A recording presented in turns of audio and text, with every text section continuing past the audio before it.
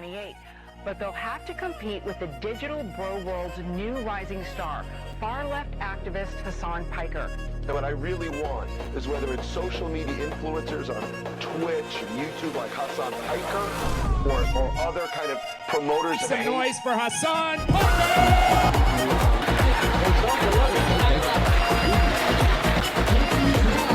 None of us are free until all of us are free. We must never allow these fascists to take away Palestine. Always maintain revolutionary optimism. You must always continue to organize. You must always continue to agitate, because the quicker we can create enough pressure that causes the American state to recalculate its suicide pact with Israel, the quicker we can save as many Palestinian lives possible.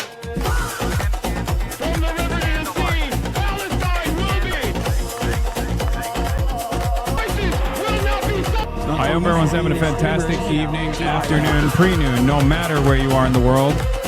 I'm Hasan Piker, and this is the HasanAbi broadcast coming to you live from sunny California, Los Angeles. Folks, we're live and alive, and I hope all the boys, girls, and MBs are having a fantastic one, because today is a beautiful day. Today's a wonderful day. Today is Monday. That's right, ladies and gentlemen, it's Monday, NEWSDAY. You already know it's the new week, and yes, I'm on my Clark Kent era.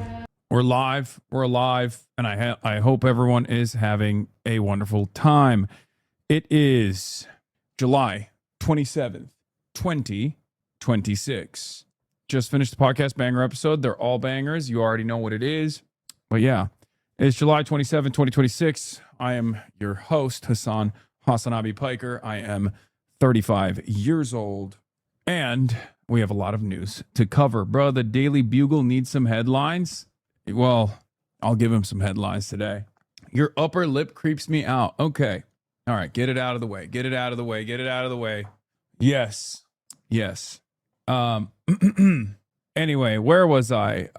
Yeah, this is the part of the broadcast where I tell you about my personal news, about what's going on in the world of HasanAbi Piker in between the time period where I press the stop streaming button and press the start streaming button. It's 82 degrees and sunny here in stolen Tongva land, West Hollywood, Los Angeles, California. You already know what's up. We got it all, baby. Bro forgot how to use his upper lip while talking. Okay, that's crazy. That's crazy. Y'all are crazy for that. Anyway, can you stop doing this hairstyle? Literally the worst one you can pull. I am not your Ken doll, chatters. I am a 35-year-old man. It's very funny that people treat me like I am a 35-year-old Ken doll for you. Okay, where you're like, oh, wear this, wear that. I don't like this outfit. I don't like this facial hair. I don't like this hairstyle. Okay, I am, sometimes baby girl is a 35-year-old man who gets to make his own adult decisions. Okay, and I need you guys to understand something. Okay, above all else, I need you guys to understand something very important. Above all else, I am an international shipping magnet. That's right. I'm an international shipping magnet, and I worry myself with international shipping related decisions. That's precisely the reason why I cover the straits all around the world. Okay? That's it. Put some respect on it. Put some respect on it. Anyway, trust and believe. I've been trying to manifest you into lavender, and I know you're not my Ken doll, Barbie in the name aside. Okay. I look like I just inherited my dad's shipping company. Good, because I did. A trillionaire father, import-export guy, and that's me. That's who I am. Okay. Manifesting clothes is crazy. I know. Well, you know, people are bored. They're looking for whatever they can. But we got a lot to cover. We got a lot to talk about. A lot of numbers, a lot of straights, lots to discuss. Okay. And we're going to get into all of that. But before I do that, personal news. This is part of the broadcast where I tell you about my personal news.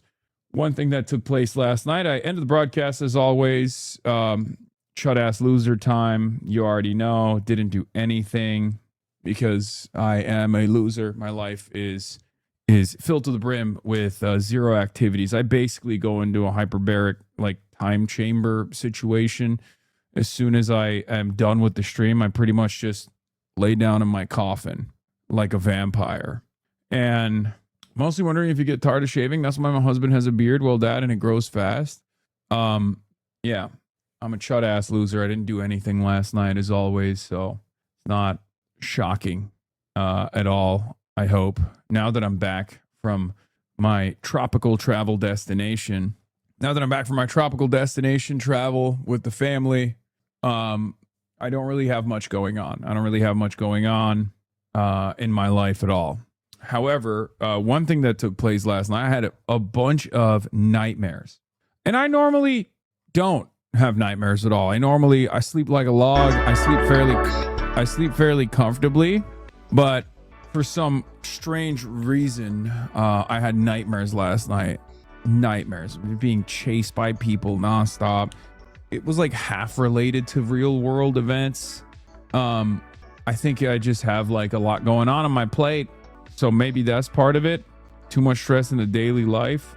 Offloading all of that responsibility for approximately almost a week, 4 days, whatever, and then onloading that, like loading on all of that responsibility back in a matter of like less than 24 hours, and boom, all of a sudden I have these crazy dreams. Brain's just catching up to the real world. Maybe my mercury is in Gatorade. I don't know. Okay. This requires your attention. Okay. What is this? How to teach an Australian to say no. Let's begin. Repeat after me. No. No. That is not correct. No, spelled N-O. No. No. No. That is actually spelled N-A-U-W-R-E-I-G-H. Say no. No. No. No. Every internet comedian inevitably befalls the fate of just like posting skits with sexy ladies online, which I don't really hate because I enjoy seeing sexy ladies online, but also at the same time, it does come across sometimes as a little bit cheap, you know? I like it, but I also do feel like it's a little bit played out. Anyway, but that's my controversial take, you know? China has just unveiled an AI-powered whiteboard for class. I saw this already.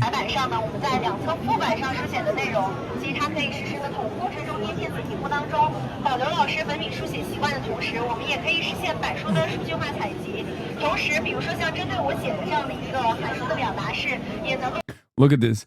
All the China Glazers. This clip is already 3 years old, bro. Okay, my bad, bro. My bad. I'm not as tapped in as you, Unk.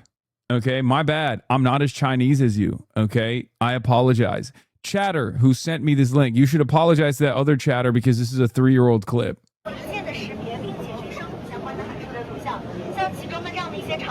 This is how they portrayed you on Fox. I know exactly which Kyle Gordon skit this is. By the way, no Kyle Gordon slander on my timeline. No Kyle Gordon slander will be tolerated. I think he's very funny. Okay, I like everything he puts out. I am an unapologetic Kyle Gordon defender. I think we have to start actively defending. Like things that most people would call cringe. I've been thinking about this a lot. There's this nostalgia baiting that Zoomers, younger Zoomers especially, are kind of leaning into now, where they're like, what happened? Like in the 2010s, the millennials that were coming into the job market were so happy, regardless of the fact that they were, only 2 to 3 years out from the housing market crash in 2008. Why was there so much hope in America? Was it Obama? I think it's partially because of Obama, certainly. But I think the other reason is because it was like pre-hipster era. You were allowed to be cringe.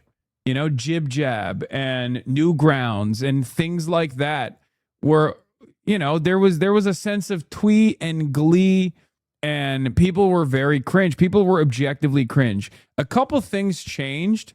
Everybody became CCTV. That's number one. Everyone has a phone camera now. Everyone has a phone. Everyone is CCTV. Everyone is constantly filming other people and then posting everything on the internet. What the fuck? What the heliante was that?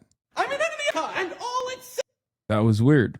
Anyway, what I was saying is all of the something changed. I think everyone became much more self-aware in a way where they were worried about how cringe they would come across. They were really worried about that. They were really worried about appearing as cringe. And it was accelerated with social media. It was accelerated with phones, phone cameras. It was accelerated with like people's endless thirst to create user-generated content, right? And I think we just killed the part of us that cringes. And this is important why, okay? This is important why. Because I think people like Kyle Gordon were allowed to be much funnier. Like he is in many respects, you know, he does a lot of stuff that people find to be cringe. Everyone wants to be a critique of culture, okay? Everyone wants to criticize culture. Everyone wants to be a cultural critic. And for me, I like it. Let people be cringe. Let people be theater kids. I probably do a little bit of that as well. I think we care too much. I predict the next meta is going to be not caring. And I hope that people don't try to manufacture that as well, because I think everything is fake. Everything is a performance, and all of it is accelerated with our phones. But I do predict the next wave is going to be millennial cringe coming back, a sense of like fake optimism that we're trying to build, secret style. We're going to manifest positivity by hoping that we will be positive. And I think that's what people are going to lean into. That's, you know, I'm cooking it up in real time right now. Maybe some of the stuff that I'm saying is not going to be 100% correct. So, you know, bear with me. I'm just making this up as I go along, but that's where I predict some of this is headed. Did you know there's a brief clip of you in the Hunter Biden Nick Fuentes debate? Sorry if you already covered. Don't yell at me. I did not see that. I did see this. Argentine media made the Argentina is trying to be like Israel so bad, and it feels bad because they just don't have the motion. Their economy's in the gutter. I always like, on the one hand, it's an easy dunk to be like Argentina is so racist, right? On the other hand, I do feel kind of terrible about the situation there, the economic situation there. Having said that, they don't really help themselves at all, because this is like Israeli television. This is Israeli news. So Argentinian television put together a starting 11 with the main culprits behind the Argentina phobia, including iShow Speed, eBay, Mia Khalifa, Zohran Mamdani, and more. Let's take a look. El alcalde de Nueva York, Mamdani. La presidente de México, Sheinbaum. La presidente de Mexico, Sheinbaum. Yeah. They put my queen, Claudia Sheinbaum on here. Sheinbaum on here is messed up. Samuel Jackson, Claudia Sheinbaum, Rosalia, Speed, Mia Khalifa, Pierce Morgan, but it's not Pierce Morgan. It's actually, what's his face? Don't know why they put Piers Morgan as not Piers Morgan for some reason. Esta Rosalía, el actor americano. Oh, here's the real Piers Morgan. This is not Piers Morgan. This is, I was going to say fucking Paul Mescal. Yeah, this is Piers Morgan. This is Penis Morgan and Pedro Pascal. Pedro Pascal. I don't see many white faces. They aren't beating the allegations, bro. No, they got Piers right there. They got eBay, Rosalia, and Piers Morgan number 2. They're kind of white. Samuel L. Jackson, Hollywood. El chileno Pascal. El influencer Speed, que estuvo todo el mundial diciendo esto. Ibai, el español. El entrenador de Egipto, Hassan. La actriz porno, Mia Khalifa. El porno, Mia Khalifa. Porno, Mia Khalifa.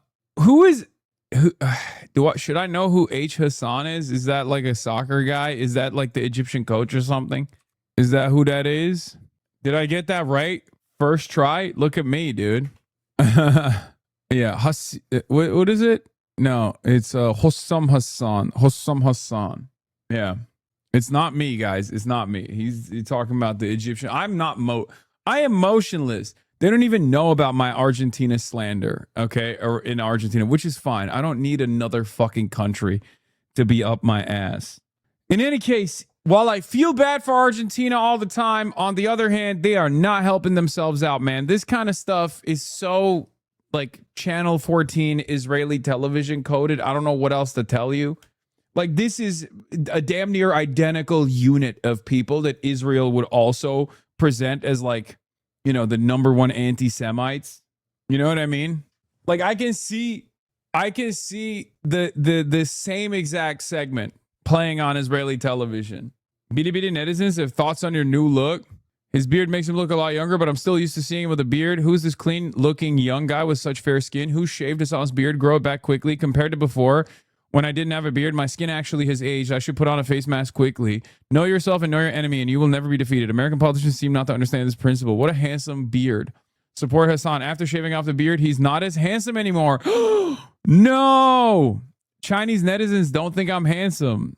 Even with a shaved beard, he is more handsome than any male Hollywood star today. How did the global entertainment industry manage to filter out all the handsome guys?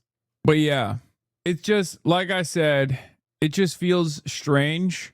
It feels strange because on the one hand, I don't want to make fun of Argentina. They're in a bad situation overall. And I feel like it's easy. It's the easiest dunk of all time to just be like, yeah, they're racist. They suck, which, you know, there is some truth to it. There's certainly some truth to that sentiment. But Argentinians, they really make it difficult to defend them. Javier Milei makes it virtually impossible to defend the state. Obviously, he is a clown ass. And you are constantly, you're constantly thinking about like what the mentality, what the mindset is of a nation that elected that asshole. And by the way, I understand that as an American, right? We hear that a lot and we deserve it, right? Because if you were to say, oh, says you, Yankee, you're right. But here's the difference. I understand that we deserve that enmity because we fucking voted for Donald Trump, right? We fucking voted for Donald Trump, right? So I get it. I still feel bad, but like I said, Argentina, you make it so tough to defend you. You make it so tough. Anyway, a lot of things that happen in Argentina are just like objectively, spiritually Israeli, right? Javier Milei is probably the most Israeli politician. Javier Milei is basically Itamar Ben-Gvir. Like he's up there. Like Jair Bolsonaro, Donald Trump, and Javier Milei are probably some of the most Israeli politicians we've ever seen. Like very, very Israeli coded. There are many others in South America. Make no mistake. There are a lot of them that have gotten elected. Some with maybe even American involvement. This is a big part of the Donroe Doctrine, is to dominate South America. Bukele, literally Palestinian, but also, once again, very Israeli coded. Yeah. Bukele is literally Palestinian, okay? Technically of Palestinian descent. Again, another politician that is very Israeli coded. Who's we? Not we? What do you mean? People just viewing, why don't you actually educate yourself on leftist protests and movements here rather than generalizing? People just viewing South American politics via North American lens law? Oh my God. Anytime I offer just a shred of the same scrutiny that I apply to America, to anybody else, okay, people lose their dang minds. I understand that no country is monolithic. It's the same with Europe. Y'all love it when I shit on the Euroids. Y'all love it when I shit on America. But the moment that I turn around and talk about your country, all of a sudden you're like, whoa. Fuck you mean? We're fighting the good fight out here. I know we all are. We're all in this together. We are all united as a part of this international movement. So when I'm making fun of your country, I'm mostly making fun of the reactionary elements in your country. This is something you should understand. USA and Euro have power. I know, but there's still clowns in both USA and Europe. And also Euro has power is kind of funny. That's a bit of a stretch, buddy. Only America has power and Israel. Okay. I think events have shown that every other country, with the exception of Israel and the United States of America, is just vassalized living through their own version of serfdom to varying degrees. Like, obviously, Europe is in a better predicament overall in comparison to like South America. Okay. But, you know, Europe is America's dog. But in any case, when I'm making jokes about your country, I'm not making fun of the entire country. I'm making fun of the reactionary elements in your country in the same exact way. Anyway, but then you have all of these other countries, and then you have China, and you have Turkey. Turkey is the table. China is the great power. Keep saying it, big dog. You'll end up in a camp, and we won't. Hello. Hi. Hello. Are we monitoring the situation? Okay. Okay. We're monitoring the situation. Look at this. Okay. Who's we? South America showcase what failed revolutions look like, which is good. Okay, dude. Stop pretending to be nice to your dog. Yeah, I'm usually very mean to my dog all the time, nonstop. That's why it's just a performance for you. I hate her. Anyway, where was I? Did I blast off already? Oh, I forgot. I was raving and ranting about fucking South America comedy, about millennial cringe, and how we must bring it back. Let's blast off. We got to blast off. We got to do the Jim Clyburn debate as well. We got the Nick Fuentes conversation with Hunter Biden, which I think I have a lot of thoughts on that. You know, I find that kind of stuff to be relatively unproductive because it's a platforming operation for Nick Fuentes. Let's be real. He is still, like, he's not at the level. I wouldn't say he's at the level where, what the fuck? What is happening to my fucking PC, man? Oh my God. What the fuck? Dude, this is so goddamn annoying. I go away for 5 days and I literally, I let David touch this fucking thing and he just bricked it. I don't know why this keeps happening now. I knew this was going to happen. He said my 4090 actually was leaking coolant, and that's the reason why I had a flicker on the monitor. And he's like, we got to put a new GPU in there. Everything's going to be the same. I was like, I don't know if we should do this. He's like, nah, we're going to do this. It's going to be fine. Now, with the new GPU, not the fucking 4090, it's a 5090, all right? It's supposed to be better. It's not better. Guess what? Now, my fucking Google Chrome keeps bricking out of nowhere, randomly, okay? All the goddamn time. Like, what the fuck is this? There we go. We did it. And before you say, that's just Google Chrome, big dog. That's just Google Chrome, big dog. It's the same damn Google Chrome. I had Google Chrome already. And now it seems like there's like a memory issue. I don't know what it is. I don't want to hear from you guys being like, that's just Google Chrome, big dog. That's just Google Chrome. The reason why I don't want to hear that is because it was Google Chrome before. Okay? 5090's just got like shittier software, I guess, on top of the 4090. I would much rather have the old one. I don't know. Driver update. Maybe it's all that shit. Who knows? Okay. Out of Larkin debate. Yeah. Monday NEWSDAY, ladies and gentlemen. Michigan DEBAT. Get in now.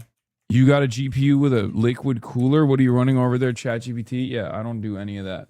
I was listening to the New York Times Daily earlier about ChatGPT and AI, and there was some scary moments in there, but I think there was a lot that they discussed on there that gave me a little bit of confidence about like AI's obviously like AI's initial displacement of the existing labor force, and then like how this will create a J curve of explosive growth. And I don't think that's necessarily wrong. The reason why I say that is because they point to the .com bubble and about how many jobs were lost in the process initially. But as long as if it's a gradual process of growth, then at first there is going to be some job loss, but then it leads to explosive growth in new job opportunities. And I think there is some truth to that.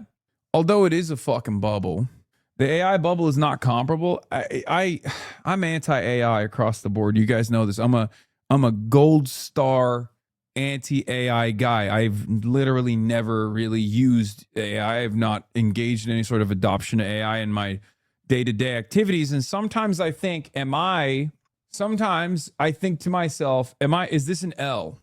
Am I actually making it harder on myself because everyone else is using it. And if everyone else is using AI, but I choose not to use AI, with the exception of like Charlie Kirk memes, with the exception of carrying the fucking flame, am I saving myself from the cognitive offloading that obviously takes place?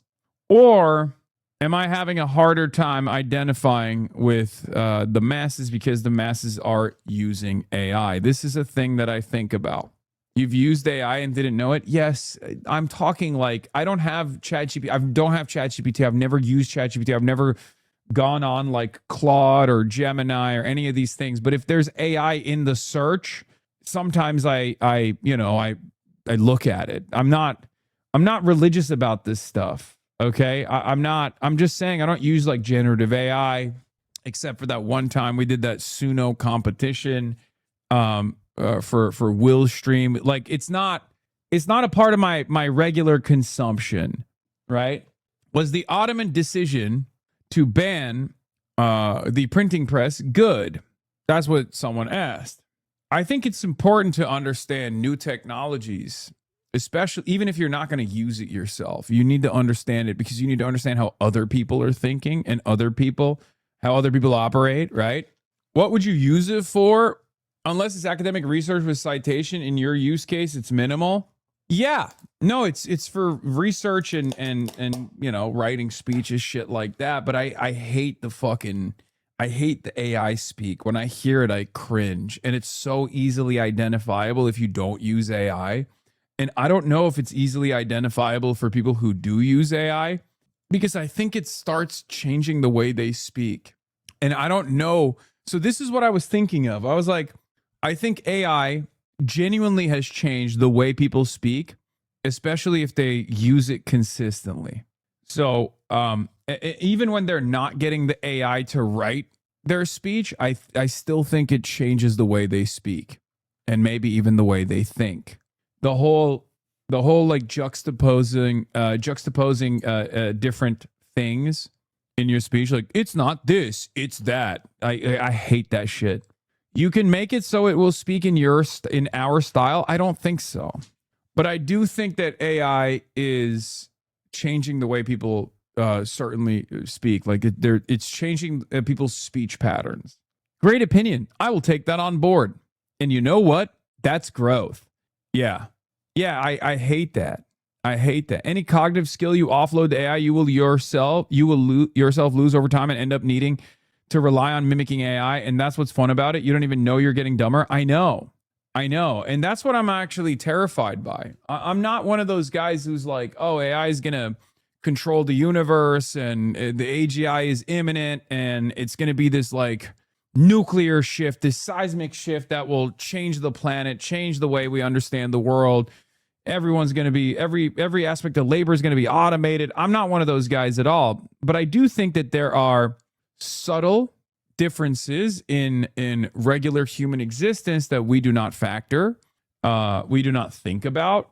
And I think AI is playing a formative role in making these changes slowly but surely. And as far as mass adoption goes, like the more people utilize it, the more people change their minds. AI wrote this. The academic weight of Piker streaming model is what? The academic weight of Piker streaming model is detailed in the work of media scholar Alexander Rudenschild in his master's thesis. Live and leftist Twitch political live streaming Hasan Piker Rudenschild utilized a mixed methods approach, combining autoethnography, the walkthrough method, and computational text analysis to trace the lineage of political live streaming from right-wing talk radio onward. I mean, other people have written master's theses about me, so it's not surprising if that's the case. But in any case, have you seen how the anti-Hasan slop online have muddled the training of LLMs? Who is Hasan Piker? Born in New Jersey to a Palestinian mother and a Turkish father. Piker graduated from Tufts University. None of this is correct.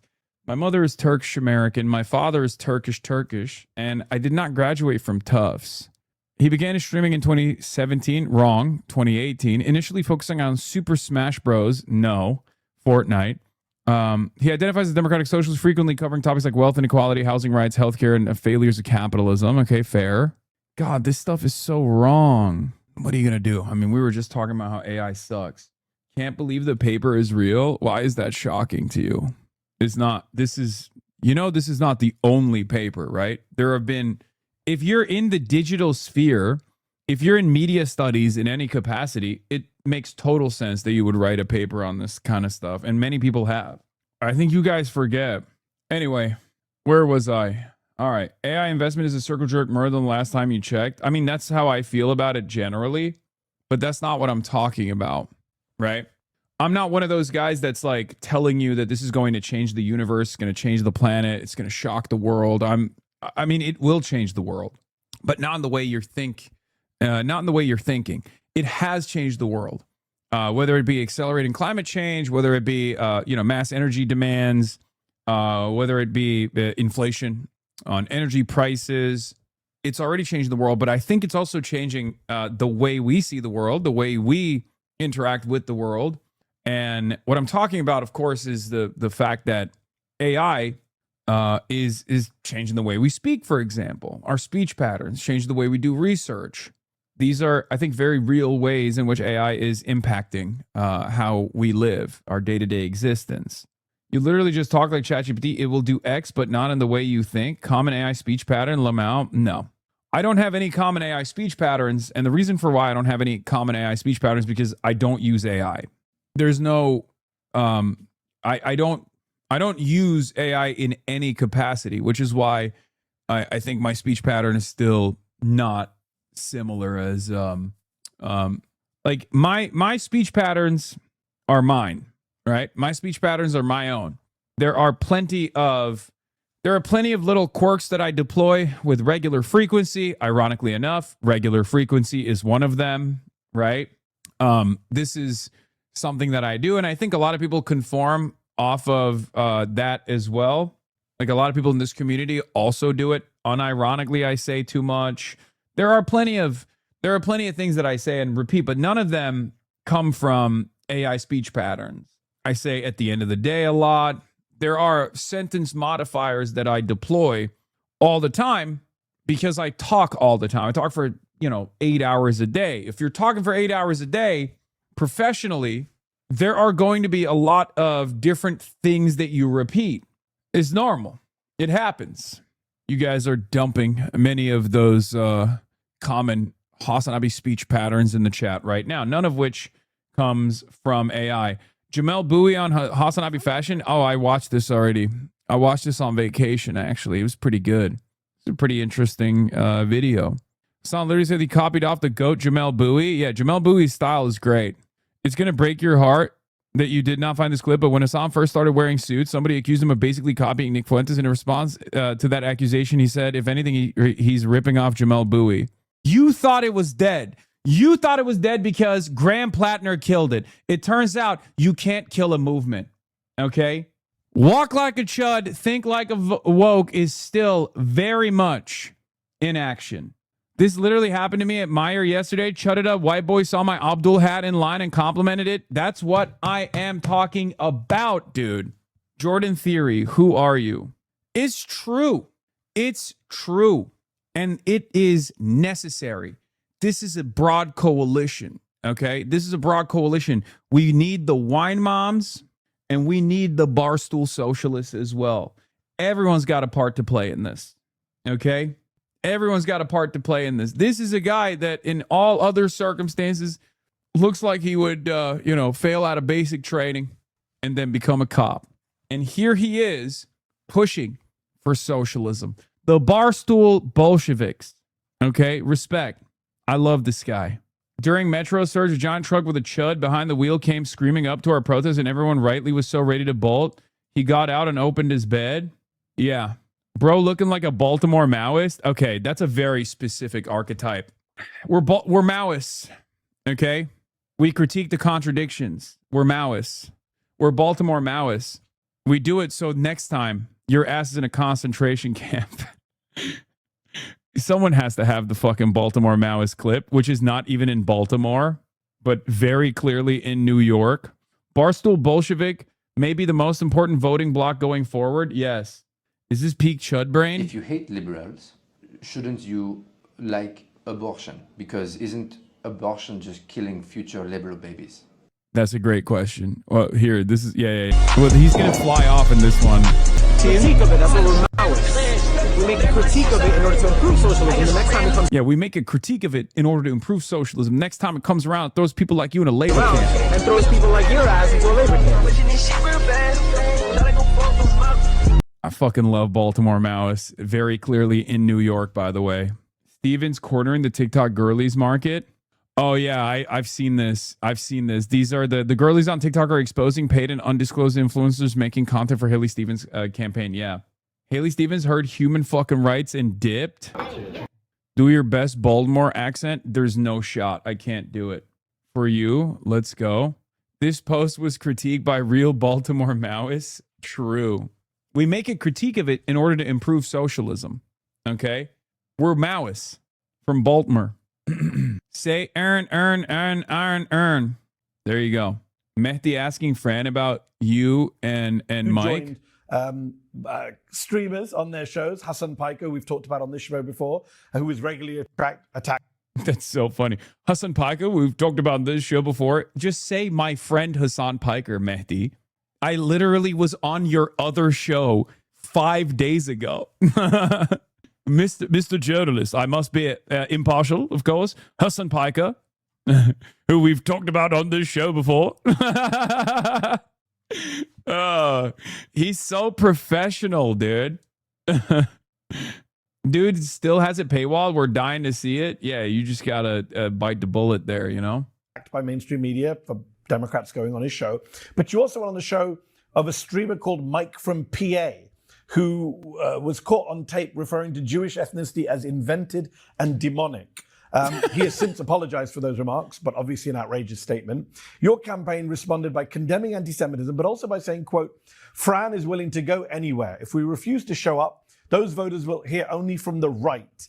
I'm just wondering, though, as a democratic socialist who's trying to build a coalition and speak to anyone, anywhere, should there be limits on where Democrats are and are not willing to go when it comes to media appearances? Or can Democrats not afford to say no to any? Wisconsin Republicans Online are telling Republicans to vote for Francesca Hong in the Dem primaries. Oh, it's so awesome. They're doing it. Oh, that's so sick. First of all, they tried to do this. They tried to play this off with like Abdul El-Sayed as well. And then very quickly we're like, actually, never mind. Don't do that. And let me tell you something, okay?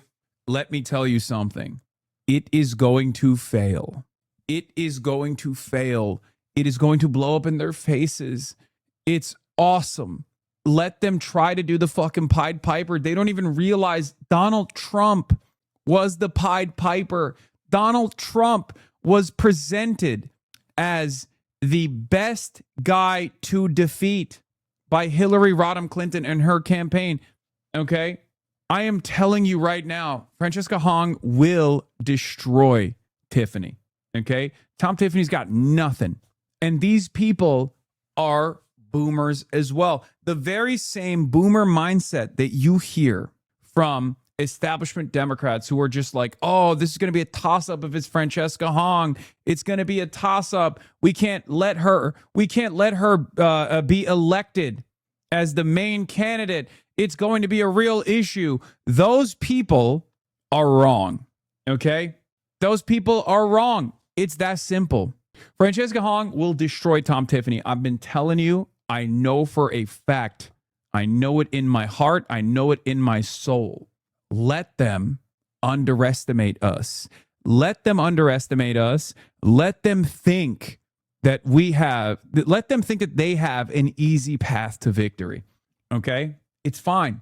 I've been duking it out with pollsters and having this conversation with as many pollsters as possible who legitimately think that Francesca Hong is a toss-up, whereas Mandela Barnes is not. Okay? It's bullshit. They're wrong. They're underestimating the youth voter turnout, and they're underestimating it in the primary right now. They're miscalculating even in the primary, which in the general will be explosive. In the regular midterm elections against the Republican matchup, it is going to be insane. They are undercounting youth voter turnout. Trust. Hassan, you're wrong. Carlos Dixon is the way to go. Shut the fuck up, chatter. Shut up, please. Please stop. It was really funny when it was literally Carlos Dixon in the chat being like, bro, you should really look into this Carlos Dixon guy, not the Signs guy. Yeah, Carlos Dixon, whose primary opposition is DSA. His Insta goes hard, but a smidge unhinged. Yes, he is completely unhinged. Anyway, let's see what Francesca Hong had to say to Mehdi Hassan. Francesca Hong be like, we're Baltimore Maoists. We critique socialism in order to improve it. That's what she's going to say here, okay? That's what her answer should be, honestly. Her answer should be, we critique socialism to improve it. Yeah, we critique socialism to improve it. We're Baltimore Maoists.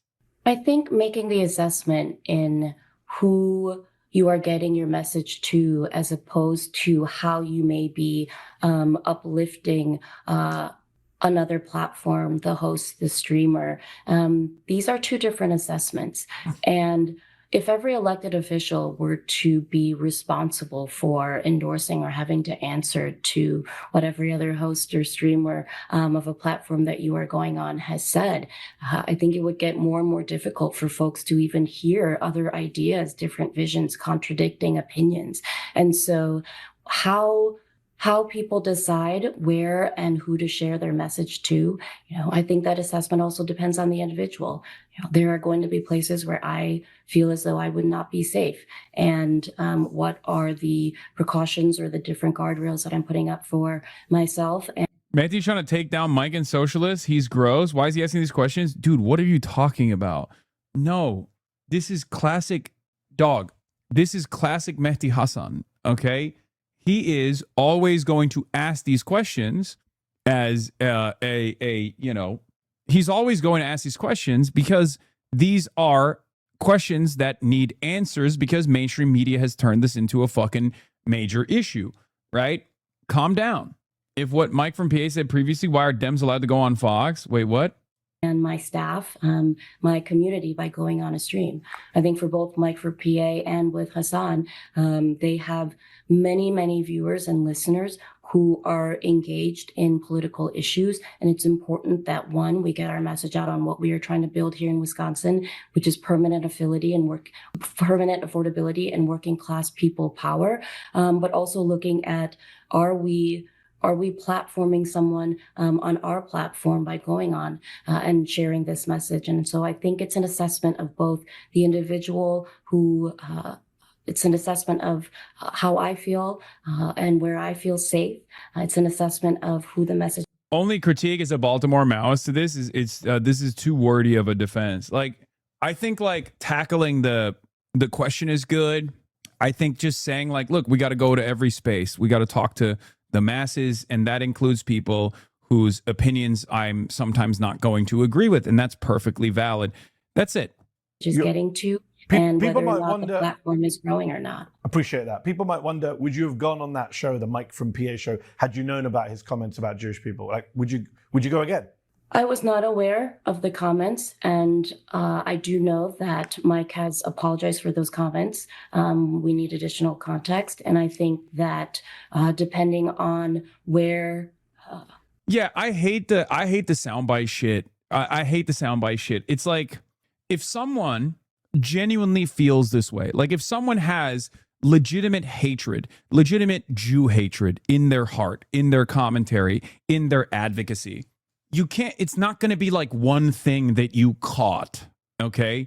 Like, it's not going to like accidentally it slipped out, okay? Like, that's not how this works. We talk for hours and hours and hours a day, right? Here we go again. No, it's just fucking ridiculous. I find it fucking ridiculous. Like, the reason why we say Nick Fuentes is a neo-Nazi is not because he one time accidentally slipped up or something. It's because he consistently makes Jew hatred a primary focus of his advocacy. That's not how this works. Okay, the one time someone actually misspeaks, or the one time someone is like, instead of saying Zionism, says like Judaism is a religion or whatever the fuck, right? Like, it is very obviously a ridiculous argument that you're trying to fucking lean into, right? Like, we have to be a little bit more adult about this stuff. It's very frustrating. I know in a clip culture universe that we exist in, where we're just like, oh, well, there you go. That clip looks bad. It's fucking bullshit. And it's not even just Mike. It's just myself. It's every single person. We do this to every single person. I don't like it. I don't like it because it's insincere. I don't like it because that's not how human beings operate, right? It's just bullshit. Like, oh, it's spoiled. This person is ruined now. They're impure. They're unclean. And the side that is, the thing that is very frustrating about this attitude in general, this is not even a defense of like what Mike has said. He's apologized for it. But the thing that's frustrating to me about this is like, this is a problem for liberals too. Because our opposition broadly, if we are against the Republican Party, if we are anti-fascist, if we are the oppositional forces, whether we disagree with one another ideologically or not, doesn't matter. If we are opposing fascism, Trumpism, MAGA, reactionary thought, we have to recognize that our opposition does not play by these rules. They do not play by these rules at all. They just say, who gives a shit? Suck my dick. Yeah, I said what I said, and move on. And that is an unnecessary weapon, an unnecessary point of leverage that we give our opposition. Okay? It's very frustrating. Republicans don't apologize. They double down. Liberals, on the other hand, create this like false sense of moral purity around choice quotes. They create this false sense of perfection that doesn't exist in the real world. Okay? It does not exist in the real world. And the same thing goes for disagreements. I mean, this is leftist purity as well. Leftist purity politics is toxic. I oppose it. I yell about it all the time. What do I always say? You're not going to agree with every single thing that I say. It's just not going to happen. Think about loved ones that you have in your life. Do you agree with every single thought? Do you agree with every single take? Do you agree with everything that they've said throughout their lives? Of course not. Of course not. That's not how the world works. Okay? So why is it that the expectation of your, favorite political commentator is that you have to agree with every single thing that they've ever said, and that the expectation from them is that, they have to be perfectly pure, like a brand. They have to be perfectly pure like a brand, and they have to be infallible. That's impossible. And if one side is demanding infallibility and the other side is not, the side that's not demanding that will always win in the long run. Okay? It's that simple. So I say, don't lean into oppositional framing, and don't cave or capitulate to silly right-wing takes like this. There was apparently a TikTok where someone read one paragraph of Marx and called him sexist. They out here clipping Das Kapital. Yeah, this kind of stuff is toxic, and it's self-defeating, and it's only self-defeating for the left. Liberals use it towards their left flank. Republicans use it towards liberals and their left flank broadly. It only works in one direction. It only works directionally towards the left. And the only reason why it works is because the audience is more receptive to this kind of thing, no matter how cynical it is. I'll give you one example. I'll give you one great example of this. Abdul El-Sayed versus Haley Stevens. Abdul El-Sayed has been called an Islamic terrorist, an Islamic-style woman hater, an aggressive Arab, over and over and over again. He's not electable. He's Muslim. He's too Muslim. It is classic Islamophobia, the idea that this brown guy is scary and hates women, when he has never demonstrated women hatred in any way, shape, or form. Okay? Yet, the critiques of Abdul only work in one direction. They claim he's a misogynist over and over again. Okay? Abdul has even come out and said, we should not focus on, I've seen online people attacking my opposition. They should stop doing that. He didn't take ownership over it, which is fine, but he still recognized it, right? He did the classic Bernie bro lean in the same way that Bernie had done in the past, where he apologized for the Bernie bros. He was forced to apologize for it. It was a bad decision for Bernie, and it was a bad decision for Abdul as well, okay? It's only one side that has to constantly abide by the false standard of perfection that people create. Okay? So I say, if your opposition is engaging in cynical framing, if your opposition is engaging in this cynical framework that they do not abide by, don't play by those rules. Don't play by their rules. You do not have to play by their rules at all. That's simply not true, says the Beefy Mang. I don't know what you're talking about. Yeah, the new thing is ogre on a pike. They're saying that he called Haley Stevens an ogre. That's not true. He was calling John Fetterman an ogre, right? And these guys are cynical monsters, which is why you should never play by those rules. You should never play by the rules because they don't play by the rules that they present, okay? They're bad faith. It's that simple.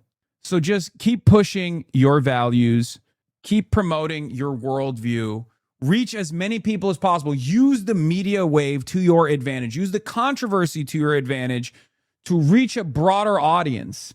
When they yell at you over this stuff, you turn around and you say, hey, look, I'm about this, and that. Okay, I'm about Medicare for all. I'm about stopping the endless militarism. I'm about bringing some of those resources back to Michigan, back to the United States of America. And that's what I'm going to fight for. And that's precisely the reason why there are, millions, tens of millions of dollars being funneled into this campaign. That's it. You have your moral convictions. You have your values. You don't have to apologize for a cynical bastardization of your worldview. Okay? This entire conversation about black voters, for example, I think black voters are going to shock the world as well. I think that the black voting bloc sometimes has the capacity to operate as a voting bloc that is somewhat more timid in their decision making. But even then, there is a massive generational breakdown here, and I think the black voters are not going to go in the direction that people think they will as well. Okay? And we'll talk about that. But black voters in general are far more progressive. Black voters in general are far more progressive than the way people think they are, than the way that they're presented in the media, than the way that their establishment figureheads present the black voting bloc. Consistently, the black demographic in this country is the most progressive demographic, okay? There are polls conducted on different races, different ethnicities in this country. Black people, not just black voters, but black people by and large are far more appreciative of socialism, far more invested in left populist agendas, even if they don't end up voting in that direction, okay? For example, the idea that the black voting bloc is all invested in Haley Stevens and her agenda is completely ridiculous. Not only are black people not a monolith, right? They're not a monolithic force. No one is. But also, black voters in particular are far more anti-ICE than Hispanic voters are, than white voters are. Black people in particular are far more pro-Palestine than white people are, than Hispanic people are. There's poll after poll that is conducted in this fucking country that shows that reality. So even if the black voter bloc is being used as a weapon, right, by the media to say all black people feel this way, black people are opposing, progressive politics, it's fucking bullshit. Okay, black voters, just like every other voting bloc, is susceptible to television ads, is susceptible to its trusted leaders leading them astray at times. It's that simple. Okay, there's nothing unique. The experience under living in a white supremacist country offers some unique experiences for black people by and large. That's part of the reason why they're more progressive overall. But as far as older voters being duped, for example, that's not unique to black voters. Okay, that's not unique. That's just fucking boomers. That's all boomers. Hello? Have you seen white boomers? Do you know what your white relatives are looking at on their Instagram feeds, on their Facebook feeds, what they're getting fucking duped by? It's the same AI bullshit. It's just old people shit. That's all this is. Okay? That's all this is. So yes. So everyone gets duped to a certain degree. It is what it is. Specifically the olds. Okay? There was a story that came out in Kentucky where boomers genuinely thought Thomas Massey was in a throuple with Ilhan Omar and Alexandria Ocasio-Cortez because there was an AI ad that suggested that. Okay? But Sean Duffy... Yeah, Trump is delivering remarks in Michigan right now. I was with him on the plane. I said, Sean, did you clear that? No, sir, not yet. I want it done now. Oh, it's done. He knows what it is. Hezbollah blew up a bus in my city in Europe in 2012 in Sarajevo, Bulgaria. Now is your chance to convince me that I'm wrong for supporting the war in Iran. Will you take that chance? Yeah. How do you think that happens? What do you think will happen as far as like retaliation, as far as blowback goes? Do you think an eye for an eye makes the whole world blind, or do you think an eye for an eye is actually productive? America blows up Iran, and then there are, counter movements against that. How do you think that took place initially? Also, you're literally Bulgarian. Like, you're not the main character in your life story. I apologize. As a Turkish person, I totally get, wanting to feel like you have any say in this process. But you're fucking Bulgarian. Okay? And as someone who's Turkish, let me tell you, we are not the main characters in any of these fucking stories. Okay? What difference does your input have in American imperialism? I didn't realize that you were Benjamin Netanyahu in the chat. No, where I come from, we say an eye for a tooth for a jaw. Okay. Well, you're not doing that. You're not even taking revenge on Iran right now. You're just sitting on the internet assuming that you're doing something. Okay? None of this is happening for you. You're just simply responding to it and making yourself feel more powerful, which is what powerless people do. Whether they be powerless Americans who believe that American force projection capabilities will actually make them feel powerful. Okay, same as you? No, exactly. Same as me. I'm explaining to you that this is peasant mindset. Okay, same as myself. Yes. The difference between you and I, of course, is that I'm an American citizen as well, and I'm doing my very best to at least like scale back on American imperialism to the best of my ability, which is, a very hard, very long and very steep hill to climb. Okay. But the idea that like a Hezbollah attack in your city in Bulgaria justifies killing 120 little girls in their school with a Tomahawk missile is insane. Okay. By the way, that was an Israeli bus with tourists. It doesn't matter, chatters. I mean, look, civilians are civilians regardless. My point is something different. My point here, the point that I'm making is that you have the capacity to look at this stuff and not immediately demand vengeance from other random parties. If you have this mindset that, those Israelis on a bus didn't deserve to fucking die, okay, then you can extend that to the schoolgirls. You can extend that to the Iranian population. Do their bridges deserve to be blown up? You think their bridges deserve to be blown up. I don't. I'm not in favor of more violence. You realize that one miss in 20,000 plus bombs dropping is nothing? I'm done having this conversation with you because you're a Bulgarian who's defending the Israeli imperial conquest in Iran. And I'm sorry to say this to you, chatter. Like I said, I'm Turkish. I understand wanting to be at the table, wanting to be at the center of this conversation, but you're probably less relevant than a dude that lives in Alabama. Like, you have no say in this whatsoever. Like, the dude that at least pays taxes in Alabama probably has a little bit more of a moral culpability with these actions and probably a little bit more say than you do. You are nothing, It's like when, you see people on Twitter, like Indian people on Twitter coming in to be like, India is a lion too. India supports Israel to the fucking hilt. We're backing Israel to the hilt. It's like, no, you're not. Your takes on this are utterly immaterial. It's completely irrelevant. Like, you're just chirping. You see what I mean? One miss hit his Krasmold chatter. I can smell the Eurocuck. I know. I don't understand what that mindset is where, you're like, I'm a Bulgarian chatter and I love Donald Trump. I don't think you convinced that chatter, Lamau. I don't have to convince that chatter. He's literally in Bulgaria. His input is utterly immaterial, utterly irrelevant in this conversation. Okay? That's it. Like, a guy comes in here super arrogant and is like, well, you know, it's one fucking school. Who gives a shit? You know, we give authorization to the U.S. to use our bases, so my voice does count, mate. Ow! Yo! This guy thinks he has a fucking say.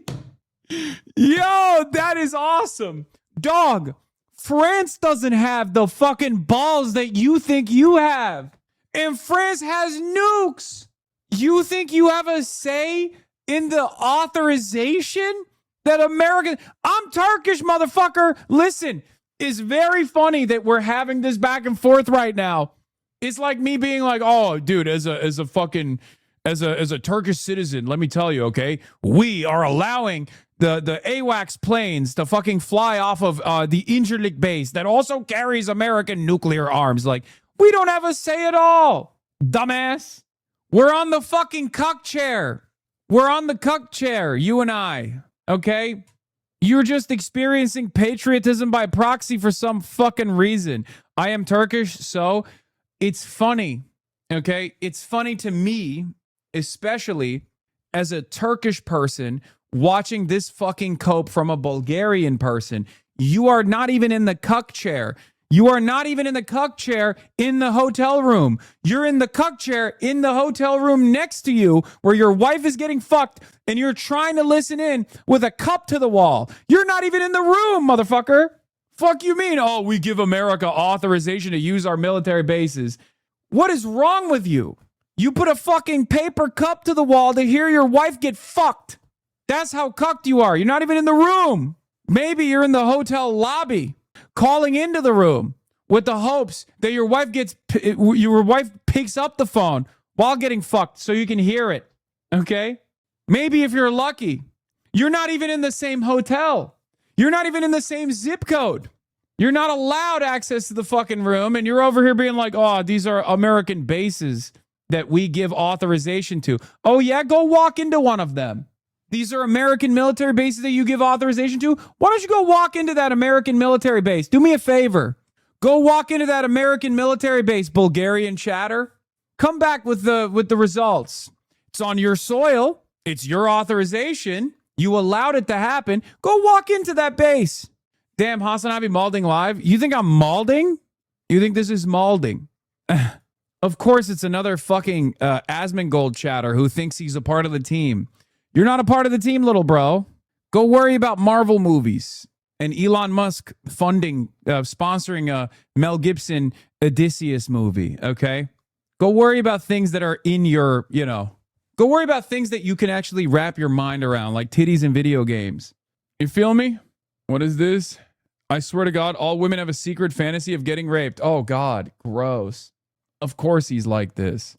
Anyway, let's finish this off. I gotta go pee. The campaign, purely logistics wise, but I'm always open to a conversation with Mike because he brings in perspectives and insights, and I know that he has regrets about those comments as well.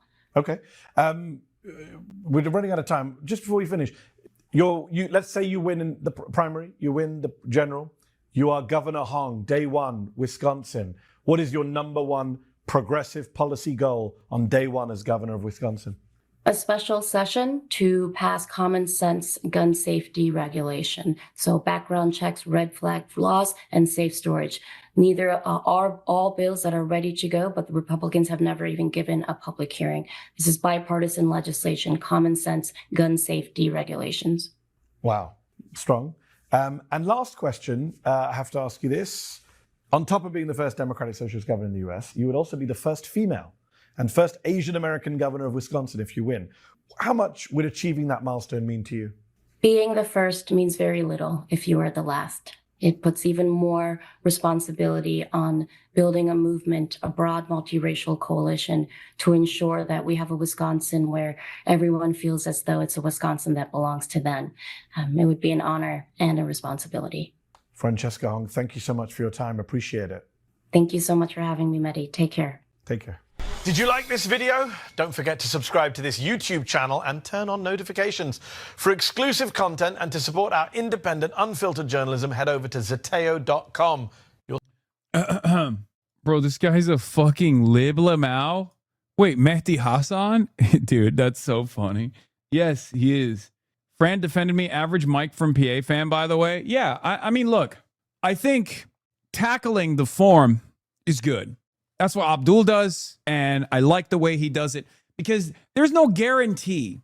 There's no guarantee that we're not going to be embroiled in other controversies later down the line. You don't want to fucking turn around and unconditionally offer full-blown loyalty and support to a guy like myself, to a guy like Michael from Pennsylvania. Even if we don't deserve the controversy, it still doesn't matter, right? These are fast-paced campaigns in a media environment that revolves around clipping and bad faith smears, okay? So I think tackling the form is the appropriate way to go because you never know. I mean, look, I wore a fucking Chinese suit. All of a sudden, it turned into a major issue, right? You never know. You don't want to come across like you're defending Maoism in Michigan, right? Most people are going to look at you and be like, what the fuck is that? I don't understand. So that's my take. That's understandable. Of course you're going to do that. What do you mean? You're going to be like, this is a Twitch streamer, right? Many people defend you on Twitter. No, that's for politicians. If you're in my community, of course, you can offer proper context to people. That's normal. That's understandable. I'm talking about like a politician that doesn't have the time to just like dial in and learn about all the different fake quotes that people throw around, right? That's not my expectation because like my expectation is politicians are not going to be in here every day, okay? Maybe one day there will be a full-blown HasanAbi head that runs for office. That could definitely happen, but that day is not today. Wait, what did you think about Sarah Homer's abysmal display on Fox News over the weekend? I would love to hear your take on it. I don't know what you're talking about. As an Oibrov derogatory, these Europe people being slaves to American imperialism will never not shock me. Then again, as I said, I'm from the UK. We're not better in any way. Yeah, no. Look, what actually confuses me about this process is like, these are events that are unfolding. You can have a take on them. It's normal, right? Everybody has an opinion on what Americans are doing, what America is doing. What I don't understand is why out of all the opinions you could choose, you're taking the one that is like antithetical to your existence, antagonistic to your existence. Like, why would you choose the one attitude that actually puts you in the cuck seat? It's normal to have an opinion. It's normal to have takes. It's normal to disagree with my opinion. It's normal to disagree with the American position. But what I don't understand is why you would actively, the DSA co-chair on Fox News talking about the positions of being completely unprepared. I don't think that's the case. I think people are being, first of all, that's not Sarah Homer. You're talking about Megan Romer, I believe. And secondly, you got to cool on that. Okay. She did okay. I think a lot of people just expect every person that is in DSA in any capacity to not only speak like Zoran, but also have the same, much more moderated positions of Zoran. That's not how this works. Okay. That's not how this works at all. I don't even think that Megan and Zoran are even in agreement on many of these issues. I think she did perfectly fine. It's just DSA is a big tent organization. There's members on the left, members on the right, members that disagree with one another all the time. It's a big, beautiful, complex process. It's also known as democracy, right? Yeah, Megan is far more left-wing than Zoran is. And these are results. You have to admit that Bulgarian chatter would have been the perfect janissary. NATO currently occupies his country, yet he rides and dies for it. Yes. Yes, 100%. Americans talk about liberating Eastern Europe, but they are utilizing the same tall boys in the exact same way that the Ottomans did. Okay? They're using them in the front lines. They're using them as the American janissaries. And it makes me a little jealous that America gets to do it as the son of Ottomans, as an Ottoman son. The South Carolina seat is lost. What is this? I can't understand how anyone claiming to fight for working people could hold and promote such ludicrous beliefs. These beliefs don't reflect American values, and they certainly don't represent South Carolina. If this is what the DSA stands for, it's completely un-American and unhinged, says Dr. Annie Andrews. This is the woman who's running against Lindsey Graham. So I think this kind of stuff is very stupid. It just makes you look weak. That's it. So, was running against Lindsey Graham. Now running against possibly Lindsey Graham's sister. I apologize. Lindsey Graham is dead. So here's the thing. This kind of stuff makes everybody look weak. Okay? Do you see Republicans apologizing for the behavior of their right flank? Has Lindsey Graham done that? He's dead now. His sister. Will Lindsey Graham's sister do that? Do you think that happens? Do you think that's a thing that has ever happened? No, it's not. Anyway, let's continue. So, Jared Moskowitz dropping out of the debate. Let's take a look. Which just dropped out of tonight's debate hosted by the Broward and Miami-Dade Democratic Black Caucuses. I will be there regardless, debating an empty lectern where Jared Moskowitz refuses to stand, because unlike him, I will show up for each and every South Florida constituency of voters that I'm seeking to represent in the United States Congress. And this is one of the clear contrasts in our race. This is why the South Florida Sun-Sentinel refused to endorse Jared Moskowitz for the first time in any one of his previous campaigns for office, stating that his unwillingness to engage me publicly shows an unwillingness to defend his own record, a lack of respect for voters, and that his lack of public town halls or constituent engagement falls far short of what the people of South Florida deserve. This is happening in a moment where Tallahassee Republicans and the Supreme Court are attacking Black political representation across our state of Florida and across the South. I'm proud to stand with the Broward and Miami-Dade Black Caucuses and answer their questions, to respond to the concerns of Black South Florida voters and any voters, which is why we've been having public town halls, why we just launched our largest canvas of this campaign over the weekend, knocking on thousands of doors, because I'm here to represent you, and I will continue to show up tonight and every single day through this primary election and through November 3rd. This is the representation that South Floridians deserve, and we will continue to fight for it. Now to the Middle East, where President Trump has stepped back from threats of a major escalation in the fighting with Iran after nearly 2 weeks of bombing. This comes amid reports that stockpiles of crucial U.S. weapons are running low. Charlie D'Agata is in Jordan. Charlie, good morning.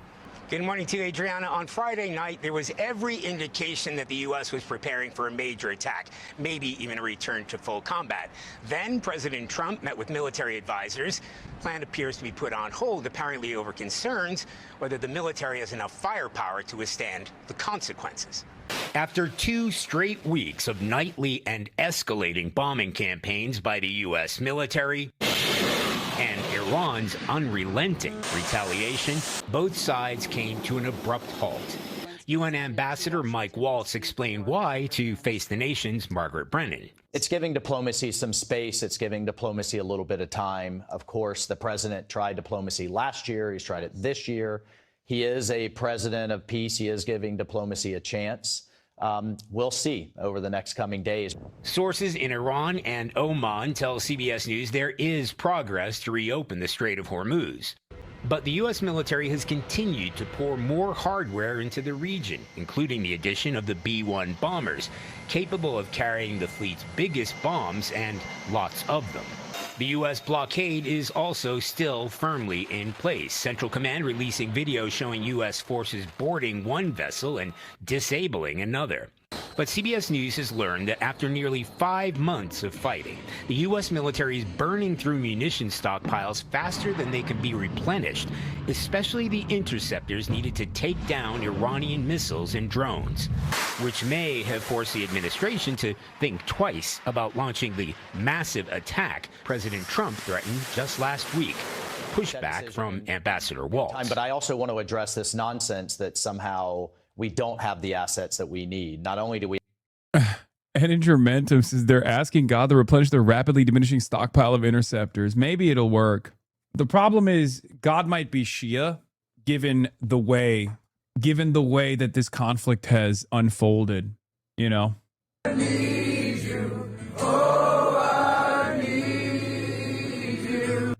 Every hour I need you. Maybe they should start doing the Ya Ali chants instead, which is way more aura, in my opinion, so that they could actually have God replenish their diminishing interceptor stockpiles, potentially. Now, I'm of 2 different minds on this, because here's the thing. I'm of 2 different minds on this, because on the one hand, I do believe that America has a finite supply and the procurement is approximately around like 90 Tomahawks a year, even with the increased productive capabilities with the Defense Production Act, which Donald Trump called. And on the interceptor side, the numbers are even lower. You can make like PAC-3 missiles. They're deploying PAC-2 missiles as well. They went back and put in orders for PAC-2 missiles now, which are obviously less capable than the PAC-3 missiles. We've already seen some of the PAC-3 missiles also fail at interceptions in Bahrain a couple days ago.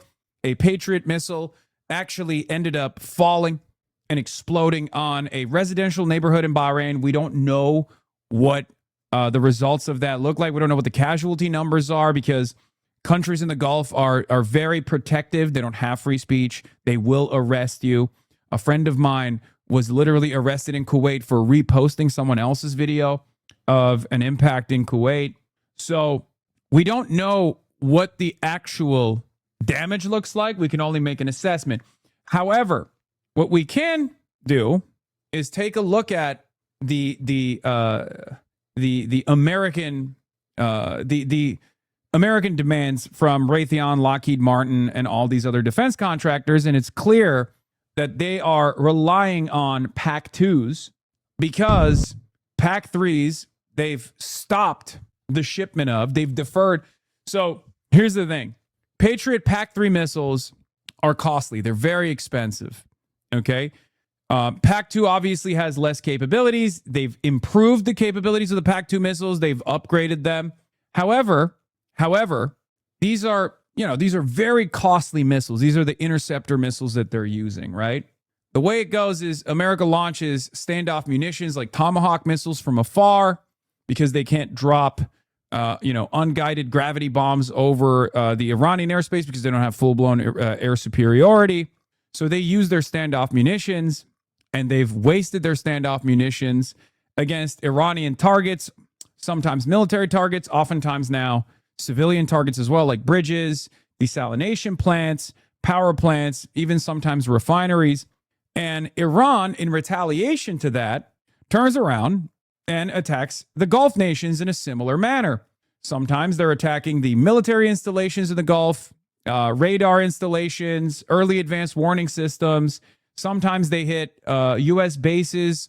Like in the early stages of Operation Epic Fury, the Iranian targets were the drone targets were sometimes the active duty service members. But oftentimes they were just trying to blow up radar installations, make this as costly as possible, or shut off the American eyes and ears in the region to make it more difficult for them to even defend Israel, right? So they did that successfully. And this time around, post-MOU, they're also increasing the collateral damage, and they're actually targeting military hangars where active duty service members are laying in, sleeping in. And they've actually killed a bunch of soldiers, right? This presents a unique problem for Donald Trump because you can, hide the shame of losing $1 billion radar system. But when American soldiers are coming back in flag-draped coffins, well, then that sets up a unique PR problem, a unique PR crisis for every American government, including the Trump administration, right? So while America is running out of interceptor missiles, they are now relying on older missiles, which have less success in interception. 18 troops have been killed so far. 624 troops have been wounded since the U.S. launched its war against Iran on the 28th of February. These numbers are not good, okay? They're devastating. This is a devastating number for the most superior military on the planet, especially against the middle power like Iran that's now becoming a regional power. And these are the numbers that they have reported. So if you add on contractors, which the military doesn't have any obligation to officially report on, the numbers of casualties are probably far higher. Okay, this is the lowest. Just understand that the numbers that CENTCOM openly admits to are always going to be the lowest numbers possible. Okay, so there's a real issue here. There's a real issue. There already was a real issue because Iran is fighting back. Iran is fighting back by striking American military bases, American assets in the region, American soldiers, and killing American soldiers. The casualty numbers are increasing. This is a real problem. And we know it's a real problem because it was destined to be a real problem before we launched this military operation. If you recall, I covered it at the time. The generals and the intelligence community made their assessments. They told Donald Trump that, one, killing the leadership in Iran was not going to implement a regime change, that there was no aerial bombardment campaign that would be successful in implementing a regime change, And two, if we were to engage in this battle at the behest of Israel, we would destroy our standoff munition stockpiles that we have developed for and that we've procured for our peer and near peer adversaries, Russia and China. And then on top of that, we would run out of interceptors that we use to defend Israel and interceptors that we use to defend our allies in the region. And not only just our allies in the region, but also interceptors that we use to defend our assets in the region. Okay? And that's where we're at now.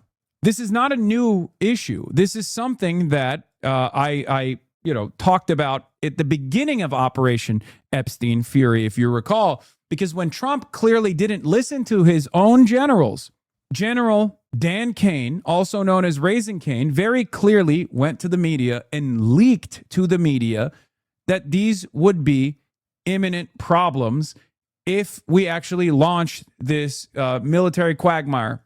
Okay? It's very clear. It was Trump's own general that warned about this problem. Sina Tusi from CI Policy says the munitions issue isn't new. It was already evident during last summer's war, particularly with THAAD and Arrow interceptors being depleted. These leaks to Axios and other outlets, just as Trump backs off again, feel more like a convenient explanation than the real reason. This round of fighting was arguably even less effective than the last. U.S. air superiority appeared more constrained. Iran was moving launchers more freely and launching missiles even in broad daylight. It doesn't seem many of its launchers were even hit this time.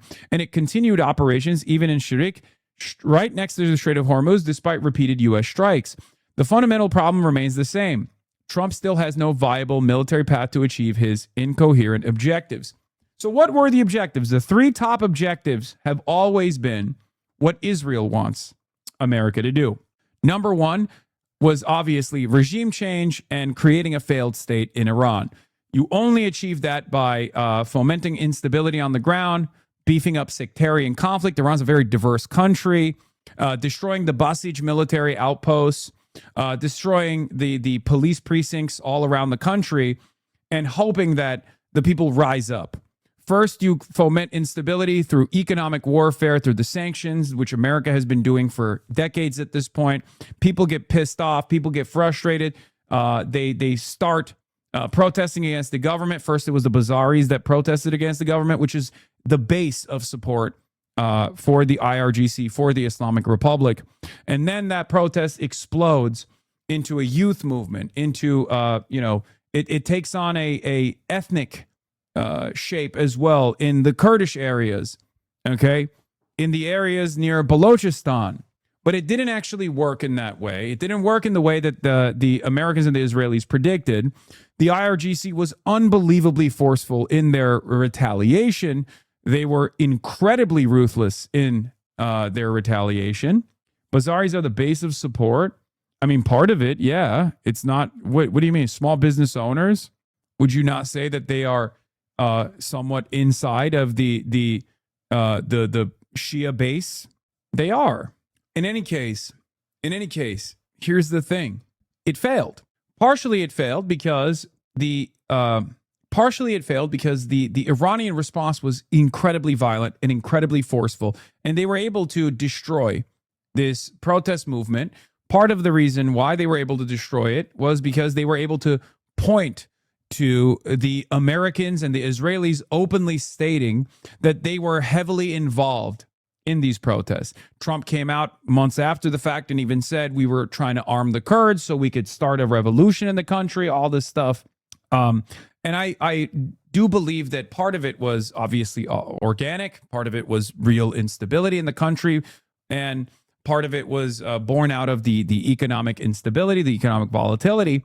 And part of it was the forceful response that they wanted to create, the Americans and the Israelis wanted to create and bring about, so that people would be even more frustrated.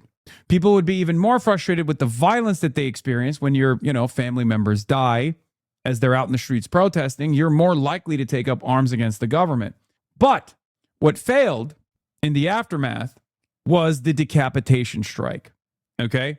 When America came in alongside the Israeli Air Force and engaged in this ruthless first-day bombing campaign amidst negotiations through an act of perfidy once again.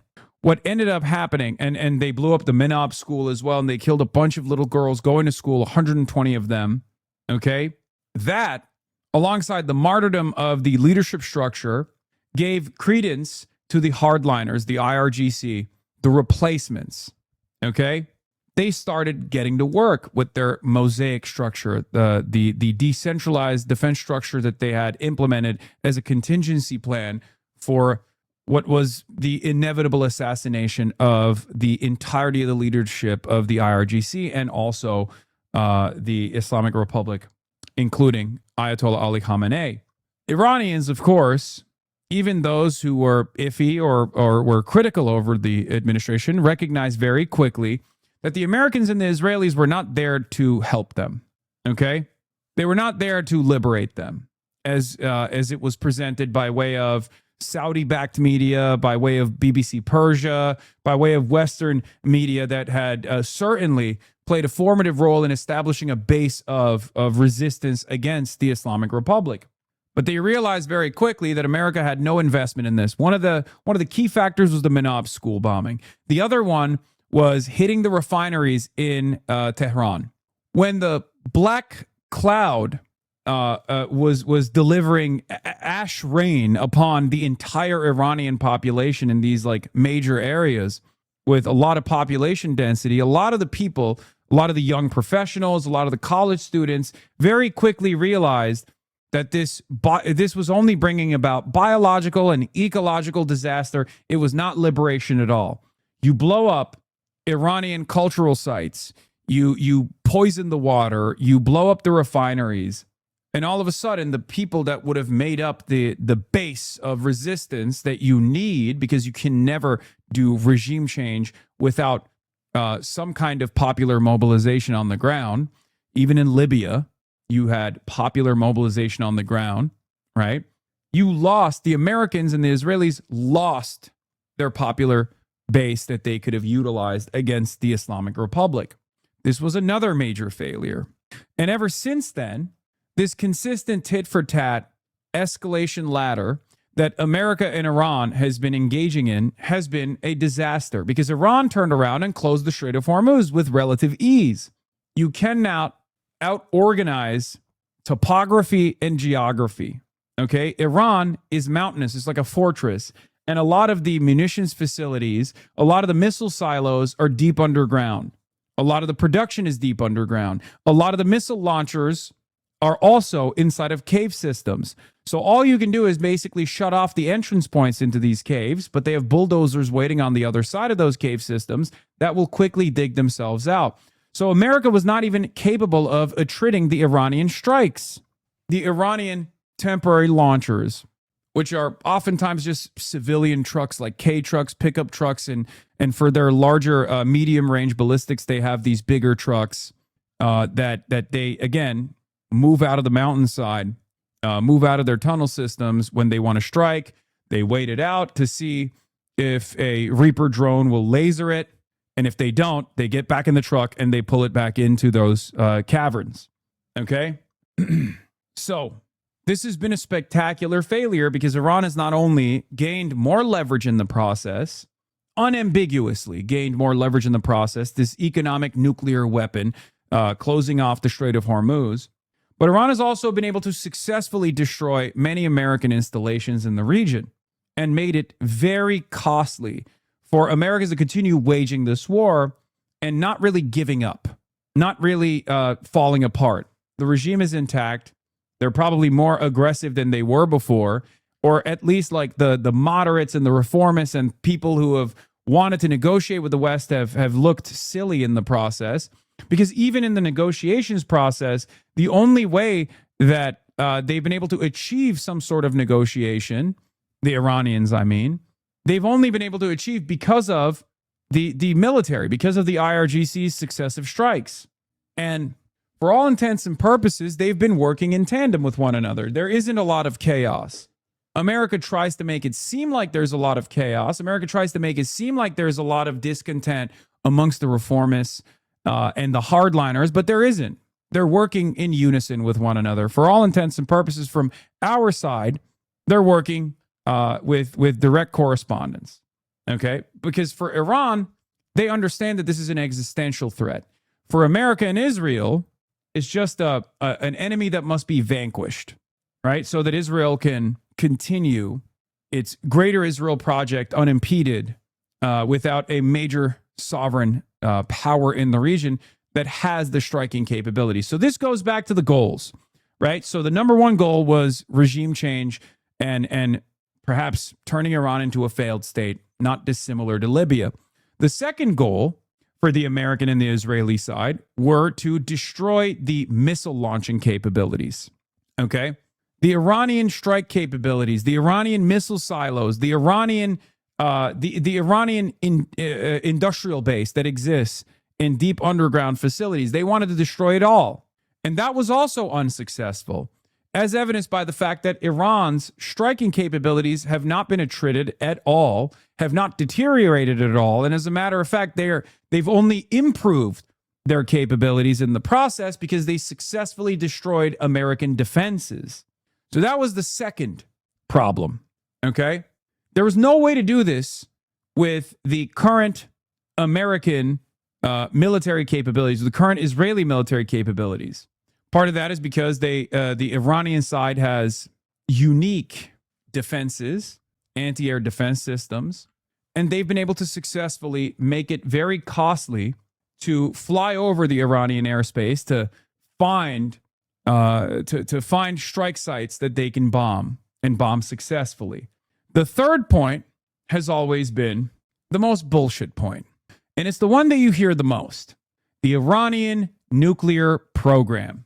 Now, the reason why I say it's the most bullshit point is because the Iranian nuclear program was never to develop nuclear weapons.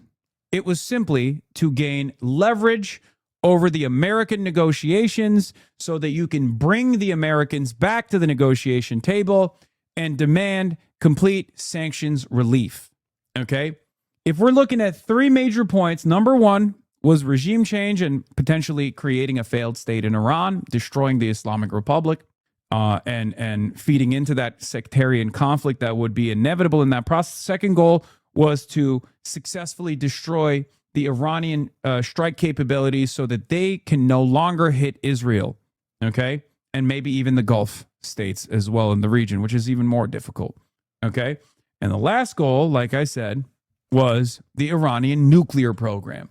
That one is the most bullshit one because Iran, time and time again, has openly mentioned that they are perfectly willing and perfectly capable to play ball with the Americans, with the Western world, not just with the Western world, but even with the multilateral agreement that was put together, the JCPOA, which was Obama's signature achievement, which of course the Israelis fucking hated, right? They signed all the agreements. They followed through on all the agreements. Donald Trump came into power and immediately ripped apart the JCPOA at the behest of Israel. The Iranians have always played ball.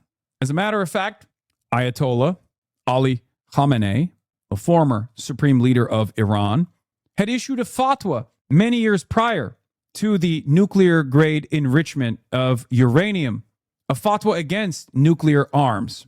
This kind of stuff comes across as silly to us in the West, but it clearly matters. It clearly matters to the Iranians. Now, we killed the guy who issued the fatwa, okay? And I don't know if the new Iranian leadership is as unwilling to develop nuclear arms. I don't know. But what I will say is this: regardless of whether or not the Iranian leadership now wants to develop nuclear weapons or not, is also irrelevant. What is a fatwa? A fatwa is like an edict. For those of you who don't know, it's when someone it's like when the Pope issues a statement.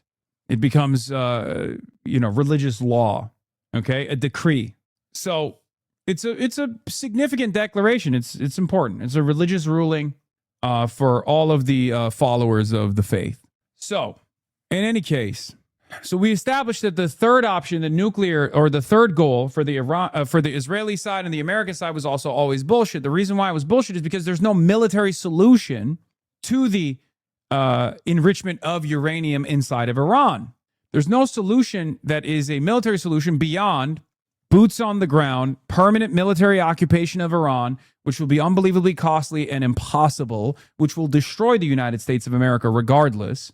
Okay, that's a whole different story that I'm not even going to get into. Iran is a nation with 93 million people in it. Iran has developed for the last 47 years their defenses against some kind of military occupation by the United States of America. This is what the Iranian Revolution was about, right? They care about sovereignty above all else, and we're seeing the results of that. But ultimately, the only solution, if you care about the nuclear program, the only solution is diplomacy. Diplomacy succeeded with Barack Obama.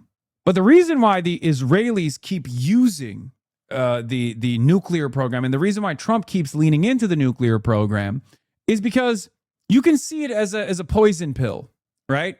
You can, if you have a much more hopeful perspective on it, on whether there is some sort of peaceable solution to all of this, then it's the one that the Iranians are probably most likely to agree to because they've agreed to it in the past. Okay, but they'll extract a lot of concessions to agree to the non-nuclear proliferation agreement.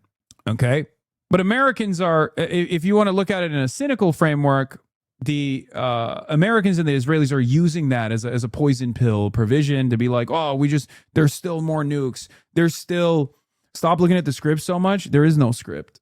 I'm looking at chat. I do like that my commentary has gotten a lot sharper, though, because people are now saying that I'm looking at a script. That means the commentary is solid. But as I was saying, I forgot what I was saying. God damn it. Oh, if the Americans are actually invested in denuclearizing Iran, or at least making sure that Iran keeps up with only civilian-grade enriched uranium, okay? You need enriched uranium for certain things, radiology, whatnot, right? But if you want to do that, if we want to do that for Iran, we have to give concessions to Iran. America doesn't want to do that. And because America doesn't want to do that, it finds itself further and further deeply embedded in this conflict, in this military quagmire, because America thinks still that there is some kind of military solution. There is no military solution. And the more we lean into the military solution that is impossible at this point, the more leverage Iran gains. And we saw this. We saw this pre-MOU, and we're seeing this post-MOU as well. Pre-MOU, we went to the negotiations process because we needed respite. We needed some kind of respite because the strategic petroleum reserves were getting to critical levels, as I've talked about over and over again. You have 300 million barrels. If it reaches below 300 million barrels, if we reach 150 million barrels in the salt caverns, they collapse because there's not enough pressure. Okay? So every day that goes on where the strait is still closed and America has to tap into their strategic petroleum reserves is another day where we are nearing the critical levels. Okay? So the only thing the United States of America can do at this point is basically tuck tail and run, and then turn around and say, we are sorry, Iran, you are controlling the Strait of Hormuz. We will come together and abide by some kind of international standard. Maybe it'll resemble the Bosphorus deal that Turkey has, right? Because for those of you who don't know, Turkey controls the Bosphorus. It's the entry point into the Black Sea. And ships, like military ships, warships, have a limited time that they are allowed inside of the Black Sea, and they always have to be carried around by a Turkish ship. Like, there's a lot of limitations, and also there's a payment that you give the Turkish government in order to go through the Bosphorus into the Black Sea or out of the Black Sea. So I suspect, they have to be escorted. I suspect that the Omani-Iranian agreement will resemble something similar to that. That is the best case scenario, where everyone gets to transit the Strait of Hormuz, but you pay some kind of, not toll, you don't want to call it a toll, obviously that's problematic, but you pay some environmental fee, right? A fee to maintain stability, a fee to manage the Strait of Hormuz, a service fee, a shipping and handling fee, whatever you want to call it. Okay? Iran has already said that they would call it an environmental remittance fee.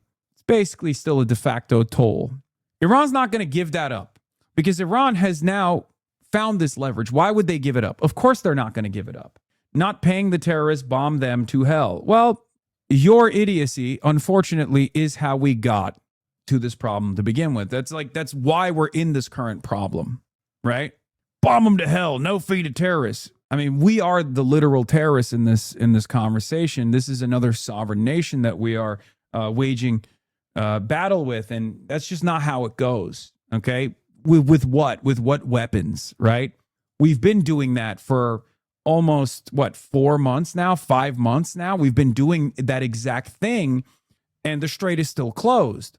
So at some point, you have to try something different, especially if the problem, the global crisis on the energy markets, is getting to a place where it's going to become unmanageable. There are obviously compounding issues that will take shape once we start reaching critical levels in our strategic petroleum reserves. We will have to cut our exports to Europe and other markets that we're sending oil to right now. This is a global commodity for a reason. It's one that has basically inelastic demand, because without oil, then you have no energy grid in many countries. Without you will have to significantly cut down on the demand artificially by restricting workflows, by restricting your industrial output. There's already a restriction on agricultural output to begin with, because fertilizer is a necessary resource that also comes out of the strait, right? You have no diesel, so you have no trucks. The rest of the world slowly but surely turns into what we see in Cuba, okay? That's the problem. That's the issue. The idea that we just, don't pay the terrorists and keep bombing is exactly the same idiotic mentality that has gotten us into this problem. So yeah, Joe Kent, former director of the National Counterterrorism Center, says, if non-proliferation was our goal, we foolishly sabotaged ourselves and our efforts to reach it. By killing the Ayatollah and attacking Iran, we showed that their strategy, not developing a nuclear weapon and retaining the ability to enrich uranium, was not enough to deter U.S. aggression. Now swap Iran for North Korea. We have proven to the world that the only thing that will prevent a U.S. attack is a nuclear weapon. Here's the thing. Every country knows this already. And it was already an L for Iran not to develop nuclear weapons immediately. Every country, by the way, that has developed a nuclear weapon, with the exception of, I guess, Pakistan, has started off with a civilian nuclear program, North Korea included. That's what the DPRK initially said they were doing. Oh, we just have a civilian nuclear facility. It's just for civilian use. And then, of course, they develop, they enrich uranium for nuclear proliferation, for nuclear arms. And then they also develop intercontinental ballistic missiles. And for the record, it was the appropriate strategy. If you want to maintain sovereignty, if you want to be a country that is intact, that's what you have to do, okay? Pakistan is another example of this as well. So if you want to maintain sovereignty in a nuclear world, you have to engage in nuclear proliferation. And it was a major mistake for Iran not to develop nukes when they could have, okay? That's why North Korea is, not bombed with regular frequency, whereas Iran is bombed all the time. That's it. So North Korea, DPRK, they went up the steps. First, their deterrence was their artillery program directed at Seoul, right? That was a significant enough deterrent to not go back and wage war with the DPRK. Then it was their nuclear proliferation. Then it was their intercontinental ballistic missiles program, their delivery systems that they have for their nukes, okay? And now they remain unbombed. Nuclear weapons is not enough as a deterrence? Yes, it's not. But it's a significant one to stop a foreign adversary like the United States of America from attacking you. Ahwaz is 1,000 kilometers away from the Strait. The only reason the U.S. is hitting Ahwaz is that its ATACMS artillery in Kuwait can reach it from there. Yeah. This also creates a sufficient response or a necessary response by the Iranian side that is now entertaining boots on the ground military occupation of Kuwait, for the record, as a counterstrike. But yeah, the idea of like nuclear proliferation, we've pushed Iran into potentially developing nuclear arms at this point. I don't know if they will follow through on it, but as Mersheimer has said time and time again, the region would be far more stable if Iran had nuclear weapons from the jump. I happen to agree with Mersheimer's analysis on this. And Iran with nuclear weapons is a formidable opponent that you can't simply blow up. Israel can't blow it up. America can't blow it up. There's a reason why two nuclear-armed nations have not gone to war with one another, have not engaged in direct conflict with one another. At that point, it's just proxies. All you can do is deploy proxies. So we shall see. I guess the only example is India, Pakistan. Yeah, which luckily Donald Trump saved the world. Donald Trump saved the world with India and Pakistan. They were fighting against one another, and Donald Trump came in and said, no more. The war has moderated Iran. By far, the most religious extremist opinion that Khamenei held was that developing nuclear weapons was a sin, regardless of the material impacts of this decision. Yeah, Iran's new leader is more open to pursuing a nuclear weapon, U.S. intelligence says. Yeah, no shit. I know that New York Times and U.S. intelligence reports a classic misinfo combo, but I feel like this was pretty obvious to any regular observer. This is an inescapable fear that has stricken the U.S. and Israeli leadership and will continue to push Iran towards making it. So it's ironic from the American and Israeli side that they had three major military goals here, and they achieved none of them. And as a matter of fact, they've only given Iran more leverage. So why do we keep bombing? Well, part of the reason why we keep bombing is because we can't take a fucking L. Okay? We cannot take an L.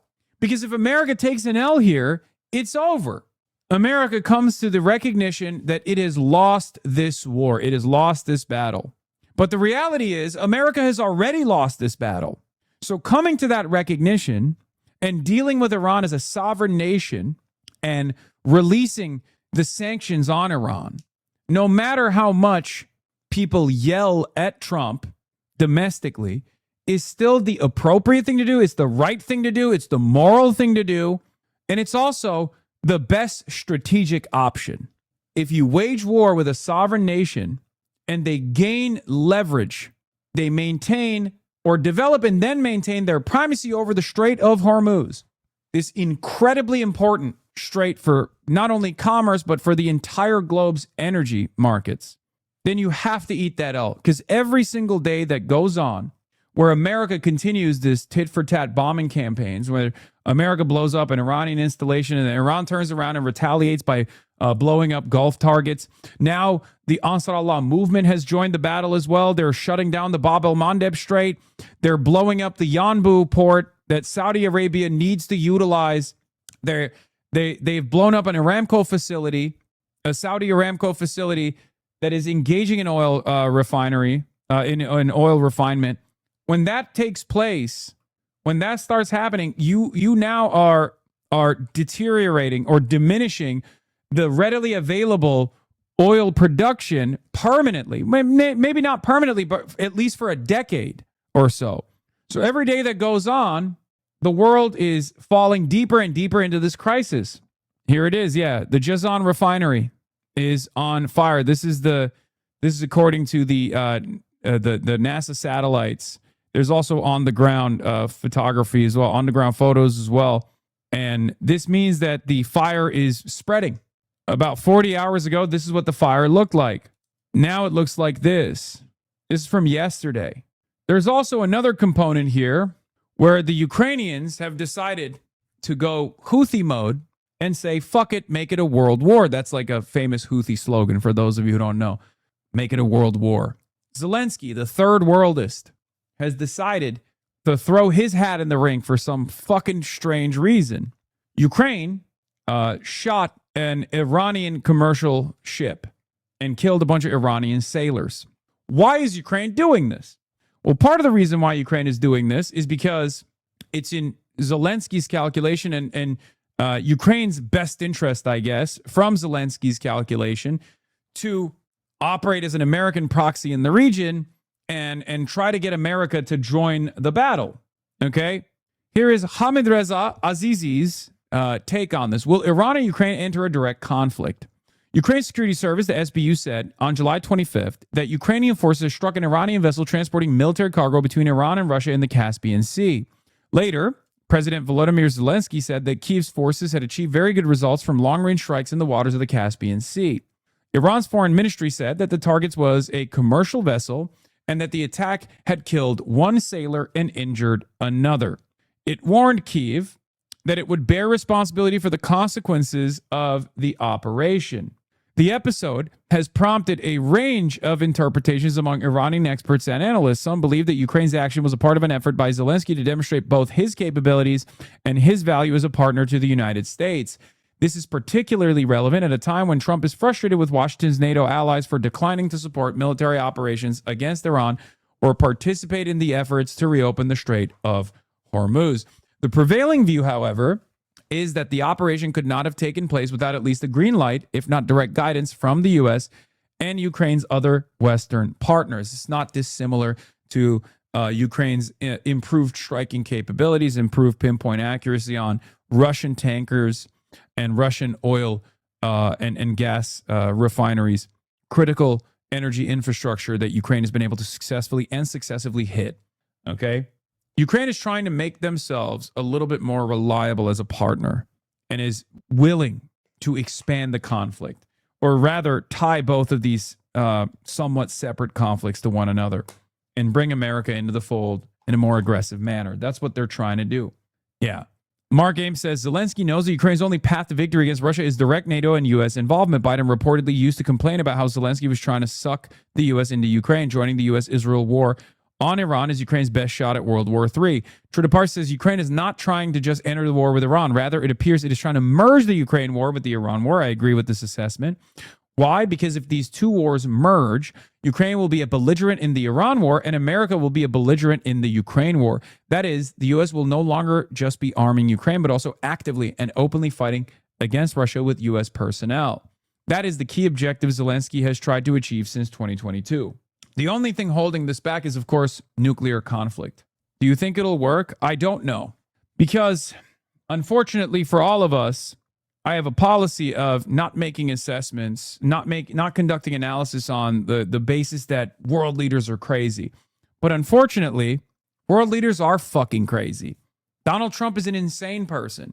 Vladimir Putin is an insane person. And seemingly Zelensky is getting just as insane. So it's very difficult. It's very difficult to make this assessment, to conduct sober analysis on events like this when the top minds that are making these decisions are not listening to sober analysis. Do I believe that, Zelensky has military leadership that's telling him this is a stupid idea? Of course I do. Same with Donald Trump. We know that Donald Trump has the American intelligence community's own assessment that told him this was a fucking stupid idea. We know that Donald Trump had generals tell him in the room, this is a dumb fucking idea. Do not strike Iran. We will deplete our interceptors. We will deplete our standoff munitions. We will not be able to do anything against China in the future. We will lose our deterrence. That happened because Donald Trump decided to be the one American president that listened to the Israeli leadership that has been begging and agitating for this war against Iran for decades. So that's where we're at. It's tough to make a prediction because, unfortunately, American leadership and Russian leadership and even now, Ukrainian leadership are behaving in this increasingly belligerent and increasingly insane manner. Now, notice how I don't say Iran is doing that, because Iran is still very restrained. Even in spite of the tit-for-tat back and forth strikes, Iran has been the most rational actor in this conflict. That's why they're a little bit easier to predict, even though their reliance on negotiating with the West has led to perfidy twice. So I guess you could say that they are somewhat irrational in their behavior as well, in their understanding of how the West operates. But now they're behaving in a more rational manner by distrusting the West and refusing to negotiate with the West until they get some leverage, until they see some significant concessions. Anyway, on this basis, one group argues that the attack effectively reflects a NATO decision to participate more extensively in military operations against Iran rather than acting directly. However, NATO members have assigned the task to Ukraine, which has its own incentive to act against Iran because of Tehran's military partnership with Russia. This argument has gained particular attention in light of recent statements by NATO Secretary General regarding member states' logistical support for the U.S. military operations and the UK government's agreement to allow the U.S. military to use British bases for operations against Iran, and Bulgaria's plans to host U.S. military aircraft. There's that Bulgarian chatter. Bulgaria mention. Another group focuses less on NATO. Muslims can't be mad. Did I say that? There's a difference between being angry and giving in to that anger, and there's a difference between still operating as a state in a more rational manner, in a manner that still leaves the option of negotiation. Anyway, another group focuses less on NATO and more on the United States and Israel, as well as the military constraints facing both countries as they seek to expand the operations against Iran. According to this interpretation, concerns about Iran's response to attacks on its infrastructure and the possibility that Tehran could retaliate by targeting regional economic infrastructure have prompted Israel and the U.S.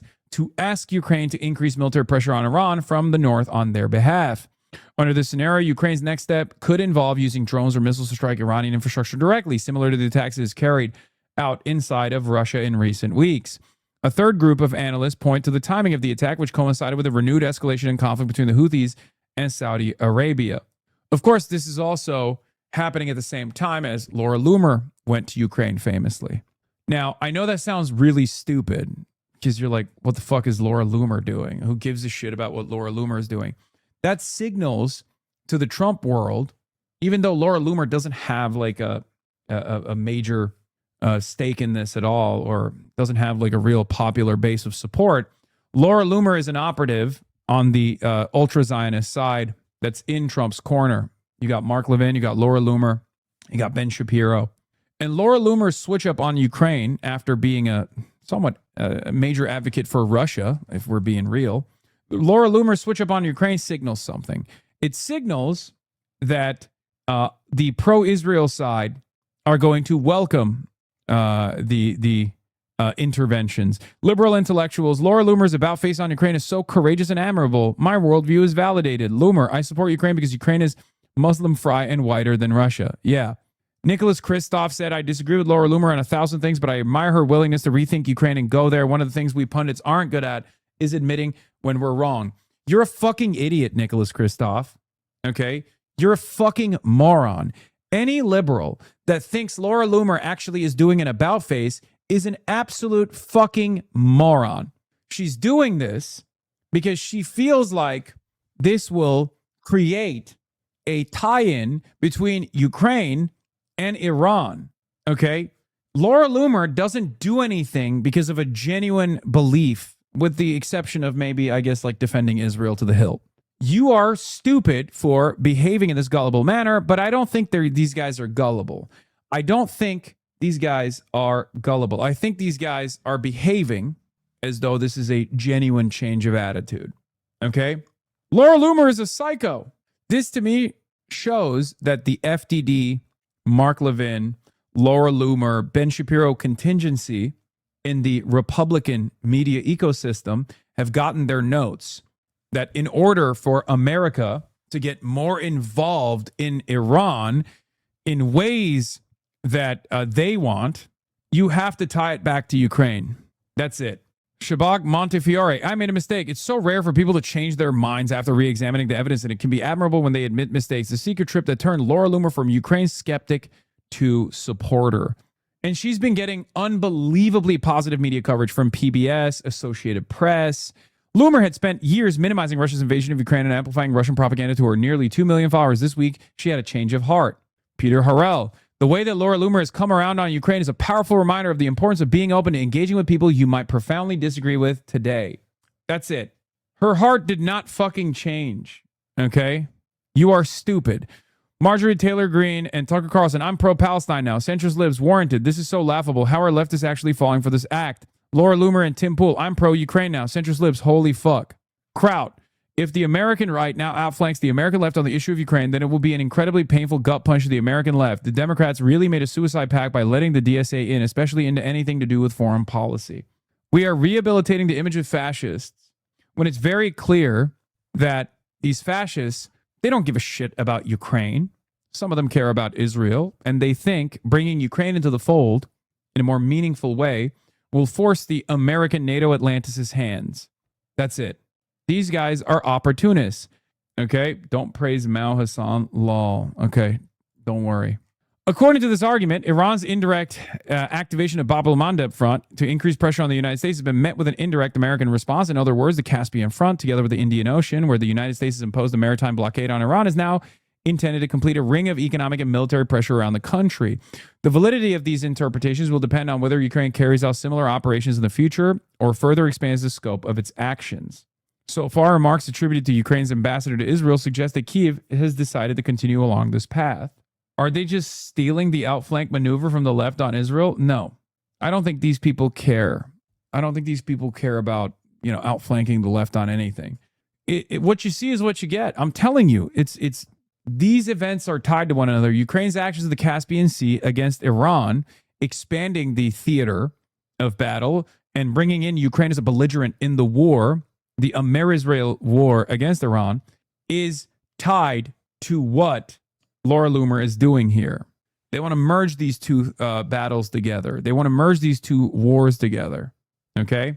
That's it. Another concern is that Ukrainian intelligence services may also become active in parallel, supporting ethnic insurgent groups against Tehran through military training, logistical assistance, and in particular, the provision of drones. Ukraine previously pursued a similar approach in Syria against the Assad regime. For this reason, there's a degree of consensus in Tehran that Iran's response will determine the trajectory of confrontation and that a decisive response is required. There is considerably less agreement, however, over the precise nature of that response. Some believe that the least costly option would be to expand military cooperation with Russia. Yet such a decision is unlikely to alter the balance significantly, given Russia's own difficulties in confronting Ukraine and Iran's military constraints amid the ongoing war. Others argue that Iran should consider carrying out similar direct attacks against Ukraine-linked vessels in other maritime areas, or even launching direct missile strikes against Ukrainian infrastructure if such operations continue. Such measures, however, could give NATO members a stronger incentive to participate in military action against Iran. At the political level, Iran could respond by recognizing Crimea and the Donbass as parts of Russian territory, areas whose occupation by Russia, Tehran has so far declined to endorse. In any case, what is clear is that Iran's war is becoming increasingly intertwined with two other conflicts, the Saudi-Houthi confrontation and the Russia-Ukraine war. With each passing day, the war is evolving into an increasingly complex, multidimensional, and international conflict. Do you think Iran should respond? We shall see how Iran operates. Here's CNN's coverage of Ukraine's attacks on Iranian diplomatic ships. efforts appear to ramp up between the US and Iran. Tehran is now embroiled in another She got a message. She got a text message. conflict. In a stunning development, Iran claims Ukraine attacked one of its vessels in the Caspian Sea over the weekend. Now, Ukraine's president says drones targeted several ships which were transporting military cargo from Iran to Russia. That's the story out of Ukraine. Iran says at least one person was killed and 3 injured and is now threatening Ukraine. This all comes as U.S. military operations. Iran's been involved with Russia-Ukraine war for a long time. Not to this degree. Iran has offered, by way of the Caspian Sea, munitions and drones to Russia, especially early on. Russia now has its own domestic manufacturing, obviously, of Shahed-style drones. But this is something that happened. Now, the difference there, of course, is in exchange for that, Russia has offered Iran, additional defenses and things of that nature. However, Ukraine has escalated its involvement and is moving into the realm of being a belligerent. For example, China offers components, doesn't abide by any sort of blockade that the West wants to impose on Russia, but China doesn't send troops into Ukraine, right? China has not done that. That would be a tremendous escalation, okay? I love Iran activated Bab el-Mandeb like there's no historical context. It's just lazy announcement from that guy. Yemen has been sieged for 11 years and Saudi started bombing Yemeni airport. Yes, we know. We know why Yemen did what it did. And that guy knows it too. It's not like he's oblivious. You're being unnecessarily triggered by his analysis for some reason. Against Iran do appear to be on hold, But despite the US signaling new diplomatic efforts, Tehran insists Washington will not determine the timing of this war. Look, from Europe. Why? Wait. People are asking, like, why is Iran helped out Russia? Because Russia gives Iran defenses. It's simple. There is a coalition of unlikely partners that have basically been forced together to become allies due to American intervention and Western imperialism. Okay? That's it. Countries that have been in the crosshairs of the West have, created allegiances. That's it. Because at the end of the day, the goal of a sovereign nation is survival. You're not going to turn around and be like, oh, I really don't like what Russia is doing in Ukraine. I have to maintain some kind of like moral purity. It's pure, it's a purely cold and pragmatic approach. The real interesting calculation here is what Russia has done consistently. There's always been a limit to how much Russia will aid other countries that are in the axis of resistance against Israel, because Russia has its own ties, deep and embedded ties to Israel. That's what's more interesting than the obvious choice for Iran, just like there's an obvious choice for China, just like there's an obvious choice for the Democratic People's Republic of Korea. These are countries that have always been cast aside as foreign adversaries. I think the much more interesting partnership is between Russia and Israel, even though Russia as a regional actor that has its own investment in and its own goals in the Middle East has always been a funder and facilitator of some of the defenses in Syria under Assad, and certainly with its defenses that it's given to Iran. To the Gulf, we aren't following all sides of this evolving story for you. Today we've got Claire Sebastian in London. Eleni Jokos is in Dubai. Let's start, if we can, Claire, with Iran's Foreign Minister Abbas Araghchi warning that this incident in the Caspian Sea cannot go unanswered. What is going on there, and why would Kyiv risk getting mixed up in another conflict?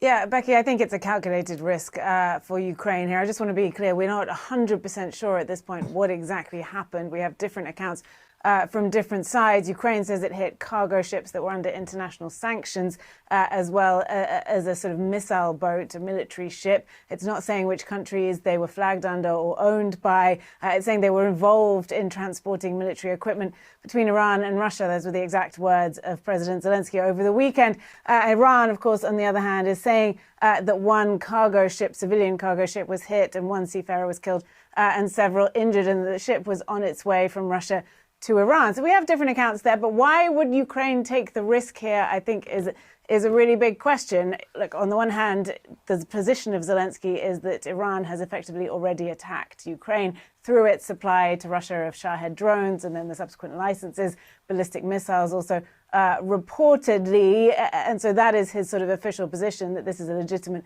target. But I think the timing here is really interesting because, of course, Zelensky is now going into this big diplomatic week. He's in the UK today. He's heading, we think, to Washington tomorrow to meet with President Trump. And these strikes do allow him to sort of re-argue the prowess of Ukraine's deep strikes to help with this flipping of the narrative around the sort of patron-client relationship that we used to have with Ukraine when it visited its Western allies, towards the sort of mutuality of these relationships. And of course, it helps bring Ukraine up the priority list, especially in the eyes of President Trump, if he sees that Ukraine is...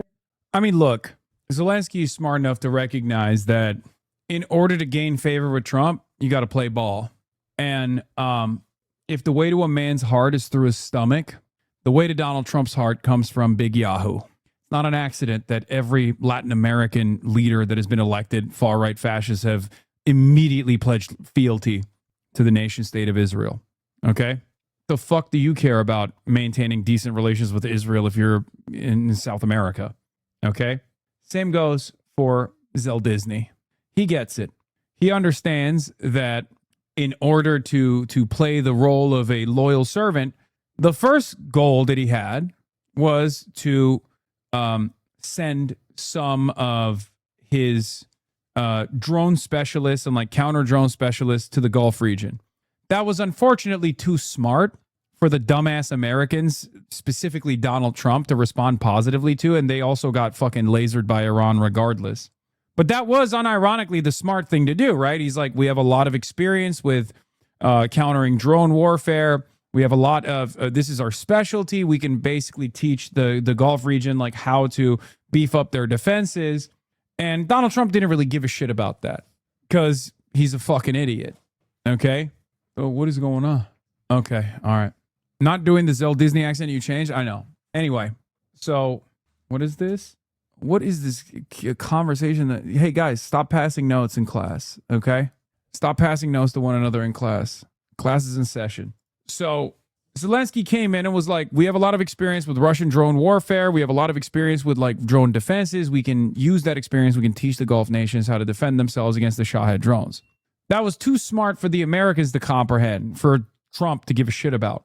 Then Zelensky started striking with obviously NATO intelligence and the American go-ahead, clearly, Russian critical oil and gas infrastructure.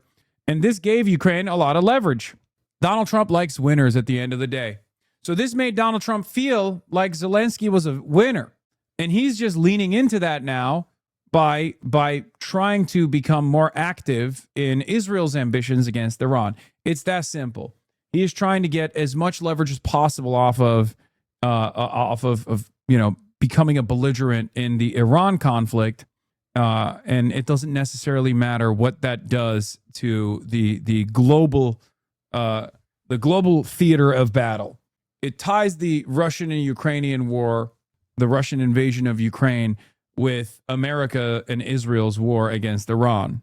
It will be devastating if America was forced into direct engagement with Russia. I mean, you're now talking about two nuclear-armed nations fighting one another. Now potentially able to help weaken Iran through strikes like this, and also the danger of the burgeoning military relationship between Russia and Iran and how that could affect the course of the war with Iran. So I think all of that helps bolster those arguments for Zelensky. This is really going to mess with the Palestine-Ukraine flags in the bio, people? No, it's not. What do you mean? The people that put the Palestine flag and the Ukraine flag in their bio fucking hate Iran. What are you talking about? They always talk about how the Palestinians are fine as long as they're perfect victims. They hate any kind of Palestinian, any expression of Palestinian militant resistance. They oppose.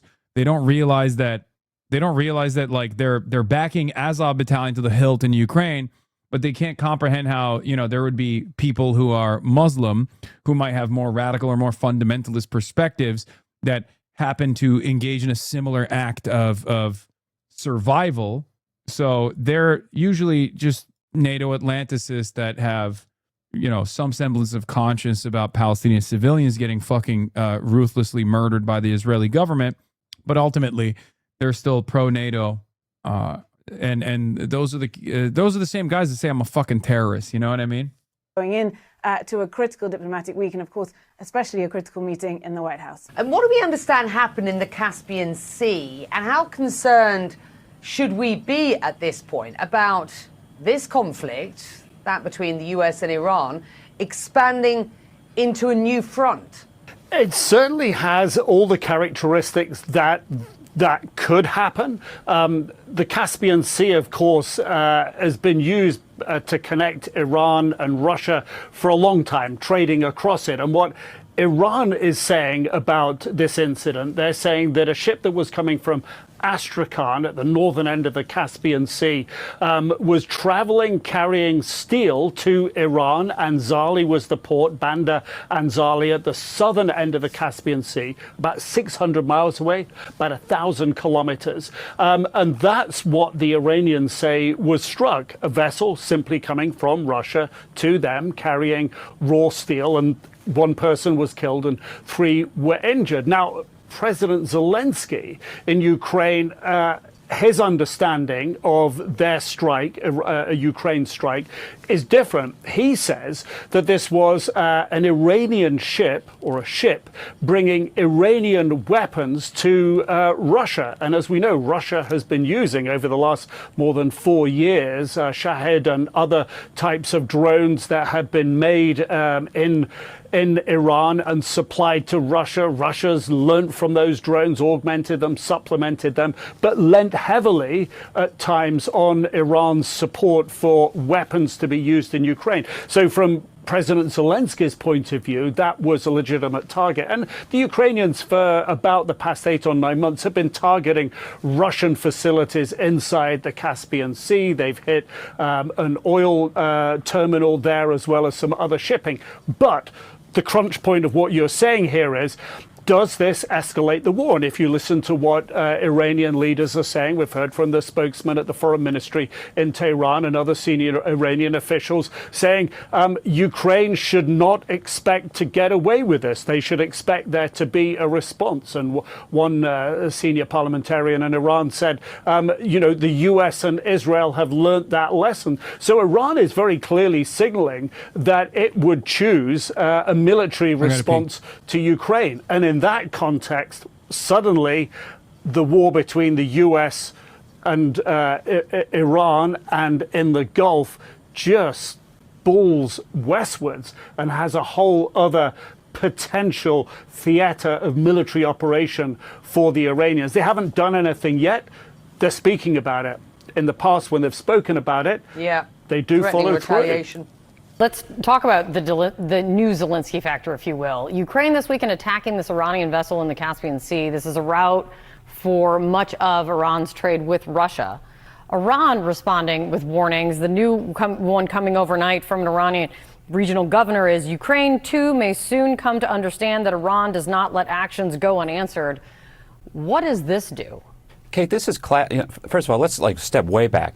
Iran has been supporting Russia in its war against Ukraine directly. They provide Shahed drones. They provide technology. Russia now has a factory producing these Iranian Shahed drones, which allows Iran to prosecute its war. This has been going on for years. And Zelensky, about 3 days ago, said that the Ukrainians struck a ship in the Caspian Sea carrying military material between Russia and Iran. Iran is now claiming that this is basically an act of war, and Iran is now threatening to attack Ukraine. So this is how these two storylines are coming together. But the cooperation between Russia and Iran has been going on for some time. But this will be a topic in the Oval Office when Zelensky meets with President Trump. Totally different dynamic than that infamous meeting about 18 months ago. Now Ukraine Stop mucking. Stop mucking. Stop UCMing. Has the upper hand. There's a sanctions bill pending still in the Senate, and Zelensky's coming with some cards. And Zelensky and Ukraine's military political elites have been lobbying for years to be the next Israel for U.S. empire. There are huge benefits for Ukraine's elites if this comes to pass. Serving as Trump's proxy bombing Iran is their golden opportunity to prove their Israeli worth. I just don't think it's ever going to happen, though. There's no Ukrainian lobby. There's no country that will ever be like Israel. Okay?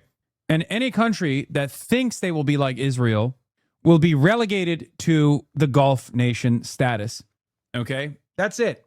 Countries that think they can be like Israel will fall by the wayside. They will experience the same fate that the Gulf nations are experiencing currently, especially considering that the Gulf nations have a lot more money than Israel has. The Gulf nations also have oil, okay? The petrodollar. And even then, the Gulf nations have never reached the standard of Israel. Okay? The United Arab Emirates is seeing that firsthand. That's it. When people say why, or when people ask the question why, it's very simple. Israel is a handover colonial outpost from the British, a much longer bandwidth of servitude than any other country can develop. Okay, throughout thick and thin, Israel has been the most reliable Cold War ally. Israel has done so much more than all these other countries. Israel has always been the most reliable ally.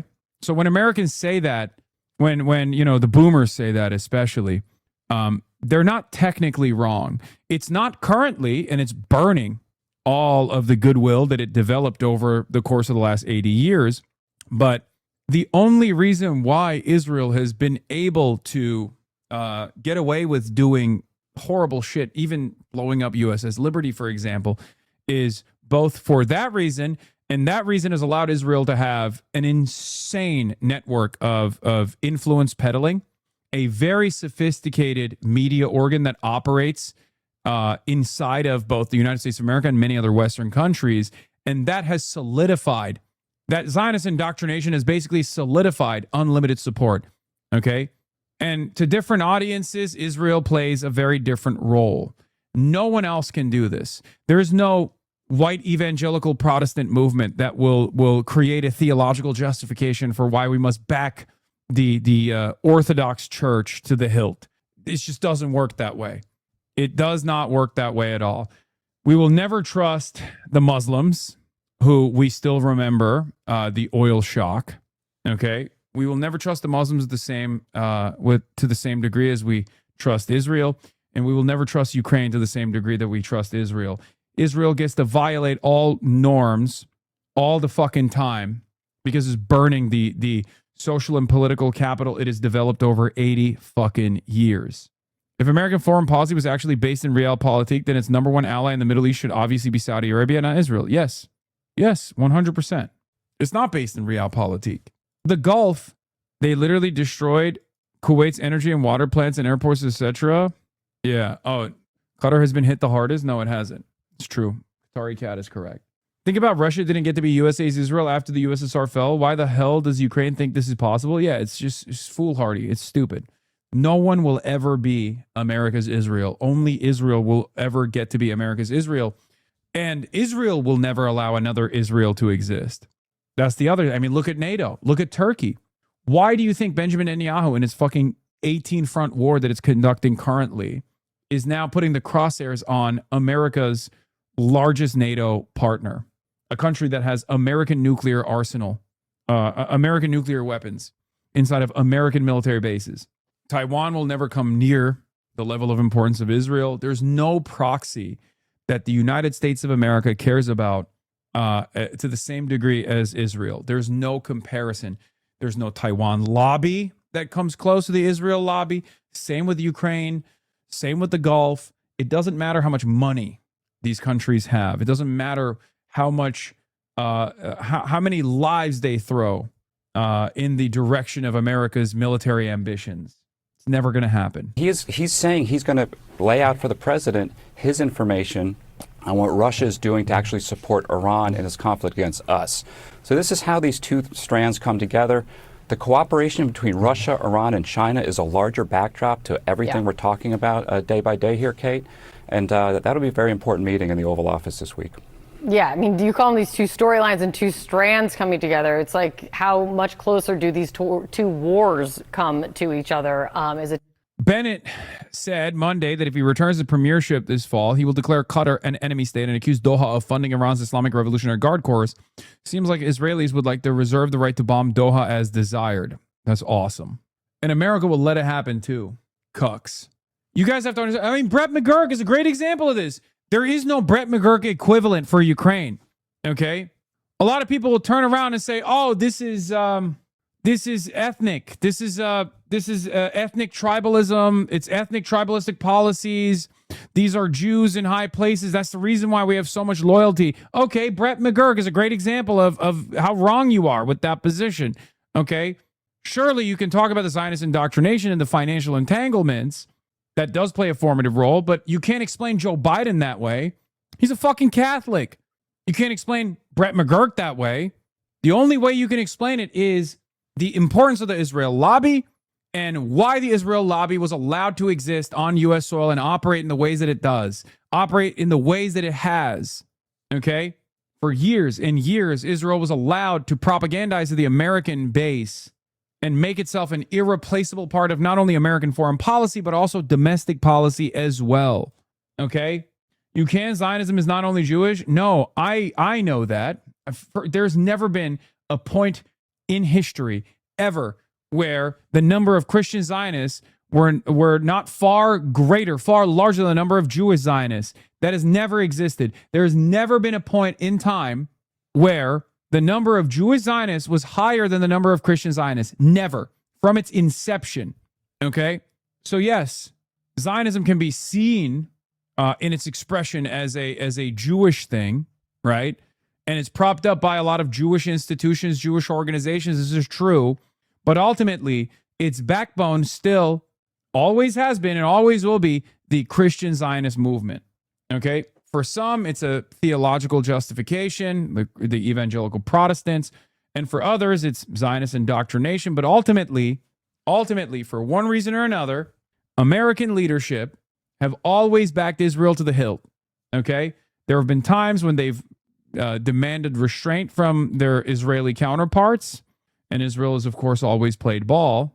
But ultimately, for one reason or another, there's never been as critical as Israel critical of a American leadership as like the Barack Obama leadership.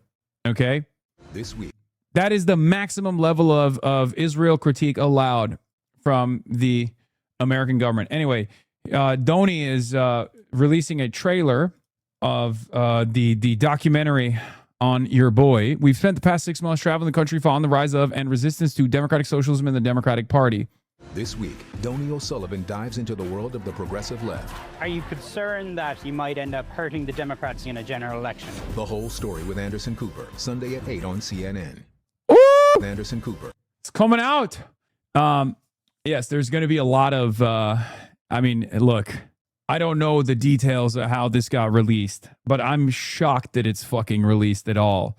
Obviously, Donnie has gotten unprecedented access, deep access from the start because he's followed my journey along for the past couple of years, not just the last 6 months. The last 6 months is just the tip of the iceberg, right?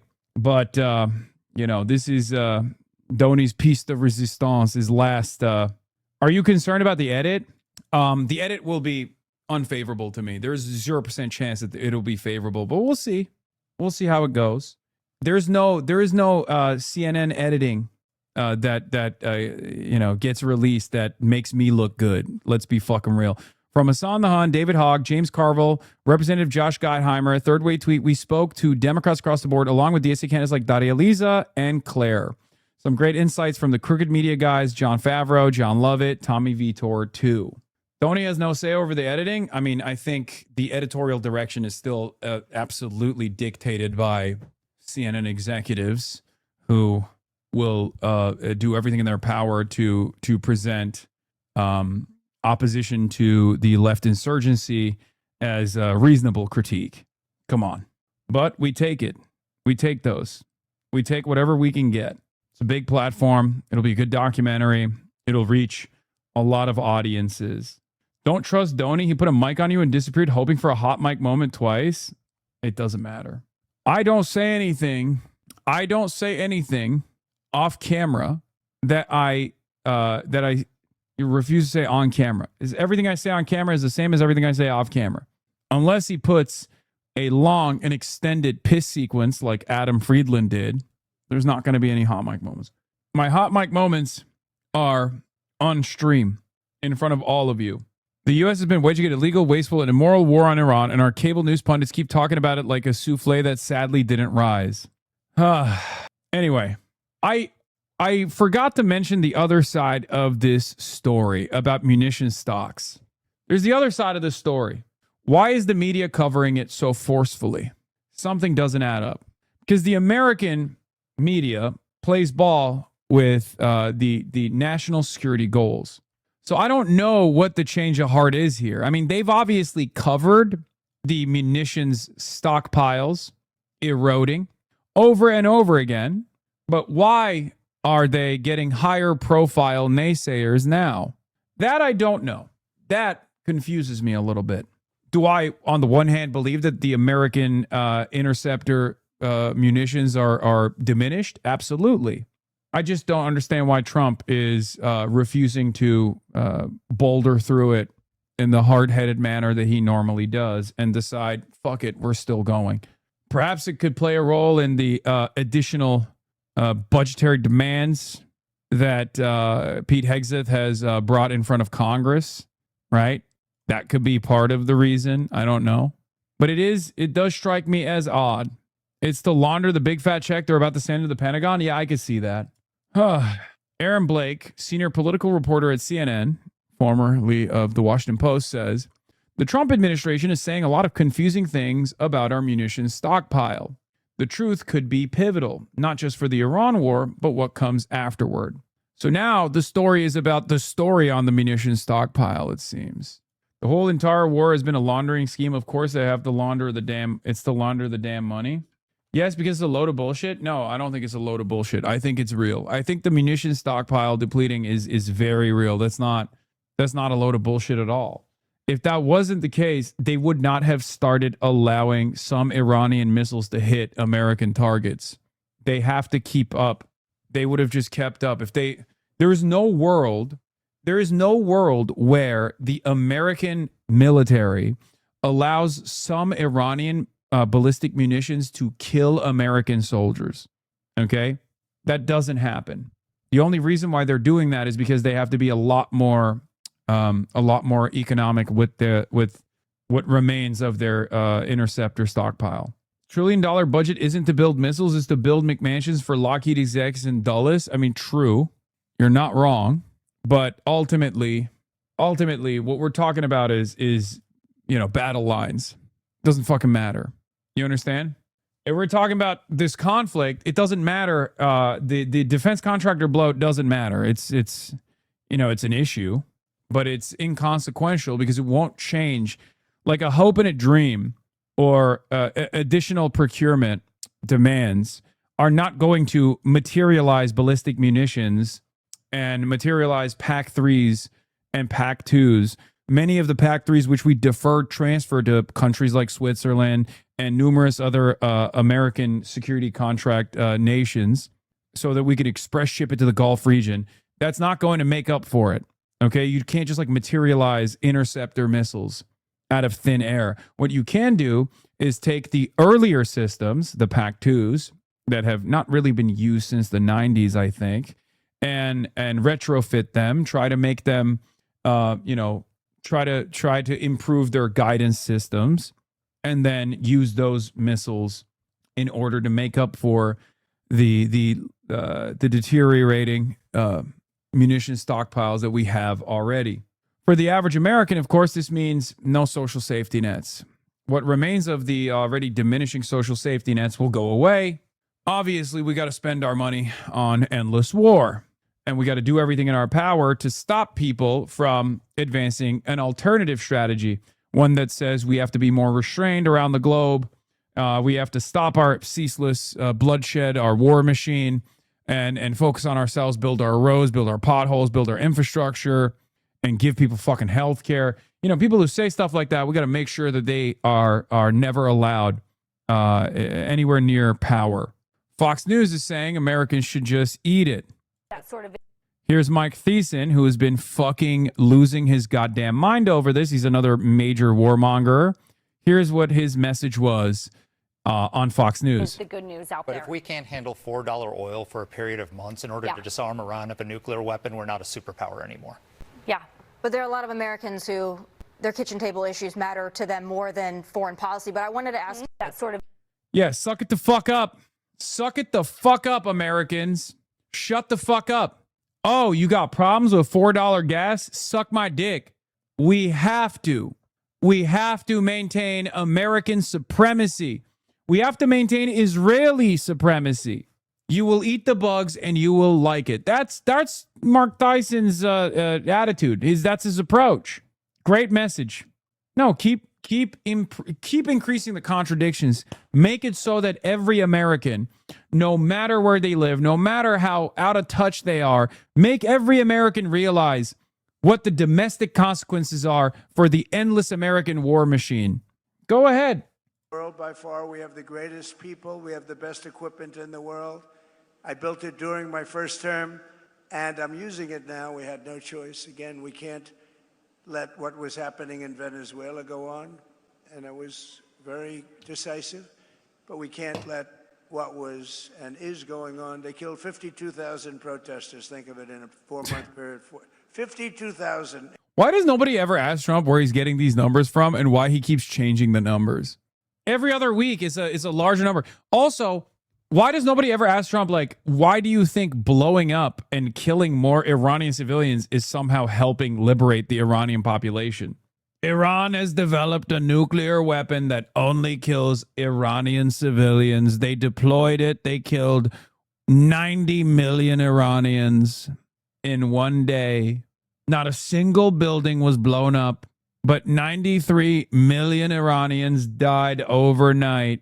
There's only 1 million Iranians that remain on Iranian soil. In Iran.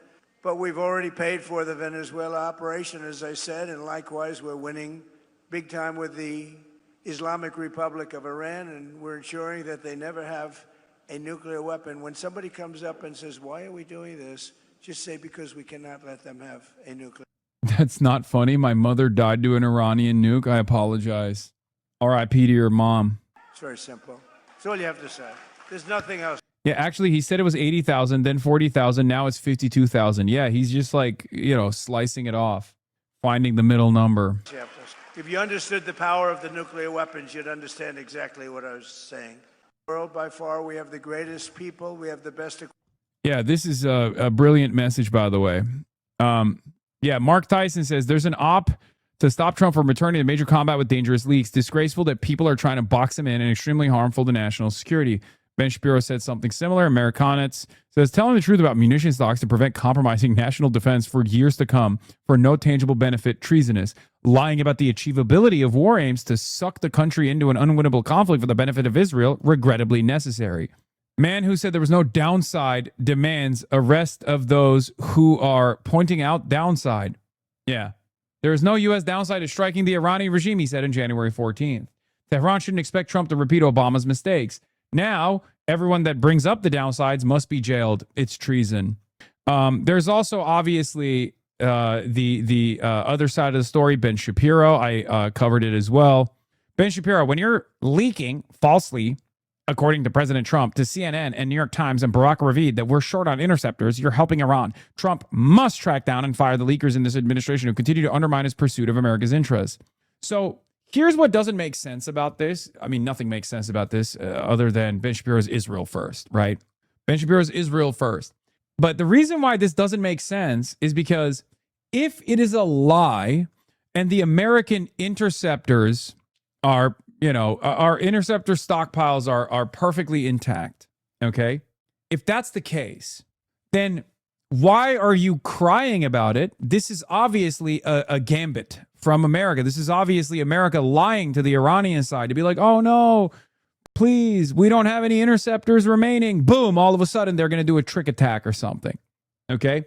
But if it's true and you're leaking this information, then yeah, you're doing it for a clear purpose, which is to try to pressure Trump by way of the public into not furthering this conflict and continuing to give Iran even more leverage.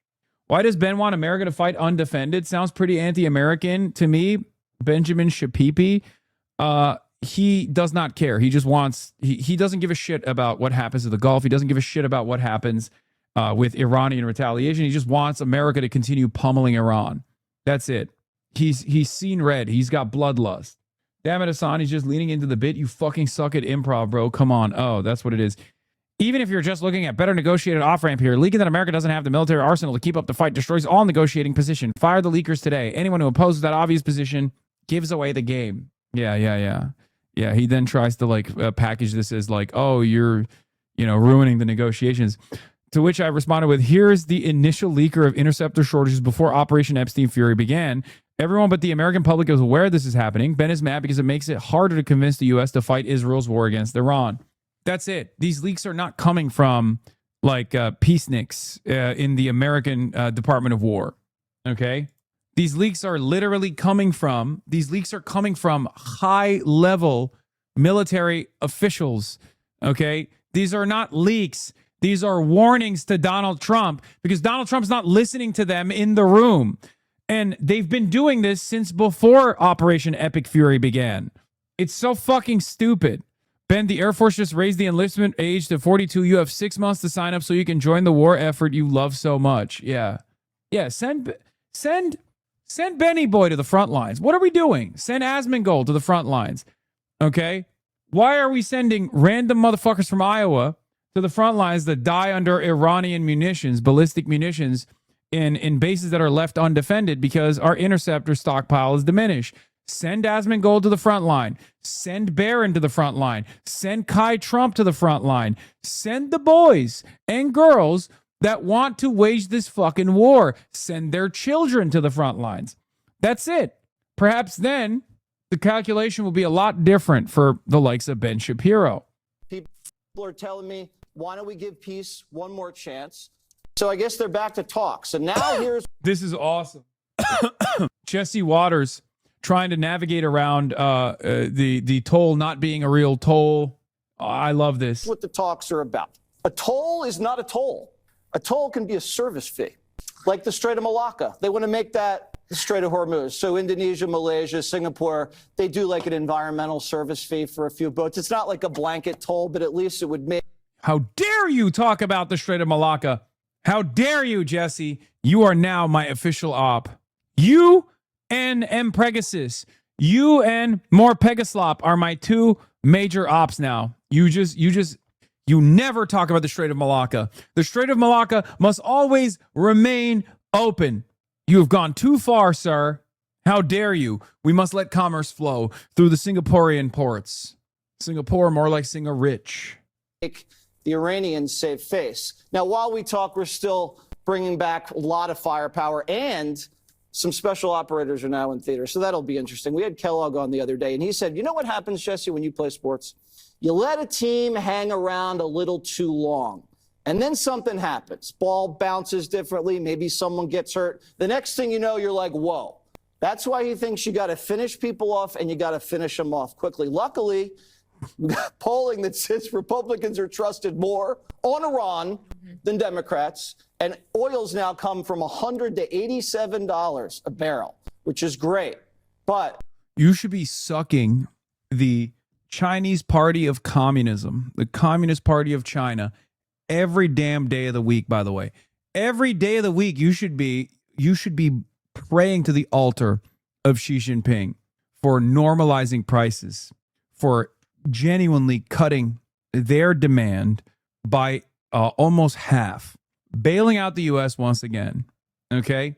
You should have an altar to Xi Jinping that you pray to every morning, that you kiss his feet every fucking morning. Why do they bail the U.S. out? Because U.S. is the hegemon, and China must let commerce flow. It is the most pro import-export nation on the planet. Well, specifically, export nation on the planet. If China allows the oil prices, the price of an oil barrel to go up, for Brent crude to go up, for without cutting its demand, well, not even its demand necessarily, but cutting its imports of oil, then all of the other trade partners that it has in its own backyard, in the Asian markets, are going to collapse. This would lead to a collapse of Chinese trade, which, has to continue. What is this? New York City Councilwoman mention? What? I don't care about this. She's a psycho. Who cares? A senior source told Al Arabiya that China, in coordination with Pakistan, is conducting diplomatic contacts aimed at reducing tensions between the United States and Iran. According to the source, Beijing is exploring reciprocal confidence-building measures and is seeking to prepare the ground for U.S.-Iran talks on regional security. China also wants Gulf states and other regional powers involved in supporting a framework for long-term stability. If confirmed, this suggests an increasingly coordinated China-Pakistan diplomatic track, with Islamabad acting as a regional facilitator and Beijing providing the broader political umbrella. Why did Pakistan become the table? Because Turkey fucked up. Okay? Turkey fucked up. Let's be real. Turkey is too much of a dog of the West. And while Erdogan has been, fairly reliable in terms of leaning into Russia while simultaneously being a reliable NATO ally, a NATO partner, Erdogan has never had the same investment in playing both sides when it comes to China and the United States. This is the reason why Pakistan Zindabad, Pakistan is the table. Okay, Islamabad is now the table, and Istanbul is no longer the table. Turkey is no longer even the chair. Pakistan, on the other hand, is basically China's little Israel in some respects, and therefore can now play the role of the table from Islamabad to Islamagud. That's it. Trump restarted the war because he wanted ships to abandon Iran's designated route through Hormuz for the U.S.-backed route. Weeks later, after major escalation and Brent going back above $100, every transiting vessel is using Iran's designated route. None are using the Omani route. Almost all vessels crossing the Strait of Hormuz over the past 3 days have used the route designated by Iran, with none recorded using the southern route near Oman's coast, promoted by the U.S. according to the shipping intelligence group Maersk's. None that were detected, that is. I mean, sure. I think there's approximately like 4 or 5 ships that turn off their transponders and are able to pass through. But the risk is far too high for them.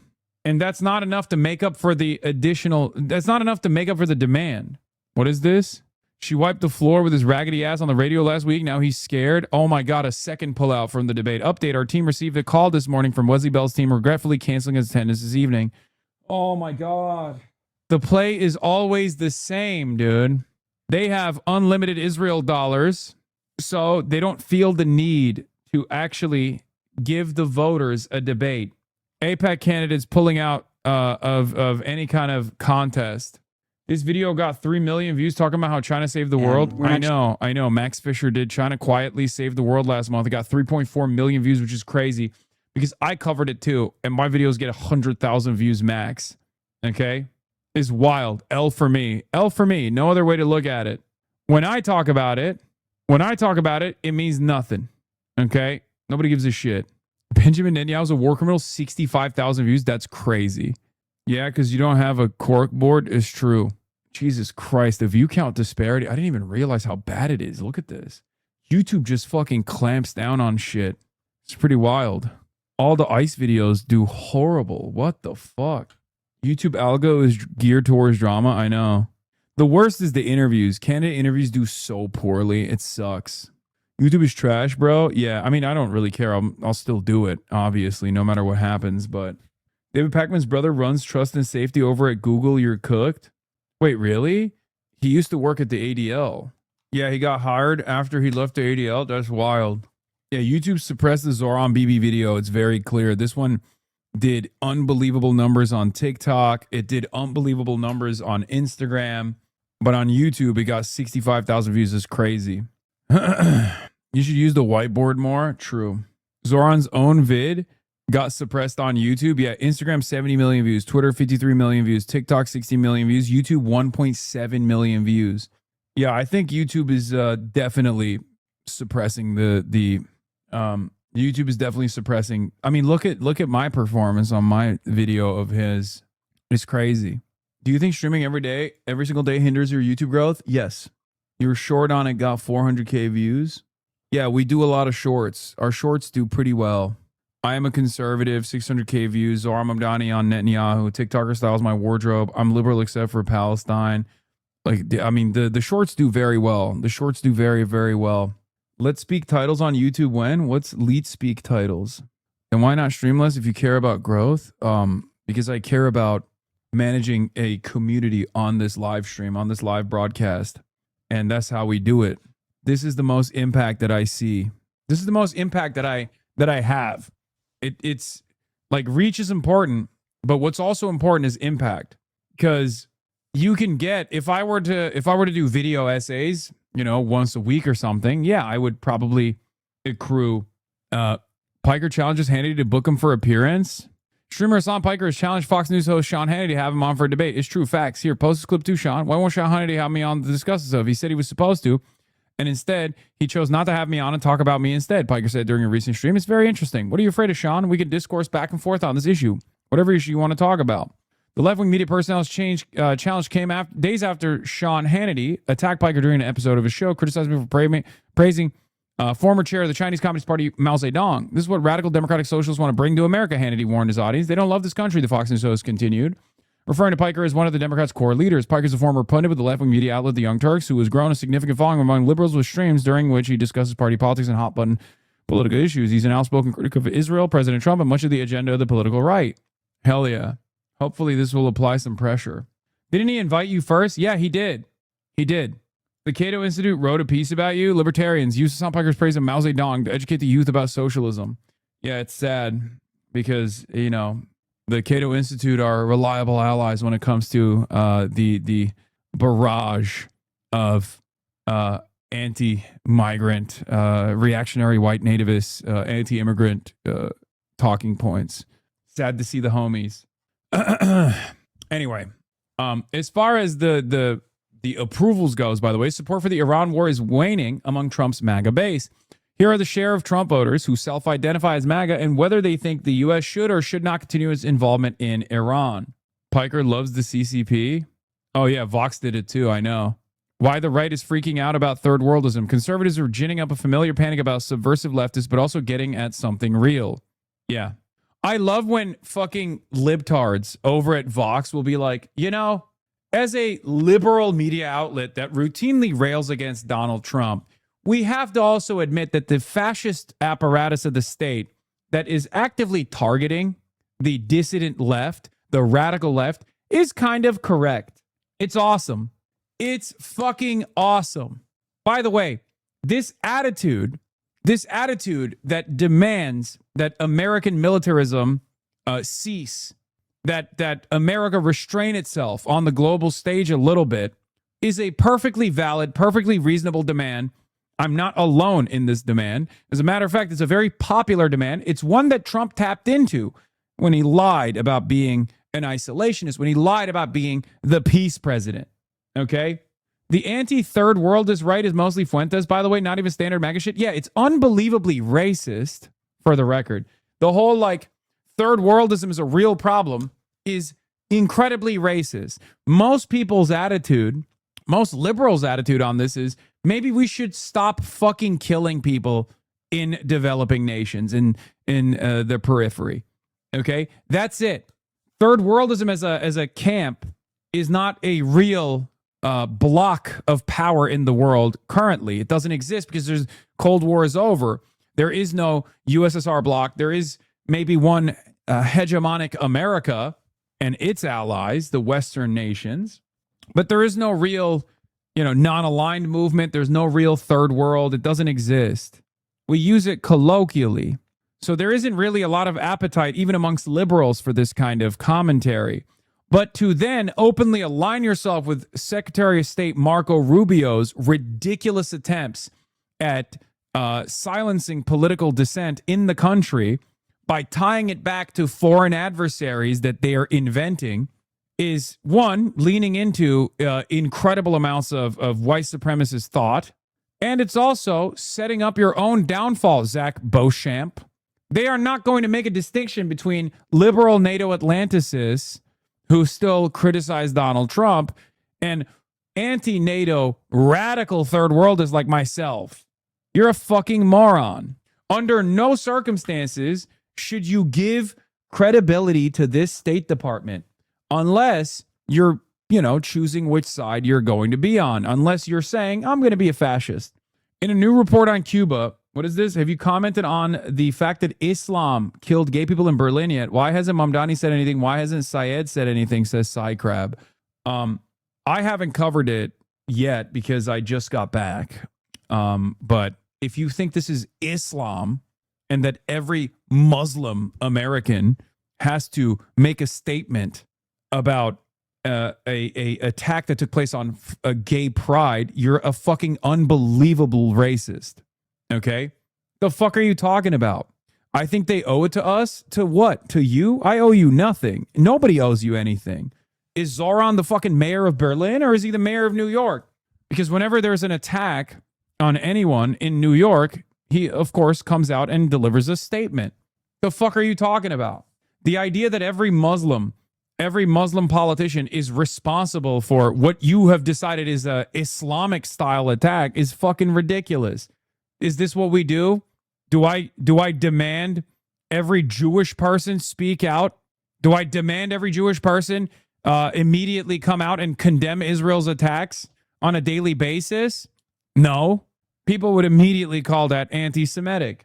White people never have to speak out against the atrocities that other white people commit, and they spend a lot of time and resources to whitewash their history. Yeah. Anyway, let's continue. In a report on Cuba, the State Department has argued that Havana has become the beating heart of the new and distinct kind of Marxism, which the State Department calls third worldism. Cuba is spreading this doctrine, per Secretary of State Marco Rubio, with the explicit intent of fomenting revolution in America. Here, the Trump administration is following conservative influencers who in recent months have become increasingly preoccupied by the third worldist threat. The left is moving from woke to third worldism, Chris Rufo, perhaps the right's leading activist, recently wrote. Manhattan Institute think tank Christopher Rufo, who is responsible for the CRT, anti-woke, anti-DEI initiatives, is now cooking up another one. Chris Rufo also obviously has to be incredibly pro-Israel. So that's part of the reason why they're doing this third worldism thing, to like tie it back to anti-Israel sentiment. What is this? Today's cover. Families of 9/11 victims want to ban Mamdani from sacred 25th anniversary ceremony at Ground Zero. Unwelcomed guests. Yeah, this is insanely fucking racist. Okay? Insanely racist. Anyway, let's continue. Zach is one of those Israel isn't committing a genocide guys, and he posted this recently, which is ironic given this article. Yeah. Trump has few good qualities, but his routine ability to humiliate people who act like he's a reasonable and normal political figure is surely one of them. Anyway, we'll talk about the Zoran thing in a second. Where is this article? Okay, so Ben Shapiro, one of the conservatism's leading media voices, declared in April that the future of the Democratic Party is radical third worldism. Rayhan Salam, the president of the influential Manhattan Institute, a former woke turned anti-woke for money, has warned that third worldism, left unchecked, won't remain on the radical fringe, citing New York Mayor Zohran Mamdani as the chief example of a third worldist in power. Every one of these, every one of these Manhattan Institute guys are just mercenaries. That's it. All of this may be news to Mamdani and other Democrats who virtually never use the term to describe their own views. So what are Rubio, Rufo, and Shapiro talking about? And is there any truth in the various claims about rising third worldist influence? The answer is more complicated than it might seem. Conservatives are using third worldist a lot like terms such as woke and critical race theory before it, as an ill-defined concept that serves as a clearinghouse for various right-wing grievances and can be used as a slur to discredit and demonize the left. Yet at the same time, they've actually put their fingers on something real. Oh, among a very specific and visible subsection of the socialist left, a set of views that can be reasonably termed third worldists are rising in prominence. For a progressive outside this camp, deciding what comes next will require engaging with a right-wing critique directly and not dismissing it as a smear. Also, we have to hand it to them. We have to hand it to them. Once again, these fucking idiots think that there is a factional battle that you can fight within the left flank, in the left opposition to Donald Trump, by leaning in to the ridiculous propaganda from the fascist Trump administration. You will also be at the camps alongside me, okay? You need to understand that, and you need to understand that now. You fucking idiot. You dumb fuck baboon. You are also going to be thrown in the same fucking camps that we get thrown into. You're so stupid, unless you become a loyal servant of the fascist Republican Party. Then he talks about the third worldism, blah, blah, blah, even though it's irrelevant.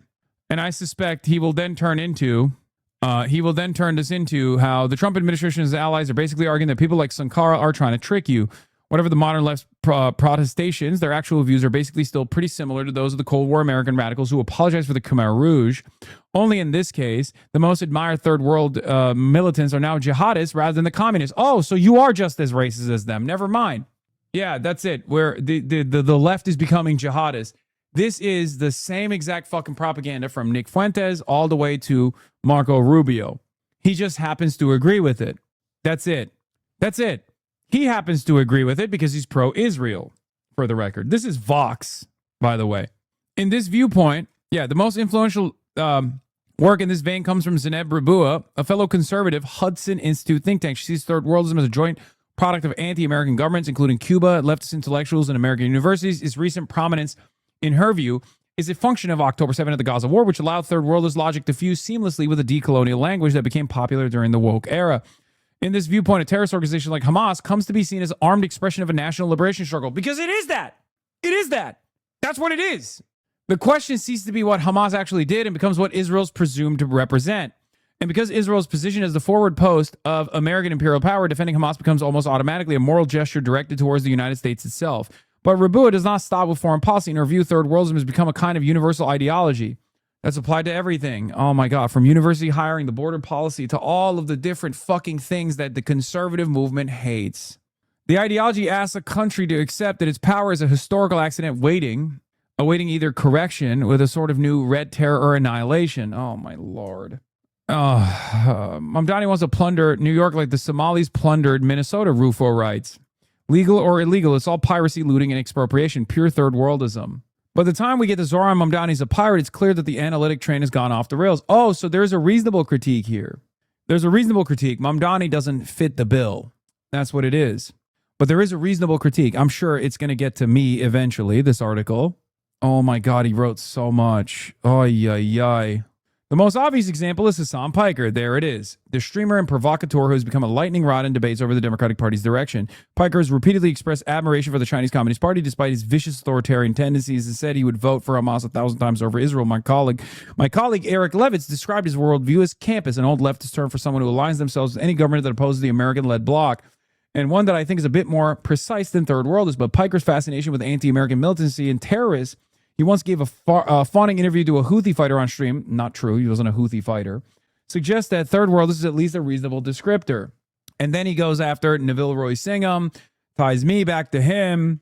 And then also Daria Lisa Avila Chevalier. Once again, it's literally just, we got to hand it to the State Department. Some of these fucking dirty, filthy, commie third worldists do need to get packed up. Writing this at Vox.com. That's it. That's the whole fucking article. Okay? The entire article is, we got to hand it to the Trump administration, which I'm very critical of, except on this issue. Some of these fucking filthy, Muslim, dirty Islamo-communists need to go to fucking prison. That's what this article is. Okay? You have to turn around and make it seem like there's some reasonable critique, but only we get to allow what the boundaries of that reasonable critique are. Okay? This is slapping a liberal patina on reactionary Trumpism. That's all this is. Luckily for us, nobody fucking reads Vox.com except for us. Dumbass. Fucking idiots, dude. We got to hand it to the Hudson Institute. We got to hand it to the Manhattan Institute. These unbelievably reactionary think tanks, because at the end of the day, they're also pro-Israel, and so are we. Okay? And these guys are really fucking up the bag for us to maintain our appeal in polite society as people who are pro-Israel but too ashamed to openly fucking pop off about how Israel has every right to do whatever it's done. Yeah, like I said, luckily for us, nobody fucking gives a shit about what Zach Beauchamp has to say. Dumbass. Anyway, another version of this like sinister anti-war argumentation has been coming after Abdul al-Sayed, which we're going to get to after we're done fucking situation monitoring. What we need in theater. There's more moving into theater. Well, also over the weekend, the Pentagon revised the number of service members wounded since the war began, jumping to more than 600. However, the Pentagon has put the 4 soldiers. Yeah, here's another example of this. Moderate Democrats turn into Nick Fuentes and start complaining about Arabs turning the U.S. into the third world when there's a progressive pro, Medicare for all, anti-war Muslim candidate running for a Senate seat. It's insane, dude. Fuck these monsters. Killed recently into a new category, overseas operations. The idea being they're not casualties of the war against Iran, Operation Epic Fury, on the grounds that they were killed after. Yeah, just a reminder that Claire won by 20. Daria Lisa won by 4, and Maylot won by 15. It's going to feel real good in 1 week. Yeah. Oops. The ceasefire went into effect. Natalie? Okay. Charlie Daggett in Jordan. The U.S. and Iran have so far paused strikes for the 3rd day in a row. No strikes from either side after nearly 2 straight weeks of nightly bombing. And this comes as U.S. officials, including the chairman of the Joint Chiefs of Staff, General Dan Kane, are warning about the dwindling supply of U.S. air defense munitions. The U.S. ambassador to the United Nations also weighing in, saying President Trump is giving diplomatic efforts a chance. What the president is doing right now, as we've seen all along, is giving some talks some space. Talks are ongoing. They're happening at every level. CNN's Zach Cohen is joining me now. Zach, he also said that the U.S. ambassador to the UN, that the Iranian communists. I don't know what is the trajectory of this war. As an Iranian who lives in Iran, I never had an opportunity to talking to Westerners about Iran. There are lots of things I want to talk about, but either way, it feels like that I don't have a voice in this point in time. I appreciate you covering Iran, but I'll be glad if you could interview Iranians who live in Iran too. I mean, sure. Troops have all they need. Yeah. Professor Morandi interview incoming. When it comes to this fight with Iran, but we're hearing about these dwindling munitions. What's the sense of what's going on here, Zach? Yes, Sarah. Ambassador Waltz did say that the U.S. has all the munitions it needs, but that does not line up with what we've been reporting, frankly, since back in April, when analysts and Pentagon data has shown that the Pentagon's munition stockpile, including these key missile defense systems, are running low because of the high frequency with which they're being used during this war with Iran. And while the White House and the Trump administration is arguing that this temporary pause over the last 3 days is intended to give space for diplomacy. Listen, Abbas Araghchi, Foreign Minister of Iran, open invite to the broadcast. I will interview you anytime, any day. Patrick Bet-David, perhaps the most important Iranian voice, anytime, any day of the week. Okay, those are two people, two Iranians that I would love to pick the brains of. Okay, both sides. Get a decent understanding of both sides. Abbas don't know you, little bro. I know. Abbas Araghchi will mog you so hard. I mean, the media stopped allowing him to do interviews. He's no longer on mainstream outlets. They shut that down real quick. So if he still wants to reach an American audience, I'm here. We've learned new details about a consequential meeting that took place at the White House on... Also, I do have Iranians on all the time. There's one Iranian that I have on the broadcast with regular frequency. His name is Trita Parsi. Friday, when discussions were being had about potentially escalating the conflict with Iran. All of the president's top advisors were in the room, we're told, and there were some hard truths laid out for the president by both Vice President J.D. Vance and Chairman of the Joint Chiefs Dan Kane, both of them warning about potential concerns related to the options for escalating this conflict. And Kane, in particular, pointed to these warnings about the U.S.'s diminishing stockpile of key munitions, saying that if the U.S. continues to use them at the clip that they've been using them so far in this conflict, they may not have enough for the next war, especially if it's against an adversary like China or Russia. Now, this is just one of the concerns, we're told, that was raised during this meeting on Friday that ultimately preceded the ongoing temporary pause.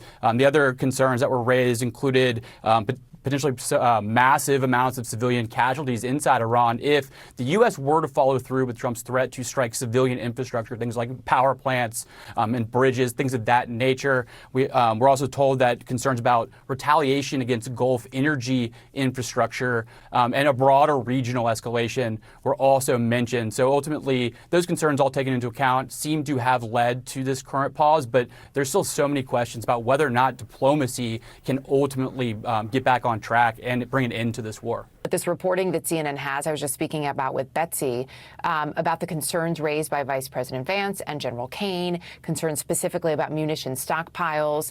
Ambassador Walt, in part, was blaming that on aid that the U.S. has given to Ukraine. A, it doesn't seem like it's that simple, but I'll let you answer that question. But B, what does this tell you about the overall impact on U.S. military readiness?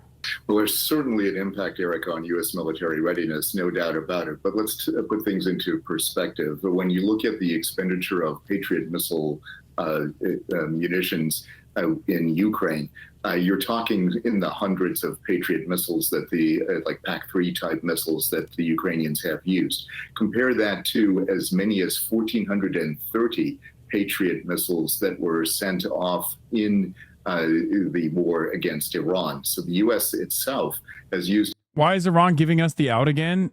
They should just keep lobbing missiles if we're so low, Lamau. I mean, Iran also has not an infinite amount of missiles. Iran also has a finite amount of missiles. If America is not striking Iran, then why the fuck would Iran strike back currently? Why would they agitate? They obviously don't want their bridges to blow up. They obviously don't want their people to be killed. So that's the reason why they're not That's the reason why they're not fighting. That's the reason why they're not continuing to strike anywhere. Plus, it doesn't matter because the strait is still closed. And as long as the strait remains closed, Iran has the leverage. Iran is still winning. Every day that goes by where the strait remains closed is a day where America's hand is forced to negotiate with Iran. a considerable number of munitions in this Iran conflict, Operation Epic Fury, and both pre and subsequent operations. So we really have to figure out the defense industrial base in this country. There are serious concerns. General Kane and the Vice President are absolutely right about that. The key question, though, is that we have a long lead time in putting all these weapon systems together, building them, manufacturing them, getting the money allocated for them. And then, of course, finally getting them into the field. So those are the kinds of things that have to be fixed. The Pentagon is making strides in that direction, but the key thing here is also this.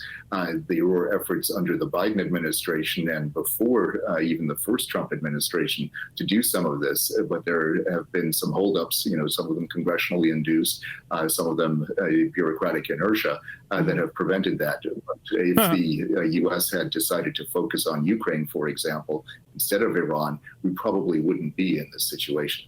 Let's talk about where things stand then now with CNN Global Affairs analyst.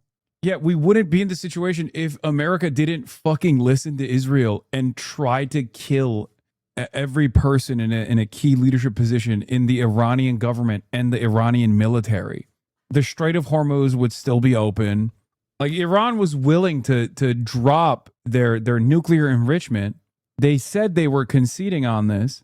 And then America was like, you know what's actually going to sweeten this deal? Just fucking murdering a bunch of children.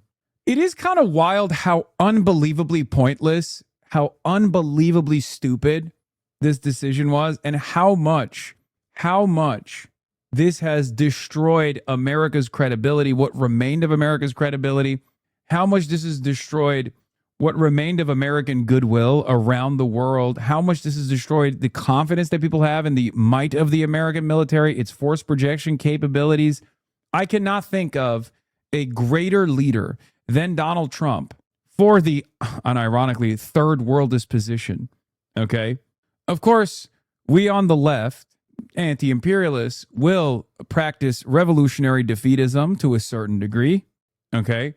I have been very open about this. I think that there is a positive outcome of all of this if America, after receiving this bloody nose, restrains itself around the globe and stops waging these wars of imperialism at the behest of capital, and instead focuses on rebuilding its own domestic manufacturing, focuses on rebuilding its own roads, its infrastructure. Now, that is the less likely scenario, but ultimately, that is the one solid positive outcome that could come of this. The likes of Brett McGurk never seeing polite society ever again. It's very unlikely. Pedro Gonzalez, no one has done more to turn America into a third world nation than Trump, and MAGA is fundamentally a third worldist movement complete with buffoonish personality cult, I guess. But it's also, on the other side, unbelievably beneficial for nations in the periphery. This is the other side of the story, right? Because America, as the hegemon, gets to project its force all around the globe, far beyond its borders. This means a lot of bloodshed, a lot of violence for countries in the periphery, for the people that live in these nations that are on the receiving end of American militarism. So the more America's capabilities diminish on that front, the better it is for these countries in the periphery to breathe, to demonstrate their sovereignty, to rebuild their nations without the ever-present threat of America coming in and bombing them. This is the reality. So in that aspect, or even the American capabilities of waging war against our foreign adversaries like China falling apart in spectacular display like this, as we've seen in the Strait of Hormuz, that dream of waging war against China over the Taiwan Strait, drowning in the waters of the Persian Gulf, that's objectively the pro-third worldist position. That's objectively the anti-imperialist position. So for that, J.D. Don is still very much alive. But yeah, these demons, like Brett McGurk, will never have to address their war crimes. They will never have to address their contributions to American imperialism. They never have to face accountability for the participation in the genocide in Gaza. And they'll be able to launder their reputation on liberal outlets like CNN and continue to advance American imperial interests. Brett McGurk is also the author of the new book coming out, Brink, Inside the Race to Free the October Hostages. It's good to see you. Thanks for being here. So let's talk about, they're in a pause moment. That seems to be, I think, the only clear thing when it comes to the status of this war, because 2 weeks of U.S. bombing runs on Iran have seemed to fail to break the deadlock over the Strait of Hormuz still. And now you have reporting that there's this concern that was raised this week about further depleting munition stockpiles if the president escalates this further. How do they navigate a path forward now, Brett? What do you see here? Kate, it's tough. We're 5 months tomorrow. We'll be at the 5-month mark of when this conflict started.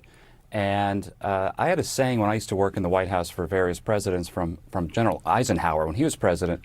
He used to say, before we talk about decisive military action, lay out all the facts cold and hard. And it appears from the reporting from CNN and elsewhere that this meeting late last week did that and said, here are all the factors as we consider next steps. That's good. That's exactly the type of information a president should be getting. It's probably the type of meeting that should have been had before this started. But where are we now? I would call this, Kate, a tactical pause. I think we had 13 nights of strikes. There are back channels open through Oman and other to try to get the Strait back to where it was before those strikes started 2 weeks ago. And that, I'm told, they're making some progress. So a tactical pause, let's see where we are, see if diplomacy can get somewhere.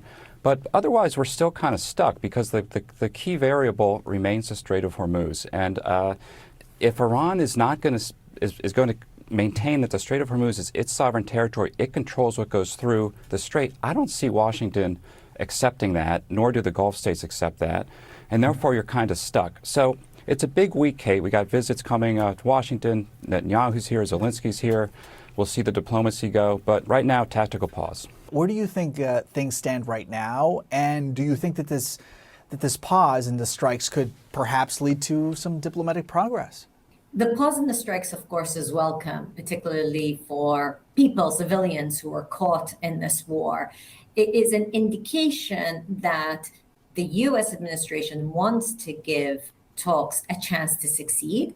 And they have said that holding back is giving the diplomats that chance. However, the Iranian side has clearly activated the Houthi militants in Yemen. When the war started in February, the Houthis largely have stayed out of it. This goes back to the... I think something that is insane to take note of is that while CNN, CBS, Fox News, ABC, and even to a certain degree, MSNBC are all trying to find reason to continue this war at the behest of Israel, of course, the American population is super against it. And the numbers of supporters of this war, even amongst Trump's very own base, have diminished. It's been 4 years since I'm watching you. I'm fangirling here, but I would love to be on your broadcast since you only have 2 Iranian fans in Iran. No, I definitely have more Iranian fans in Iran than 2. These days, I don't really chime into your stream because of the university stuff, but I still want to be a voice for Iranians in here. Dog, I definitely have more Iranian fans in Iran than I do Israeli fans in Israel. And there's more people than just 2. I have more Israeli fans living in Israel than the number 2. So there's definitely more than 2 from Iran. Yeah, I was on Iranian news, man. The Iranian news was covering me. Iranian playbook, which is to use different proxies at different times to exert pressure. And this is more familiar territory for the Iranians. Usually they would not get so directly involved in conflict, but have one of their proxies really apply pressure, which is what we're seeing the Houthis trying to do. But also we have a couple of militant groups inside of Iraq also now saying that they will enter the fray. So it's a very cautious moment to say that we are at a return to the ceasefire. Not fully there yet, but it has been good to see 3 nights of no direct military action from the American side or the Iranian side. Absolutely, and I'm so glad you mentioned the civilians too on all sides here, especially when we're just seeing one escalation after another for nearly 2 weeks. So then in your view and your assessment, how long do you think this pause is likely to last? Yeah, this is from April 27th. They're so close. A breakthrough is imminent. There will be talks in the coming days. A delegation is on their way. A new proposal, an important meeting to review the proposal. The mediators say talks are extremely positive. Another important meeting to review another proposal. The delegation isn't on their way. A technical team is in contact with some idiot. The delegation will be on their way in 3 days. Over and over and over again. This is from April 27th, 2026. Okay? It's unbelievable. The media never gets tired of doing this rerun. It's awesome. They never get tired. It's like talks are so positive. It's going to happen any moment now. Then the pro-Israel side comes out and freaks the fuck out. And they're like, how dare you do this? How dare you do this? Okay? How fucking dare you? How dare you, Mr. Trump? You should nuke Iran right now. You should nuke Tehran. You should nuke Tehran. You should nuke Tehran. I live in Shiraz. I know 5 guys that know you, but they are just normies. No, you don't. I checked. Yes, I do. I don't believe you. I was on Iranian national news. Okay? I might be a little too, not Muslim enough for some that would normally be watchers, steady watchers in Iran. Nah, I checked. 93 million people. 93 million people. And you said you checked in Shiraz, the entirety of Shiraz. My friend in Tehran and his pothead friends watch you on YouTube. Yes, you were. That's how my parents know you, lol. My parents in Iran know who you are because of that. See? The I checked was really funny. I fell off in Shiraz. That's unfortunate. Well, the pause will last as long as there is hope for the talks to change the dynamic. The concern is that the pause only then allows one side or the other to drag it out. There is very little trust from the Gulf here, from the wider Arab world, and the U.S. when it comes to... See, Iranian chatters with their parents that live in Iran say, my dad is a fan of you in Iran. See? The seriousness of the Iranian side to actually bring about a diplomatic resolution. So with very little trust, we don't know how long this can last before, again, this last flare-up started because Iran targeted vessels in the Strait of Hormuz. So as long as there can be an agreement not to escalate, let's not forget, we're still in the 60-day window that ends on the 17th of August that was set by the Memorandum of Understanding to get to a longer-term deal. We're nowhere near getting to that longer-term agreement and deal. And so how long it lasts will depend on how serious all sides are, and particularly whether Iranians will stick to what they signed up to in the Memorandum of Understanding, which is to allow the freedom of navigation in the Strait of Hormuz.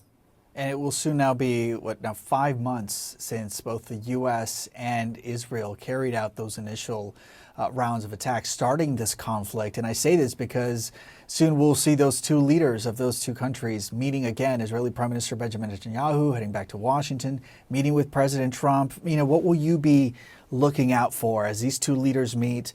And I'm sure what happens in that meeting will largely determine what the next chapter in this conflict may be. Absolutely. It will be important to see what they come out with in terms of statements, but also what is the strategy when it comes for the American interests in this war, not necessarily the same as the interests of Israel, and particularly Prime Minister Netanyahu, who of course is always thinking about the next elections and what would suit him best as a wartime Prime Minister of Israel. So it'll be important to see not only how they deal with Iran, but also Lebanon has been incredibly important. President Trump just received the president of Lebanon, Joseph Aoun, in the White House, and the Lebanese desperately want to see Israel withdraw from Lebanese territories, but also to have peace come back to Lebanon. So I think the Lebanon element will be important, but of course, the bigger agenda item is Iran. Palestine, unfortunately, will likely not really be top of the agenda in these meetings, but it is important for the wider dynamic in this region. When it comes to Iran, Prime Minister Netanyahu has been very hawkish, whereas we've seen that President Trump is keen to get to a diplomatic resolution. We've seen them have disagreements before. It'll be interesting to see how they come out of these meetings and whether, again, American interests to bring about a diplomatic resolution will match what Prime Minister Netanyahu will be advocating for during those meetings. Good afternoon, sir. Hello, everybody. Do you have a question, Jennifer? Yes. On the Iran war, have you been frustrated with Secretary Hegseth because of the advice he gave you early on in the war and how it's turned out? I think he's done a great job. We've pretty much destroyed their military. They want to meet, and we're meeting. We'll see what happens. There's a chance we could make a deal. Without what we did, they wouldn't even be talking to us. They requested a meeting through their surrogates and directly. And I want to apologize for doing a rerun for the 150th time in the last 150 days. Meeting, and, good things can happen. I guess oil dropped very big today. Stock markets, as of about an hour ago, was like through the roof. But no, they requested a meeting. They would not have requested the meeting if we were doing poorly. The only reason they want to meet is because we've been hitting them very hard. Yeah. How much patience do you have left with Iran, sir? I have plenty of time. Plenty of time. Their whole shoreline's wiped out. The strait is in very good shape. And we're talking right now. They wanted to talk. Their people said, please don't shoot last night, the night before, 2 nights. Don't do it. We're having good talks. So we'll see what happens. I think there's a good chance that something could happen. And if it does, good. If it doesn't, we go back to doing what we were doing. I think it's pretty funny that he just lies and we just let him lie over and over again. And it's funny because everyone knows it's a lie. Like, even his fans know it's a lie at this point. What a strange song and dance we play on a daily basis. Yeah, this was another insane moment. There's a report that the U.S. has taken $13 billion from Venezuela. Where's that money going? Trump goes, I think even more than that. But where is that money going? We've paid for that war many times over. But where is that money going? Running the country. No, the money the U.S. is taking in, where is it going? Running the country. Insane. 2 days ago. Yeah, in his pocket. A new CBS News poll shows most Americans are frustrated with the war in Iran. Only 35% now approve of how the president is handling it. His overall job approval rating now stands at 39%. Now, these numbers could be a warning sign for Republicans ahead of November's midterms. Nancy Cortez is at the White House with more. Good morning to you, Nancy. Good morning, Natalie. This poll was designed to get at how Americans feel about. We truly are the cattle nation. The fact that the approval ratings are not lower for Israel and the fact that Trump's approval ratings are not lower in general means that we are still a cattle country. That's it. The Iran war as we head into the 6th month of this conflict. And overall, it's not great news for the president. Take a look at this. Nearly 6 in 10 respondents said they feel uncertain about the war. Nearly 6 in 10 said they're frustrated with the war. About a third said they are pessimistic, and only 19% said they are optimistic about this war. Interestingly, the poll found that there is large and bipartisan support for some of the goals of the war, like stopping Iran from getting a nuclear weapon. But more than 2/3 of those polled said they still think that the administration should end the war now. And despite the fact that this president keeps insisting that the war is not going to drag on, most Americans told us they expect it to take months or even years to end, with an overwhelming majority saying that it's been harder, they think, than the Trump administration had anticipated. And Nancy, of course, another major topic that is very pressing on Americans ahead of the midterms now, which is less than 100 days to go, is the economy. How are people feeling about that and how the president is doing? Natalie, it's probably not a surprise with gas prices now spiking back above $4 a gallon that nearly 8 in 10 people said in our poll that the administration isn't focusing enough on lowering prices. And 3/4 of them said that their income isn't keeping up with inflation. More than half said Trump's policies are making them worse off. And of course, these are not the numbers that the party in power likes to see in a midterm election year, especially as Democrats have been out on the campaign trail focusing on pocketbook issues and affordability. This could help explain why some Republican lawmakers have been a little more vocal lately about the need to wrap this war up and focus on the economy. Natalie? All right. Nancy Cortez at the White House. Thank you. Way down. No. Amazingly, they're hitting countries that Look what we've done here. I know. I almost cried. Yeah. I mean, you know his ass is in hell, bro. And no, not because he's gay. Okay, before you fucking yell at me, I'm not being homophobic. Although I am an enemy, although I am a foe, but you know his ass is burning in hell right now.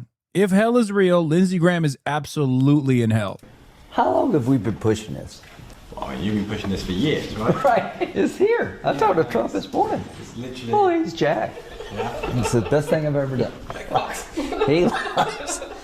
He loves blowing stuff up. So, You know, there are a lot of people inside didn't want to do it, so I've had my challenges. But President Trump, when he gets into the zone, he listens, he asks good questions, you know, no tweeting. He has done he hadn't tweeted much at all, no drama. He's been a great wartime president. I said last night that Trump and Bibi are like Roosevelt and Churchill. I mean, they're the right two guys to confront this evil. How do you... Dude, he is straight up a demonic entity of the highest order. This is why any kind of whitewashing, any kind of laundering of his reputation is making you morally culpable. Hello? Hey, boss. Bibi's about to jump. Did I? God damn it. Hello? Hey, boss. Bibi's jumping on the line. May I connect you? Yeah, please. Okay. Do you have it on speaker, Ryan? Yep, we're good. Okay. All right. Connecting you now. Yeah. Hello? Hey, Bibi, Lindsay. Hey, Lindsay. How are you? I couldn't, I'm just so impressed. Glad to be your friend. I'm glad you are, my friend. I'm going to meet with the president this weekend. I'm going down to Doral. I'm going to try to get him to join with y'all in Lebanon to maybe fly some with you. Would you like that? I mean, what can you say? Any other country, this is treason. Like, they filmed treason in broad daylight. Fucking traitor. Traitor to humanity. Traitor to America. Yeah, I get that. I think you have a point, but I've been thinking about the other side of it for a second. We're concentrating right now on Iran. If we tell Hezbollah that we're going all the way, we threaten them, but if we actually do it, then they have no reason not to go all the way against us. And right now, that's not our interest. We can do it later. Well, he's saying don't get America to join in Lebanon because they'll pummel us too hard. In Israel. I mean, they're probably also performing for camera. Okay, well, that's actually good counsel. I'll put it out there as an idea. We can always go back to it. Democrats and Republicans are okay with the treaty.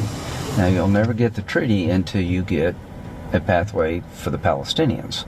You just can't get there. You can't get MPS to recognize Israel. So what I'm going to tell Bibi, and I just told Leiter, I talked to Bibi this morning. He called me and thanking me for everything. He says he's game. I said, listen, Bibi, and Smoltrich and Ben-Gvir are not going to deliver. If you win your election, it's going to be before our election. I think the time probably to do this is the lame duck. We'll know pretty quickly whether Bibi is able to deliver. Oh, to be honest with you, I think about 3 to 4 weeks we should have them in a... It's interesting because you never see him fight so hard for South Carolinians. You know what I mean? It's strange to me that CNN is like trailing him around, or Wall Street Journal is trailing him around, and they never watch him take phone calls for, I don't know, delivering healthcare to people in South Carolina. Huh. Spot where they start losing control of some cities. And what we're trying to do is just get a few cities to fall in the next month. Get the Arabs more openly involved tomorrow or by the end of the week, and just have almost irreversible momentum. Democrat socialists doubling down on some of their most extreme platforms. Abolish ICE. Absolutely. Abolish borders and give amnesty to anyone currently in the U.S. illegally. As a long-term plan, yep. Long-term. She's proud of it. Yeah. But do their views speak for the entire Democratic Party? What we need to know as the DSA just keeps growing. Hey, 53% approve of socialism in the Democratic Party. And forget a degree in finance. Arizona State is now offering a degree in becoming an influencer. And I put that in italics. Fox and Friends starts right now. Remember, your mornings are better with friends. Get dressed. Hashtag. I raped Hassan 10 years ago after a rave in New York City down in the red light district. His ass gave me gonorrhea. My dick nearly fell off. Hassan got pantied and sissified by me in 2010 in the New York City red light district. He said, I love your BJC, big Jewish cock. Zionists and rape? Zionists and rape fantasies? Wow. Interesting. average Israel defender fantasizing about raping someone? Color me surprised. Color me surprised. All right, you think it's hot down south. Things are heating up in Michigan today, with President Trump set to hold a rally at GM to tout the administration's economic accomplishments during his second term. And it comes as early in-person voting is underway in the battleground states primary, with key governor and Senate races on that ballot. Alex Hogan's live at the White House with the details. Hey, Alex. Good morning, Steve, Brian, and Ainsley. So as you mentioned, President Trump will leave the White House today. He will head to Michigan, and that is where early voting is already underway. Tonight, there will be a debate between some of the Democratic candidates for Senate, including these two you see on screen, Dr. Abdul El-Sayed and Representative Haley Stevens. With less than 100 days until the midterms, there's a lot of questions over the future of the Democratic Party and some new controversy within. A new report detailing how Chair Ken Martin reportedly threw his phone at the desk of a junior aide while berating them. The New York Times writing, quote, that the phone tossing incident resulted in a formal complaint to the DNC's Human Resources Department. The fallout from the phone throwing episode was described by half a dozen people familiar with the incident. Mr. Martin later met with DNC Human Resources officials about his behavior. House Minority Leader Hakeem Jeffries addressed that report yesterday. Yes, the chairman has my full support. What we've seen over the last 18 plus months is that Democrats have won every single meaningful election up and down the ballot across the country during that period of time. And we look forward to our continued partnership. One of the co-chairs of the Democratic Socialists of America joined Fox. It is very funny that Hakeem is saying, like, look, if you're delivering results, we'll stand by you. Because that is antithetical to how the Democrats normally operate. It's also very funny to do that for Ken Martin, you know. But I guess Ken Martin so far hasn't been as resistant to the left flank as whoever will inevitably replace him. But he's also totally incompetent. So I don't know how I feel about this Ken Martin saga. Because I do feel like whoever replaces Ken is going to be far more competent and far more aggressive against the left flank than Ken is even capable of being.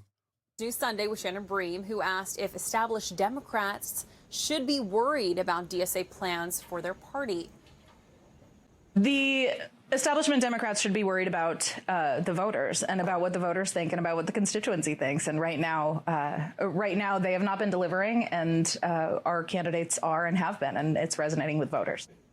And Romer went on to explain to Shannon Bream some of the other arguments that the DSA is trying to make, and changes like expanding Congress, getting rid of the Senate, getting rid of the presidency and the Supreme Court as we know it, and abolishing prisons, and as a future long-term plan, even opening up the borders. Guys, back to you. You left out getting rid of the Pentagon. Right. But. And prisons. What are you going to say? Alec, thank you very much. You know what? Shannon Bream put the woman that we just saw in that report. She just gave her a list. Okay, yes or no? Are you for this stuff? You against it? Watch this, and then try to keep your jaw up here. So we're going to put up on the screen a few of the things that are part of your platform, and I want to ask you, just give me sort of a true or false on these. Abolish the Senate. True. Okay. Replace the presidency and Supreme Court as we now know them. Yep. Abolish ICE. Absolutely. Abolish borders and give amnesty to anyone currently in the U.S. illegally. As a long-term plan, yep. Defund the Pentagon. Absolutely. Abolish prisons, at least in large part. Yeah, again, that as part of a long-term program, yeah. Okay, so no prisons. Government or public ownership of most large corporations. Yeah, absolutely. So what can you add to other than that? So what is that called? Like chaos? Not having a country? Socialism. Right. Insane. Open up the prisons? Yes. Let the rapists and the murderers out. You know what her theory is? Her theory is the only reason there are prisons is because people are impoverished. So she goes, once we get them money, they're going to have no reason to break the law. There's some people, we'll work on that, they're going to break. So this is somebody really well thought out. There's not one country. It's so funny that they're looking at what she's saying and going, how insane. Meanwhile, there's a guy on that panel who literally advocated to murder the homeless. Brian Kilmeade. Like, I think that's a way more dangerous and way more insane position to maintain than any number of different takes that you've heard from the DSA co-chair, DSA national co-chair. What is this? We're only going to see more friction in this regard. There's a very clear gap between where elected officials are post-Zoran and where the institutional leadership is that can only be quietly ignored for so long.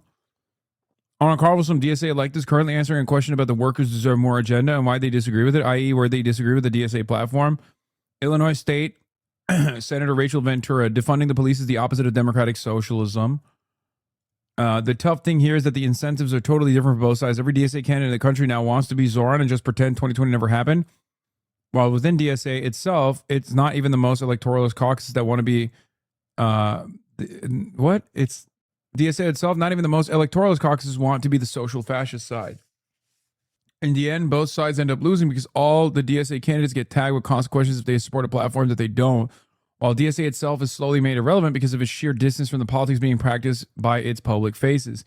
The ultimate question ends up being, well, why do you guys still have anything to do with each other? And it becomes one that's impossible to answer without a bunch of jargon about left unity and democratic centralism that doesn't make sense to anyone not initiated.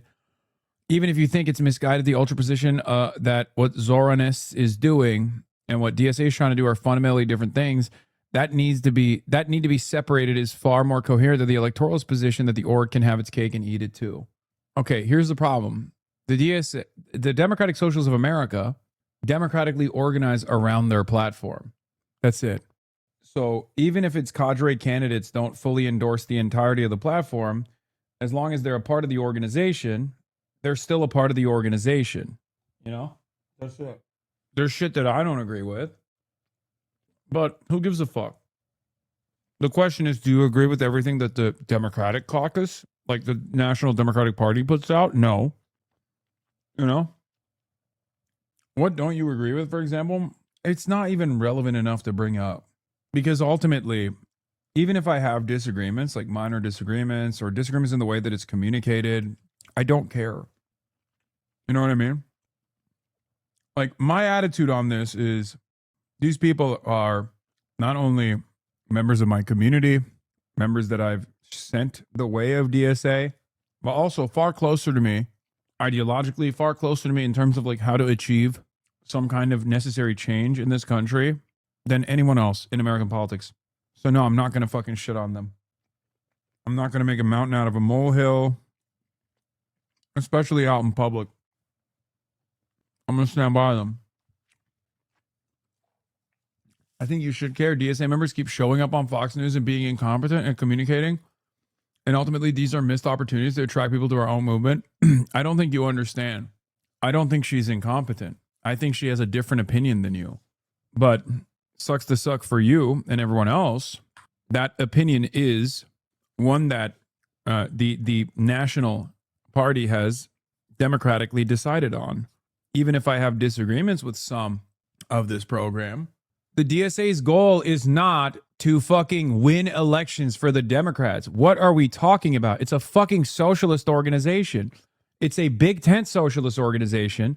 People need to get this shit out of their fucking heads.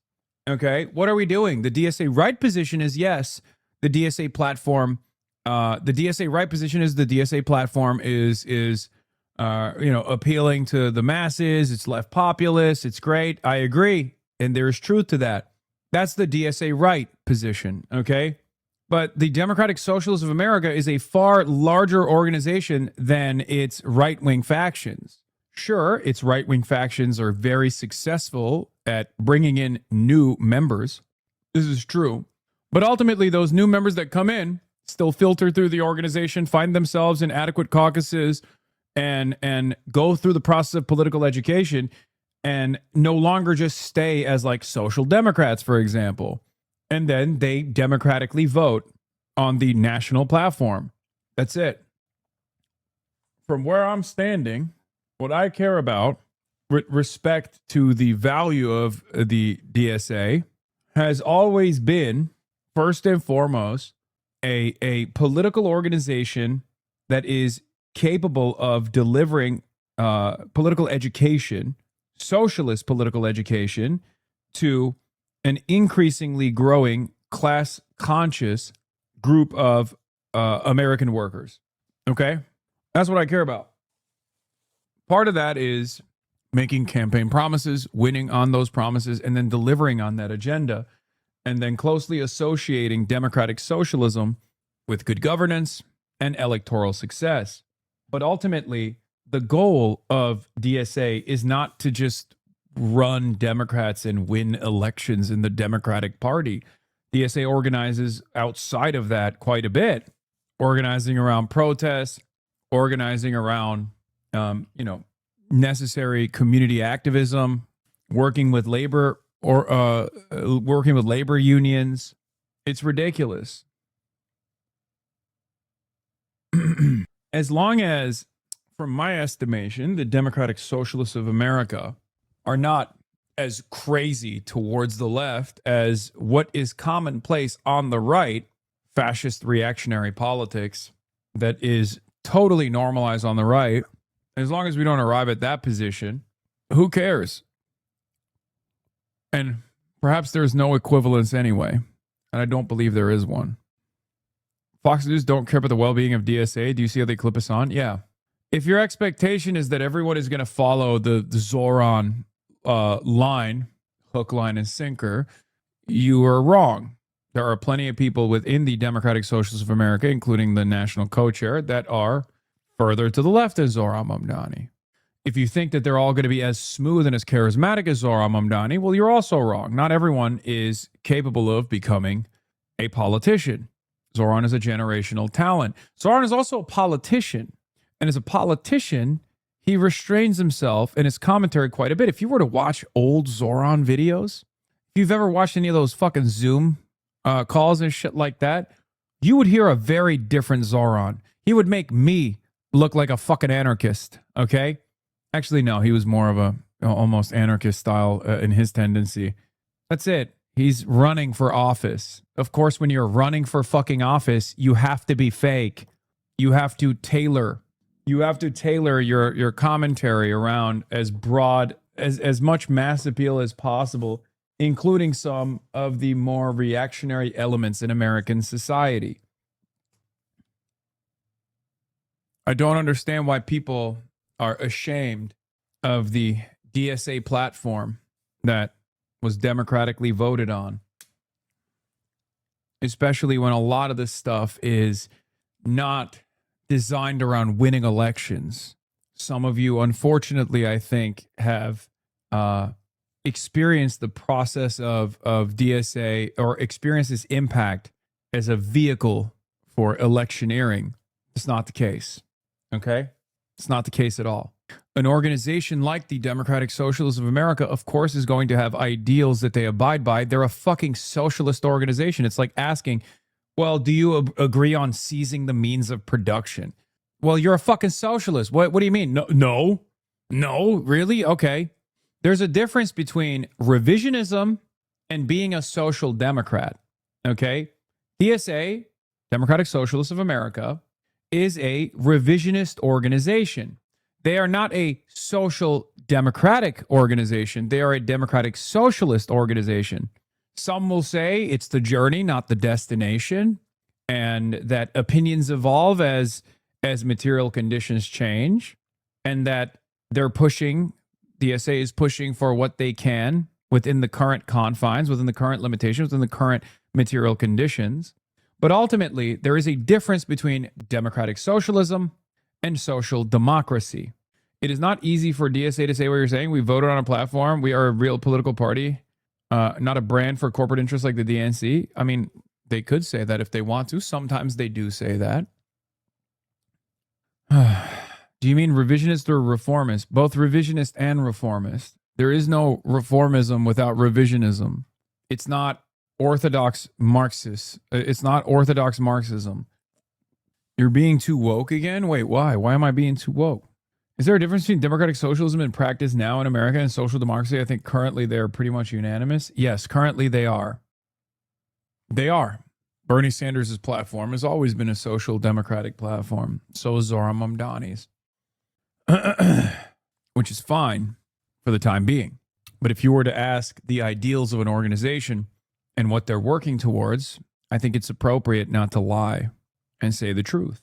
There's also a distinction between cadre candidates beyond the left-right, beyond DSA right versus DSA left.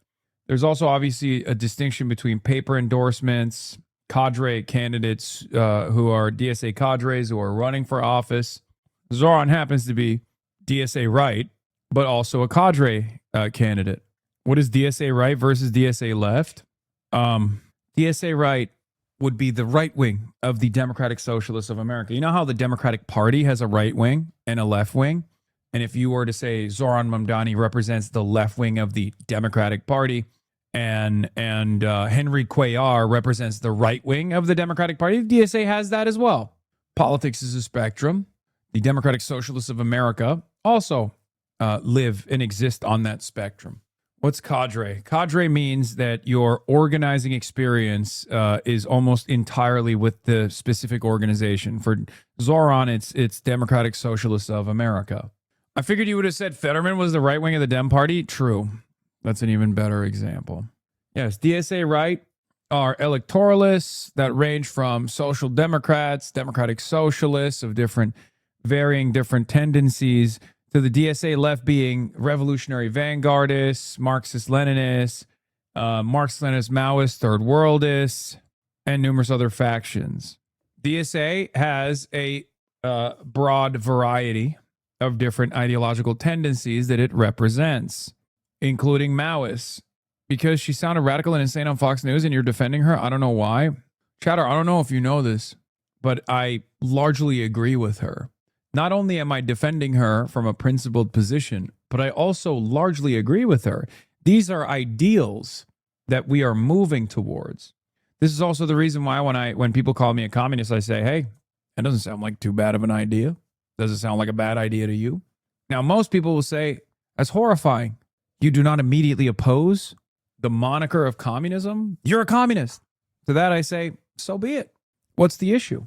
Moving society, evolving society to a degree where there is no more use for money, a classless, borderless, moneyless, maybe even stateless society.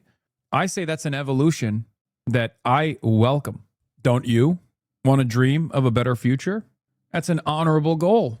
So that's it. That's why I always say that. And the same principle holds for what the supposed radical policies are. Our opponents will always bastardize our message. Our opponents will always ridicule. Our opponents will always choose to misinform their audiences. It is up to us to correct the record. It is up to us to invoke messaging discipline to the best of our ability. But it's also important to engage in comradely behavior and not lean into cynical oppositional framing and attack our allies. My attitude on this is simple. Who is making this attack? What is their worldview? Are they in favor of, for example, I'm not a prison abolitionist, right? But if you were to ask me to choose between prison abolition and private prisons, I would choose prison abolition. I understand prison abolition as a goal. The current normalized system of the carceral state in the United States of America is insane, is utterly insane. We are well adjusted to this utterly insane societal formation, but that doesn't make it normal. That doesn't make it good. That doesn't make it healthy. Okay? In any case, the DSA position on, abolishing jails or whatever, or abolishing the Senate, I'm totally in favor of. That's very silly that people act as though that's like totally inappropriate. But as far as abolishing jails goes, no one is saying we're going to open up the jails tomorrow, let the rapists roam free. No one is saying that. I've never met a single person. I've met many prison abolitionists, wonderful activists, wonderful advocates. Not a single one of them has ever been like, we're going to open the jails tomorrow. That would be psychotic. Okay? The point is that the American carceral system is not designed to reduce recidivism, to make sure that people that have done even heinous crimes can be rehabilitated. The American criminal justice system revolves around punitive measures, revolves around torturous conditions, revolves around basically doing as much harm as possible to people that have harmed others. That's not justice, okay? And it's also unsuccessful. It's unbelievably unsuccessful. If the goal of the prison system, in theory, is supposed to cordon off people that have done harm to others for, some period of time, and then make sure that they can reintegrate into society and never do that cruelty ever again. Our prison system has failed on that front every single time. Okay? That's it. You're wrong about prison abolition. Yeah, prison abolitionists want to open the prisons. It talks about prison abolition for the 100th day in a row. You're wrong about prison abolition. Even Brian Kilmeade kind of understands the concept. I mean, he's very rude. He's very crude in his description of what prison abolition is. But also, there's varying degrees of thought in the prison abolitionist movement as well. So get the fuck out of here. You might just disagree with one version of it. Hasan, the rankings have been updated. Good job. Lemon Comrade. Dude, neither myself nor Michael from Taiwan are above Eric on the China spectrum. Are you insane? Eric literally lives in China. He automatically China mogs both of us combined. And also, I have noticed you ain't fucking slick. You put him a little bit above me. It's disgusting. That's a lie. I've been to China. Michael from Taiwan, not Chinese Taipei, Michael from Taiwan, Michael from Hong Kong has never been to China. Austin is in the appropriate place on the China spectrum, despite the fact that he went to China. Doing this, even the Soviet Union, they like locking people up. That's why they had the gulag. Say they love locking people up. So at one point you got to say, nailed it. He's not wrong. Okay, give me an example. And some people say Sweden, Norway, Finland. All those countries, those Nordic countries, have stopped any of those socialistic principles that they tried. And they sealed their border. One of the big regrets they have is they opened it up. So they did a survey of Democrats. So in case you want to exonerate them and say, well, that's just a fringe, it's not true. 52% of Democrats approve of socialism. You know how many independents do? 17. Republicans, 4%. Right. So if you can't win with that independent. Wait, 4% of Republicans approve of socialism? What the fuck's going on there? They're not with you. And if you can't win the independents, you cannot win in a general election. But those are that laundry list of stuff that you're going, we got to have the Supreme Court. We got to have all that stuff. We have to have prisons. Extraordinarily, those people on the big board over there are far left candidates that won their primaries this election cycle. The big question is, why is Adam Hamawi and his photo still black and white? Like, they just didn't unlock his character? What's happening? Fox News for months now has kept Adam Hamawi's character on the character selection screen black and white for some reason. And I don't know why. Also, why the fuck is Graham Platter there? Put the Toyota-thon on that leaderboard now.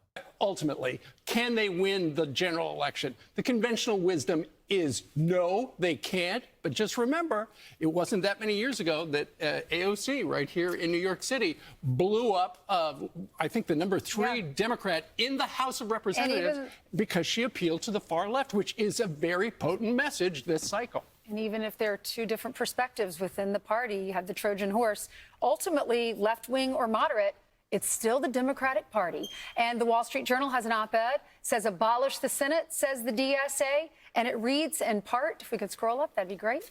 Yep. You're wrong about prison abolition. Prisons are the institutionalization of white supremacy. Dude, I know. The first police was of slave catchers. I know it all, okay? I've done the fucking reading. Jesus Christ, dude. I don't know why we have to take, like, it's not even a minor disagreement. You're just literally, that's not what I'm talking about right now, okay? There's not even a disagreement there. So why not just call it something different if it's actually about reform?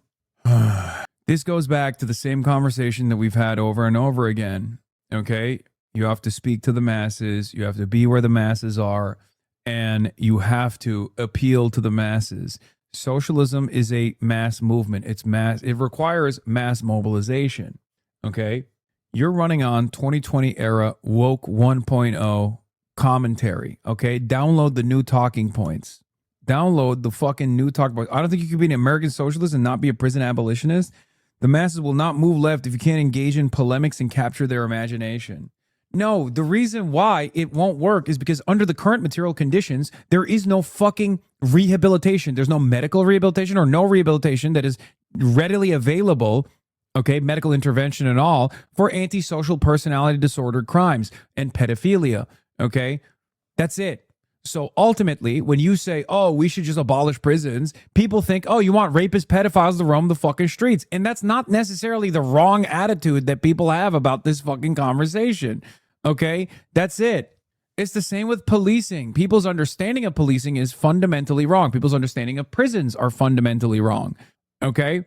But when you say abolish the police force, people think, oh, you just want, once again, rapist murderers to just murder with impunity, okay? Most people have never imagined a world without prisons. Oh my fucking God, dude. Oh my God. As it stands currently, the reason why I'm not a full subscriber of prison abolition is quite literally because rehabilitation goes a long way, okay? Rehabilitation should be the focus over incarceration.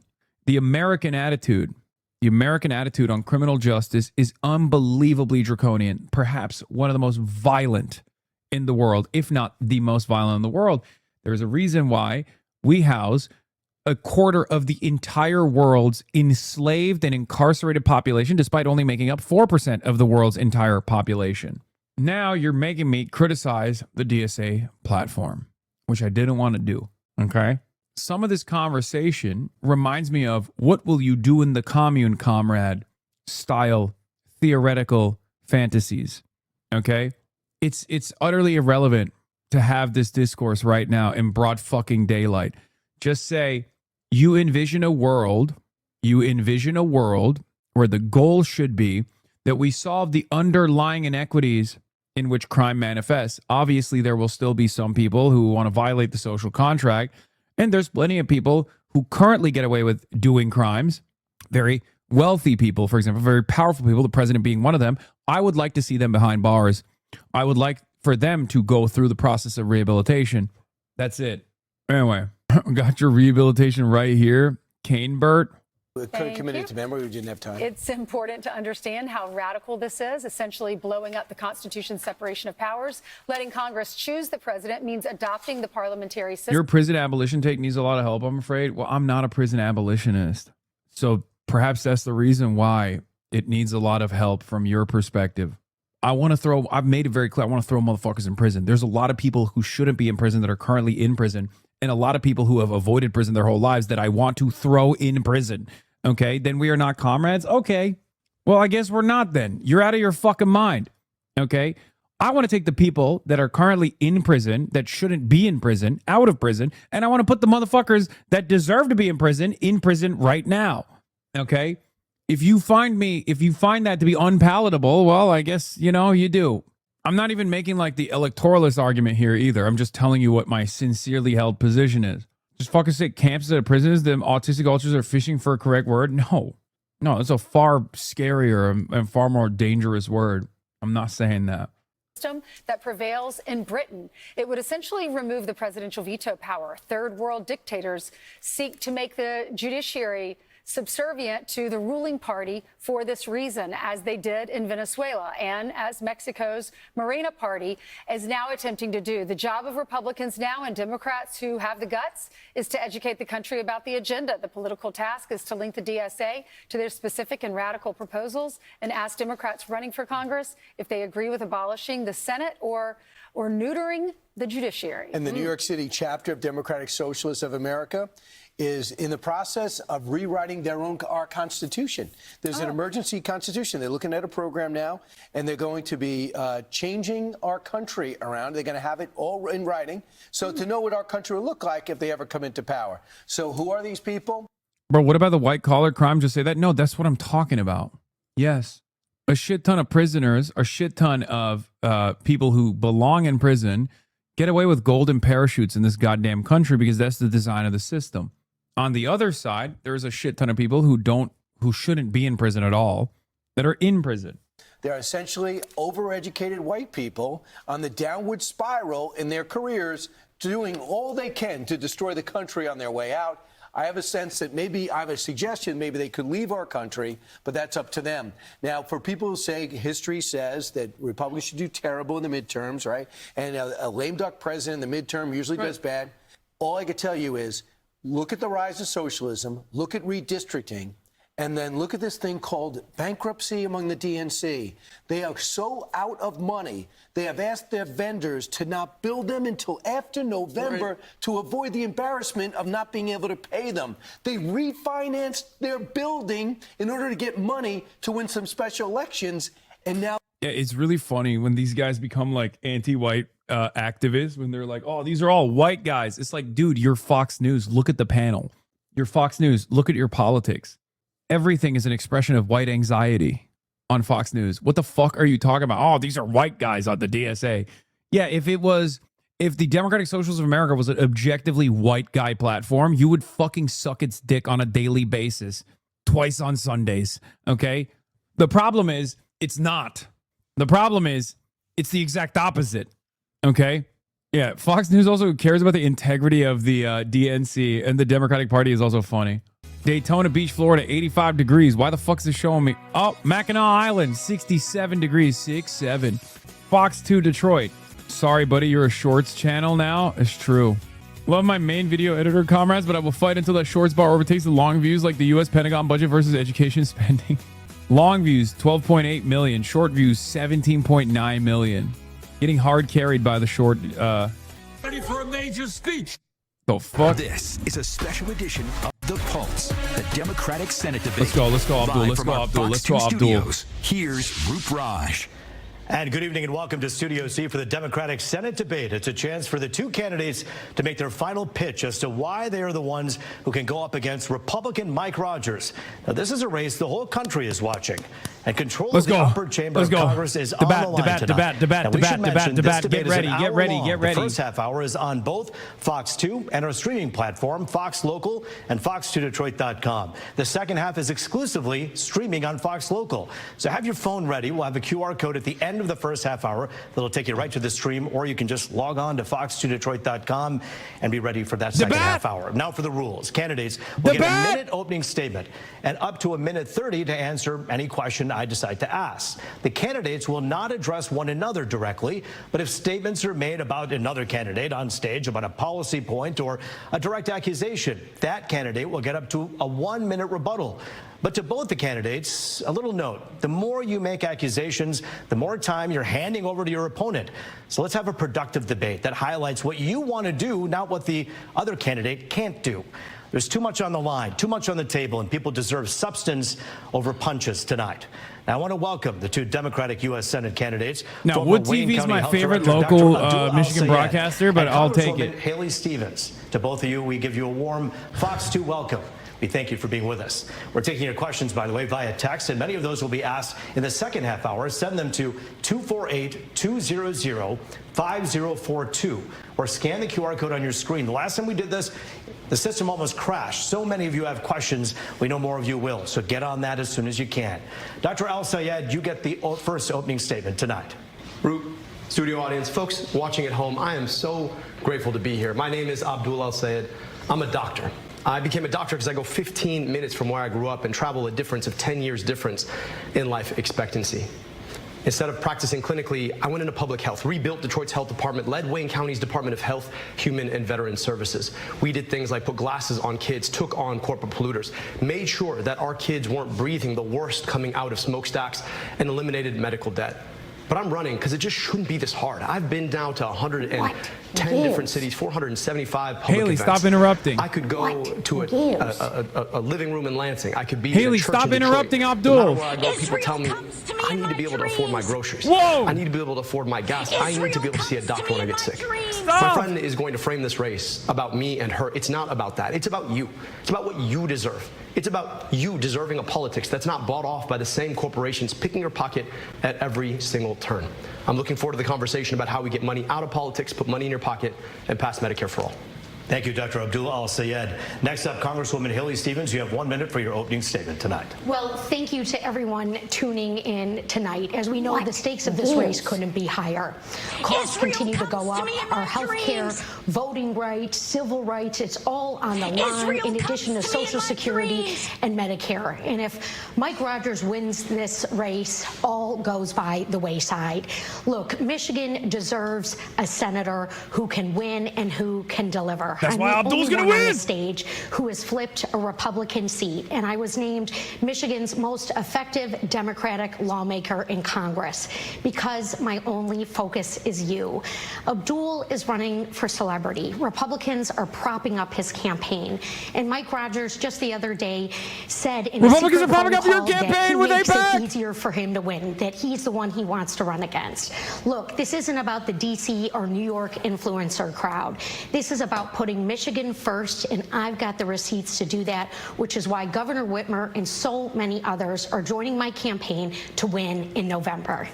Congresswoman Dr. Al-Sayed, thank you both for your opening statements. Listen, just want to give an idea of how we're going to do things a little bit differently from other debates where perhaps it's a little more formalized. This is going to be a conversation where I'm the moderator. I'll ask you questions. The time cues will be given by me. No clocks here. So let's go, and we'll begin with this. So many people have questions about affordability. It's the number one thing we hear about from people. What are they doing in Washington to make sure that life is more affordable for me? Dr. Al-Sayed, what are you doing that's something that perhaps we haven't heard before in Washington that's different to keep the cost of living down? So let me just tell you, for me, it's I don't take money from the corporations who are jacking up your prices in the first place.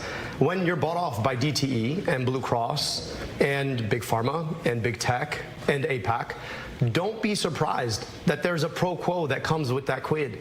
That money doesn't just fall off trees. $60 million from outside organizations in this race. They just come from nowhere. It's because those exact same organizations expect something on the other side, and that's that they get to expect to own your next U.S. senator. So it starts with being able to say, I'm the only candidate in this race who doesn't take any money from corporations. Never have, never will.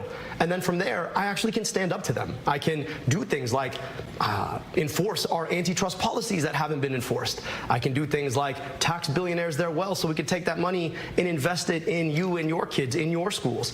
I can do things like make sure that rather than sending your money somewhere else to drop bombs on other people and their kids, we can keep that money here at home. And just in case you don't believe me, just think about this. Just last week, our friend here voted to send $3.3 billion of your tax dollars to a foreign government. That is the pro quo that comes with the quid of $30 million spent by AIPAC. So it really comes down to how are you funded? Dr. Al-Sayed, thank you. Congresswoman Haley Stevens, we heard a lot from Dr. Al-Sayed. Some of that was about your record in Washington. I want you to be able to address that, but also tell us what you would do to keep the cost of living down. Yeah, our affordability crisis is choking us out here in Michigan. You know, everywhere I go, if it's at the fish fry in downtown Detroit, or the working single mom who just the other day told me her health care costs continue to go up, that the grocery bill is only getting harder. We don't need lip service. We need action. We need to give Israel $3.3 billion. Employees from certain corporations are spending their money, but let me tell you about what I am doing. Because DTE and our utility companies are selling out their ratepayers, and I'm giving them an option. I'm saying DTE, either stop raising rates or lose your federal funds and cut executive pay.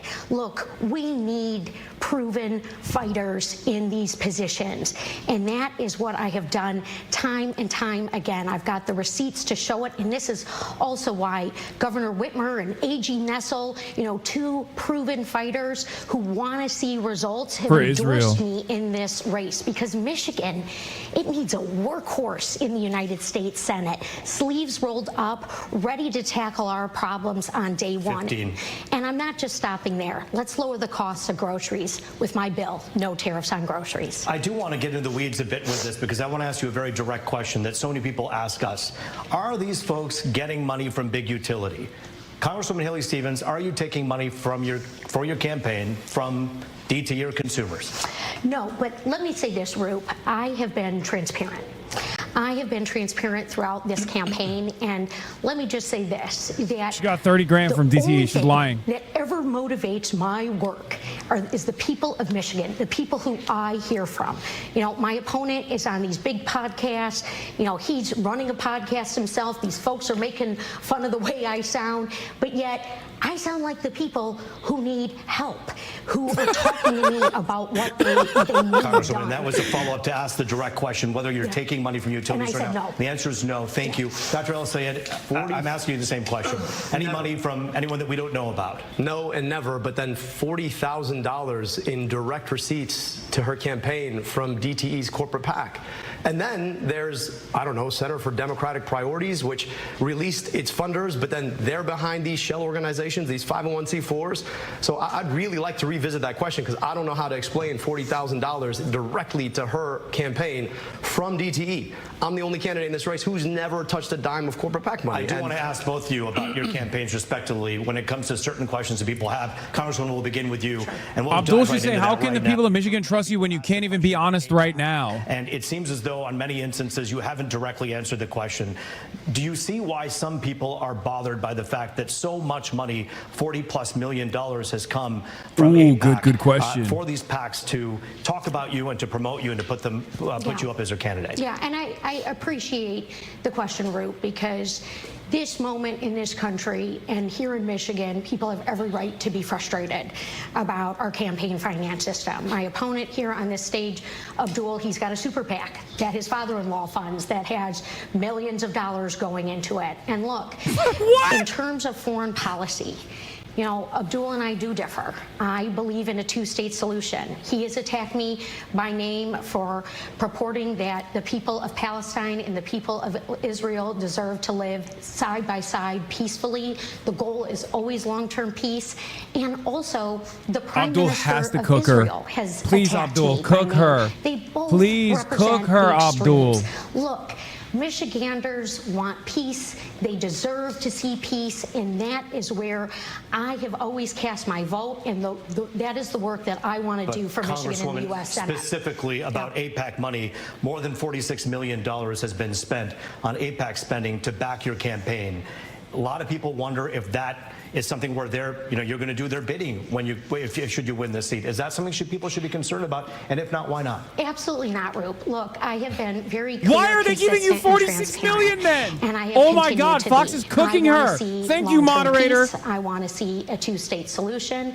I am deeply proud to represent one of the largest Jewish populations in a congressional district. Tel in the Aviv country. impressed. This is a community that I have grieved alongside, that I've mourned alongside, and have fought to bring the hostages home. And I'm still working to get us to long-term peace. But no concern about the $46 million+ spent on the behalf of AIPAC that should worry people about perhaps you doing their bidding should you win the seat. Well, I don't think there's much difference between super PACs going in for Abdul or super PACs going in for me. We have a problem with campaign finance reform in this country. I have an A grading from End Citizens United. I have been endorsed by Defend the Vote. I have voted consistently, and I'm going to stop Mike Rogers almost from $100 getting million anywhere close of to the difference. United States Senate, which is why There's he half doesn't want of to run $100 million against me, worth of and which is difference. why somebody like Governor Whitmer is supporting me in this race. Congresswoman Stevens, thank you. I want to give some equal time here to Dr. El-Sayed.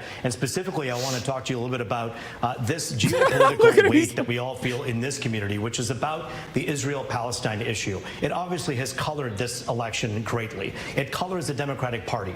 How do you see yourself moving forward, should you become a senator here, handling the situation with Iran, Israel, and Hamas? So I just want to say the difference between us is $46 million of AIPAC spending. They've set a record in this race to help elect my opponent because they know that she'll be a reliable vote, just like she took last week to send your tax dollars to a foreign government that is aiding, arming, and abetting the very people who want to foreclose on the possibility of Palestinian self-determination. Look, at the end of the day, my job is to take care of you here. I want to be your U.S. Senator. I want your tax dollars spent in Michigan to provide schools in Michigan, to build health care in Michigan, to build roads in Michigan. And I think that money sent over there to kill Bro, what is happening? The moderator is actually being decent. Use decent. of our tax dollars, and yet that's exactly what $46 million in spending will buy you. And I believe deeply that we have a responsibility to make sure that we don't make other people's problems worse. So I believe in equal rights to peace, dignity, and self-determination for Palestinians and Jewish Israelis alike. I believe that we should not be fighting stupid wars that AIPAC wants us to fight in the first place. And I believe we have a responsibility to keep our money here, to invest here. That really is the difference. We're being outspent in this race 12-1. Chances are you're going to see an ad, probably two of them, on behalf of AIPAC for my opponent in the next commercial break. That's what that buys you, lying about a record around President Obama's endorsement or lying about me and my character. But that's exactly what happens when you stand up and say, maybe Palestinians should have rights too, and maybe we should have rights to our tax dollars here at home. Dr. El-Sayed, I'm going to give Congresswoman a chance to respond, as you made a couple of accusations there about her record. Go ahead, Congresswoman. Well, as I said, I have been transparent, and that is why No, I you have haven't. released No, my you full haven't. tax returns. You just and say Abdul it, still but you hasn't. haven't been. We need to ask him, what's he hiding? What are the Republicans What's he going to hiding? uncover Arab in the general style. election that they will use against him? I am the only What's he non-billionaire in this hiding? race. I have been What's he recognized as hiding? an effective Democratic lawmaker Islamically. who, yes, governs in a clear, consistent way on complex challenges. I am beholden to the people of Michigan, the people who I hear from when I am in the grocery store line, people who've broken down in tears, asking me how we can address this affordability crisis. And that is what I am doing. That is what I will do on day one. And I have the receipts to prove it. Dana Nessel agrees with me. Dr. El-Sayed, I do want to ask you a question about the tone and the tenor of this campaign. It is safe to say that everyone from Washington to Washington Township in Michigan are sick and tired of people pointing fingers, screaming, yelling, and insulting one another. We've seen a lot of that all across the country. Just earlier this week, we heard that there was some kind of a Zoom call in which you had referenced an opponent as ogre on a pike, and so many people took offense to that, and it really pointed to the bigger question about the tone and tenor that you've been accused of having in this campaign. Do you regret any of the comments that you've made, and do you think that this race could take a more productive and a more substantive tone if we kept those personal slams out? Look, I took to Twitter last week and said that the tone in which people talk about my opponent is unkind, and I asked anybody who supported me to not talk about her that way. In fact, when she got booed on the stage at the Michigan Democratic Party convention, I called her personally and said that that was unkind. My supporters had nothing to do with it, but I don't think that that's the way we want to do politics. I was referring Which is to why a guy named Haley John Stevens Fetterman, should who's a stop attacking senator me and from apologize. Pennsylvania, who has done terrible things, got elected on a set of values, and is now completely throwing those values in the mud. And I do think it's important for any senator in Michigan to have a relationship with folks who are in the U.S. Senate. And if those folks are not actually acting in accordance with what they got elected on, I think it's important for all of us to have an honest opinion about what we're going to do to make sure that our Senate looks like the people it represents. But when we talk about unkindness, I also just want to speak to the fact that on behalf of my opponent, UDP, another name for AIPAC, has been running attack ad after attack ad after attack ad on my character. I'm the father of 2 daughters. I'm raising them to be stronger than any man. My wife is a doctor. My mother was the first tenured professor of engineering at her university. I was raised by strong women. To say that somehow, because I wrote an op-ed 15 years ago about First Lady Michelle Obama, or I ran against Governor Whitmer, that somehow I'm disrespecting anybody is just inconsistent with the truth. So I really think it's important for my opponent to speak to why she thinks it's okay to spend $10 million of AIPAC money coming after my character. I'd love to understand that, because I went on Twitter and I said that those comments are unkind. I'd like to see the same thing. Congresswoman, we're going to get to some questions from our audience. He should have gone harder. He should have gone harder on her. To address that civility issue that is lacking severely in American politics. Is this something that the ads that you see on television, whether you paid for them or whether someone else paid for them, do you think they're doing an injustice to voters by just filling the room with vitriol and hate and not getting to the issues? Well, look, there was something else that Oh was my God, this revealed moderator in keeps the phone cooking her. call that Abdul was mentioning, which is that he said that he's not going to be able to get much done, that he's not focused on policy for the first 2 years that he is in the United States Senate. What that about he's gonna be civility? And she focused immediately on goes back to national attacking politics. Abdul and saying, Again, Michigan needs a workhorse, and I am offering these Oh my ideas God. on day one. Congressman, respectfully, Yes. I Oh do my want God. you to answer the question. It's about civility. It's about transparent about what is being said here. And look, Abdul's a great guy. He's a great father. You know, only he can account for saying that, you know, Whitmer's bought and paid for, or that, you know, no one cares about Debbie Stabenow, or that Mallory McMorrow isn't smart enough. You know, that is certainly on him to respond to, which we certainly just did hear from him on that. Can I Dr. El-Sayed, you have a quick minute here. Look, I told you at the outset that my opponent was going to make this race about me and her. But this is about you. This is about whether or not you deserve a politics of the people, by the people, and for the people, or of the corporations, by the billionaires, and for the special interests. in an effort to talk about civility, I just took another attack. And I just want you to ask yourself, what is it that you deserve from your politics now? Do you deserve a politician more focused on their opponent because they want to be in a seat?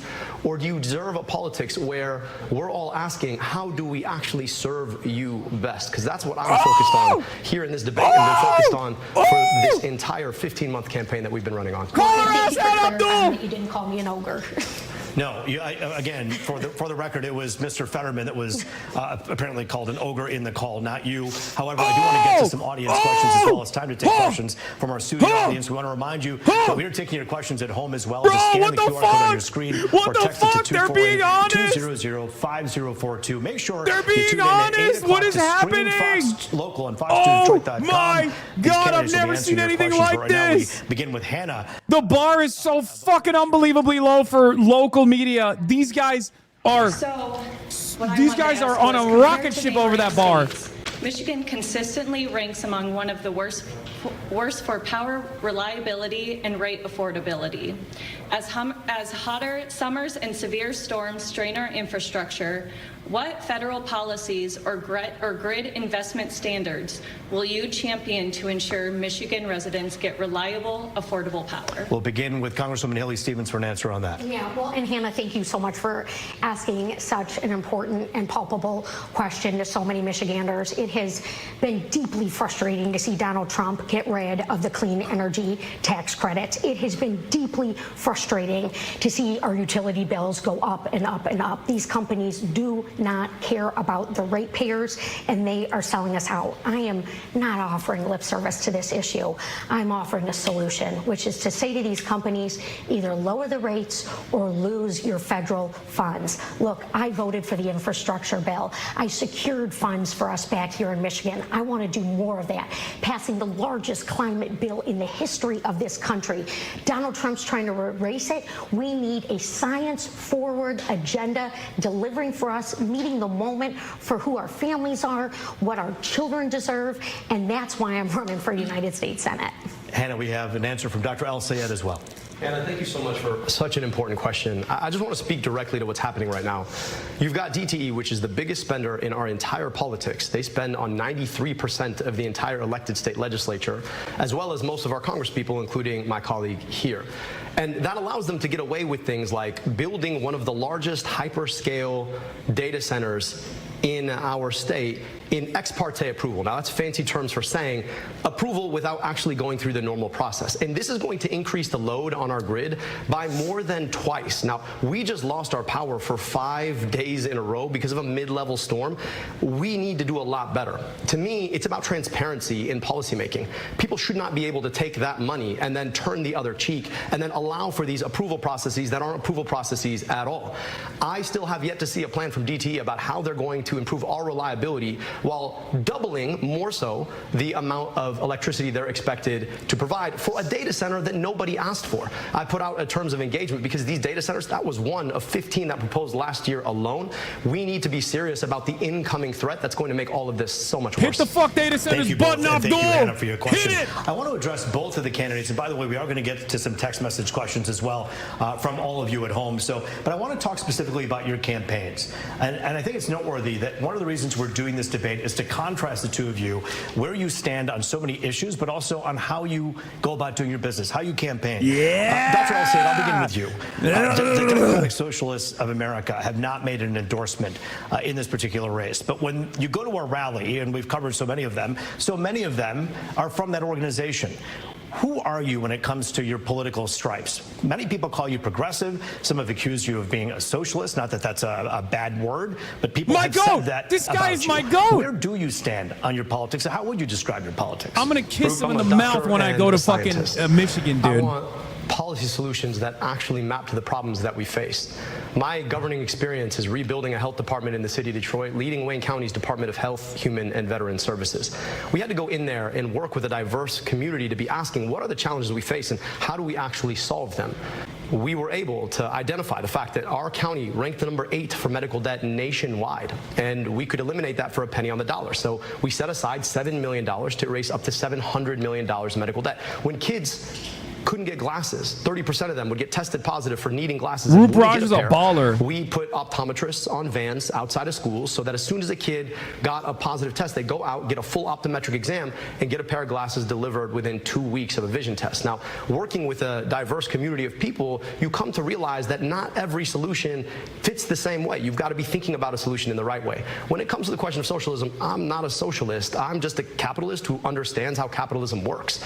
The biggest threat to capitalism was never the idea of government regulation. It was always monopoly. I want you to think about the stuff that you have to buy, whether it's your groceries and the number of stores you can go to, or it's buying a flight to see your grandmother, or it's picking a phone or a phone provider. You have like 2 or 3 options, and that shouldn't be legal, but that's the way our economy works right now. So I think government ought to be there to regulate on monopolies and oligopolies so that everybody can actually participate in an economy without having to be forced to pay more or get paid less for the work they do.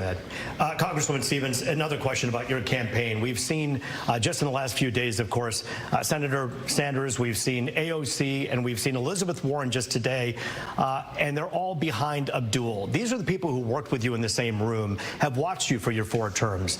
Should that concern voters that they're taking the outsider side in this case? You have a minute and a half. Well, I think that we should look at the fact that Brenda Lawrence, my longtime mentor and dear friend, Congresswoman from Oakland County representing Look at all my endorsements. All my endorsements. Don't look at the endorsers Senator Stabenow, on the Senator financial Peters, side. who, like myself, has been recognized as the most effective lawmaker for our state. But let me be really clear. I'm a workhorse. Right I'm a workhorse. because I'm an effective legislator. What are you going to do? What are your policies? Michigan's Explain one fucking policy! Okay, I have visited hundreds of small to mid-sized manufacturing shop floors. One policy! I have operated CNC machines in my life previous to being in elected office. I have a deep passion for the bread and butter of our state and a unique understanding of it.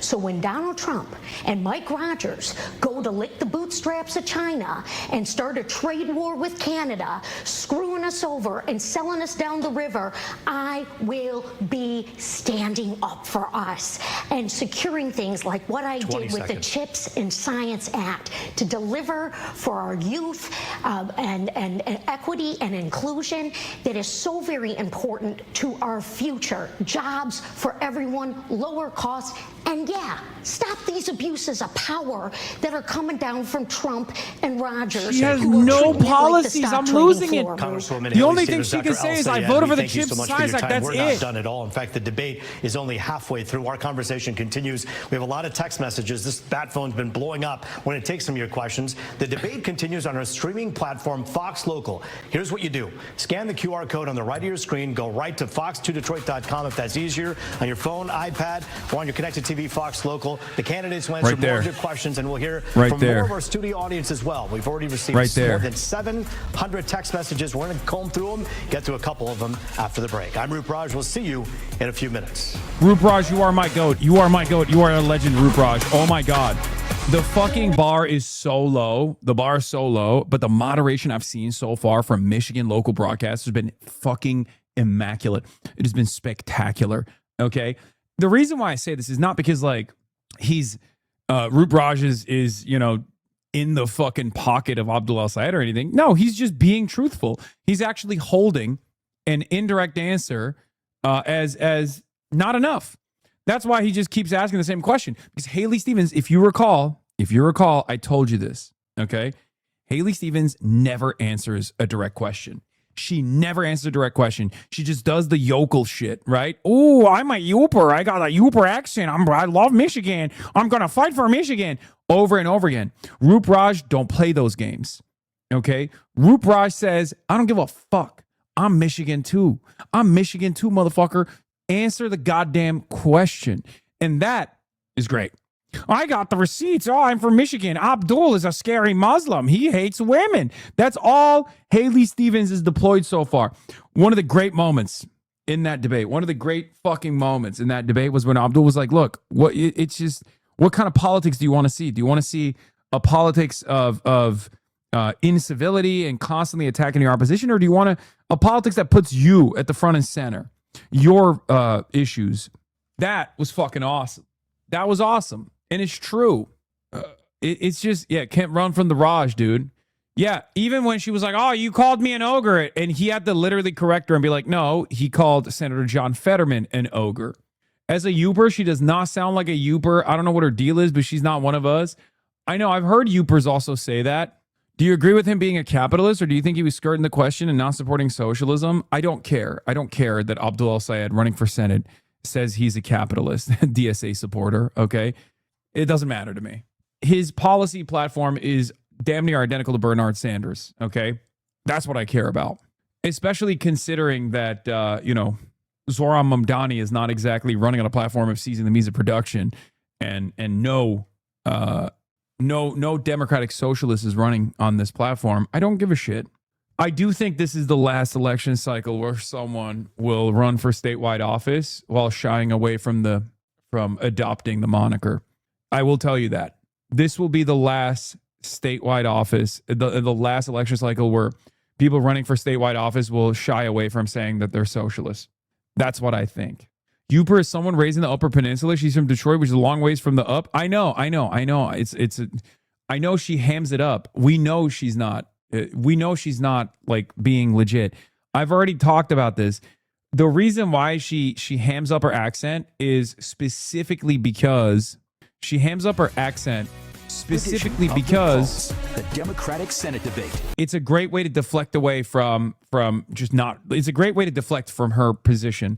She always will deflect and be like, oh, it's just they're attacking me. They're attacking my positions. Haley Stevens denied taking money from DTE's Energy PAC. We checked. She did. Yeah. All these texts. Yours could be asked next. We'll also hear from our studio audience as well. And so we begin with this text message with Dr. Abdul El-Sayed and also Congresswoman Haley Stevens. How will you bring back manufacturing jobs and secure longevity for the big three? Congresswoman, you had a chance to address this earlier. When we begin with Dr. El-Sayed on what he plans to do you're right. when it comes to manufacturing jobs. Subscribe to the People's Broadcasting Service, Piker Broadcasting Service. It's my birthday. And they endorse me because they understand that a pathway forward to bring back the manufacturing Level 20 will bring back the tank top streams, like USMCA voted on by my friend here, is to make sure that we are thoughtful about actually regulating the way that corporations and the top of corporations Maybe make we'll throw decisions. a gym stream with Abdul. I think we need to ban stock buybacks. This is this process I said by which maybe. corporations will literally buy their own stock to artificially raise their stock price, taking money away from the future of R&D and the workers themselves. Number two, I actually think that there's a pathway. Tom, what time? Think of the 10 gifted. You were Donald Trump, fast which on is that. Around the clock tariffs for Chan. everyone. I think that there's a place for Magical targeted CBM tariffs. If you with think 100. about free trade like cancer, I think we need some chemo. And the way that that would work is that they were transparent, specific, directed to particular product lines. And then number three, I think we need to massively invest in continuing to be the best place to make an internal combustion engine in the world, and also to invest in EVs and EV infrastructure. And I want to talk about I don't know why there's no hype train. I don't believe in a mandate, but what I do believe is that you should be able to buy a $25,000, 300-mile range car brought to you by the big three. Why? Because that's the way that we're going to be able to create a product line that can compete all over the world with the kinds of cars that China is now manufacturing and eating our lunch on. But that means we have to invest in workers, and that really is the most important piece here. The UAW has built the American automotive industry. We need to be invested in them. We need to make sure that we continue to have the best manufacturing and engineering talent in the world. And that means ending the restriction that we've seen, and it means investing in our workers again. Again, we have an opportunity to continue to lead if we're willing to actually think past the ridiculousness of the Trump administration into what the future can be and into how we continue to invest in workers, engineers, and a product line be fit for the future. Congresswoman, I know you have a lot of notes and a lot in your mind and heart about manufacturing, but does it disturb you at all that the UAW put their endorsement to Abdul when you've done all this stuff for manufacturing that you've talked about? Look, I am so deeply proud to have a longstanding relationship with retirees and UAW members, and to have 17 labor endorsements in this race by a long shot. And I'm also very proud to have receipts and plans. And I'll show you where I'm leading the charge. Costs are killing us in our manufacturing sector. All right, the trade war with Canada has sold us out. There are his questions are awesome. You mad? I mean, it's a good question. Mostly in downriver that are out of work right now. You know, Mike Rogers wants to rubber stamp all of this. The stakes couldn't be higher. November is 50-50. He said on the leaked call he wants to run against Abdul. He knows that I passed bipartisan wins for Michigan with chips and Schmosters, thank you for the to lessen $200. our dependence on China, that I want to do that with critical minerals, which will lower costs and create jobs and continue 200 to bones. propel us as a manufacturing hub. And look, Roop, I was deeply proud to play a role in the Obama administration. Policy. Give me when one our policy, Big not Three something that was you on the were line, tangentially particularly related General Motors to. and Chrysler and hundreds of thousands One future policy, of please. manufacturing jobs across our state. One future That was a long policy, time ago, please. but it was policy that worked. We cannot take for granted that this incredible state of ours, Michigan, is just one of a handful left in the country whose central economy, all the jobs, drive through manufacturing. I'm going to be the champion for that in the United States Senate, and I'm going to run through anyone and anything that gets in my way to deliver for us. You know, one of the things and one of the reasons we wanted this debate to happen right now, just hardly, a week away from the big election, is because people don't always understand the differences between the two of you. Some of them are clear, some of them are not. So I'm going to ask you a question that is really mirrored in this text message from one of our Fox 2 viewers. And I think this is really a poignant question. Which one have you got through? I'll begin with you. What is the number one thing Senate Democrats are failing to do right now that you would do differently? Well, number one, I just think the filibuster itself is anti-democratic. And we had an opportunity to break the filibuster. Now, let me just talk about what the filibuster is. The filibuster is a process by which all of the Senate can hide behind one senator who wants to filibuster, which requires a 60-vote threshold to break. And that means that you need 60 votes to pass something when it really should just be the majority number of votes. I oppose the filibuster. I think the filibuster has been anti-democratic for a lot of reasons. And once you get past that, we have the opportunity to get money out of politics to take on Citizens United. We have the opportunity to put money back in pockets by doing things like passing the PRO Act to stand with unions like the UAW who've endorsed us. We have the opportunity to start changing and enforcing our antitrust policies so a few corporations can't pick your pocket at every turn. We have the opportunity to tax billionaires their wealth, and we have the opportunity to finally guarantee every single person in this country health care through Medicare for all. But we've got to get the democracy part of it right. And right now, the biggest risks to our democracy are the filibuster, it's anti-democratic at the Senate, and money in politics. The attack ads that you've seen probably in the last commercial break itself that change our political system. When you ask $60 million to come into a race for you and then say that somehow you're electable, I think you don't quite understand what electability means. If you need a $60 million crutch, you probably can't be elected on your own terms. So I would just say that you should probably, if you really want to beat Mike Rogers, find the candidate who is electable without having to ask for a $60 million crutch to do it. Congresswoman? Well, look, you talk about the senators who've come in here from the coast to campaign alongside Abdul. And I think one of the things they are really missing is what we need here in Michigan. You know, an understanding of what makes our state tick. You know, go and visit a small business. Do I think the DNC will undermine Abdul if he wins? No. Business. He's such a stud. I know it's great to hold. It's going to be like Zoran. And have these fun events. But not like Zoran in the general. In Michigan, no, DNC will back Abdul 100%. To visit a minority-owned business. I want to see. He's so buttoned up and so well put together. He is an unbelievable asset. Businesses. So things like what we have on the Avenue of Fashion, which is a national best practice, that we can do that in Saginaw and Muskegon and DNC Lansing. doesn't even have money, but the great DSCC will back him for sure. Here, but our tax code and our tax dollars aren't working for us, which is why I have staked such a big part of my campaign on hope and equity so that every zip code gets equal investment. I have fought to bring these dollars into Pontiac, and I'm darn proud of it. You know, for the bridge and for youth recreation, we need to continue to do that across the state. And the people who aren't from here, who are so eager to campaign here, they should really come and spend some time with the residents and the people who I'm hearing from each and every single day. Look, there's a lot to be proud of for Michigan, but there is so much we could be doing to do more for folks. I believe your question. I just want to make sure that the viewer had their question answered, because I think it was about what was going wrong in the Senate, and we got this conversation about why senators should come visit, which is actually exactly what they just did. But I just also want to just be clear about this. that at the end of the day, yes, you should go to small businesses. That's actually what we've done. We've also gone to 475 public events where we actually took questions from an audience rather than these baked and polished, made for a camera events that too often is the way that my friend has campaigned. And so, look, we do bring people in because we want to actually introduce them to Michiganders. And wouldn't it be better if one of our senators went to the Senate with colleagues ready to work with them on day one? Well, I do want to ask you both about contrasting something that I think is really important right now.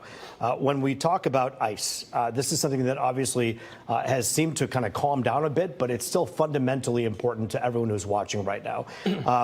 Congresswoman Stevens, where do you stand on ICE and the funding for ICE and where things should be going? Well, I am leading the charge in the Congress right now to redirect $70 billion of your tax money, Michiganders' taxpayer money, that went to ICE at the expense of your health care, at the expense of food benefits, all things that I am hearing from Michiganders where they are experiencing pain points. We've got to redirect that $70 billion back into communities. I called for Kristi Noem to go. She was fired. But guess what? No reforms. Not a penny more for this rogue agency that is wreaking havoc. Look, I've talked to administrators at Harms Elementary in Detroit, parents who are afraid to drop their kids off for school because of these ICE raids. This isn't working for us. This is abuse of power.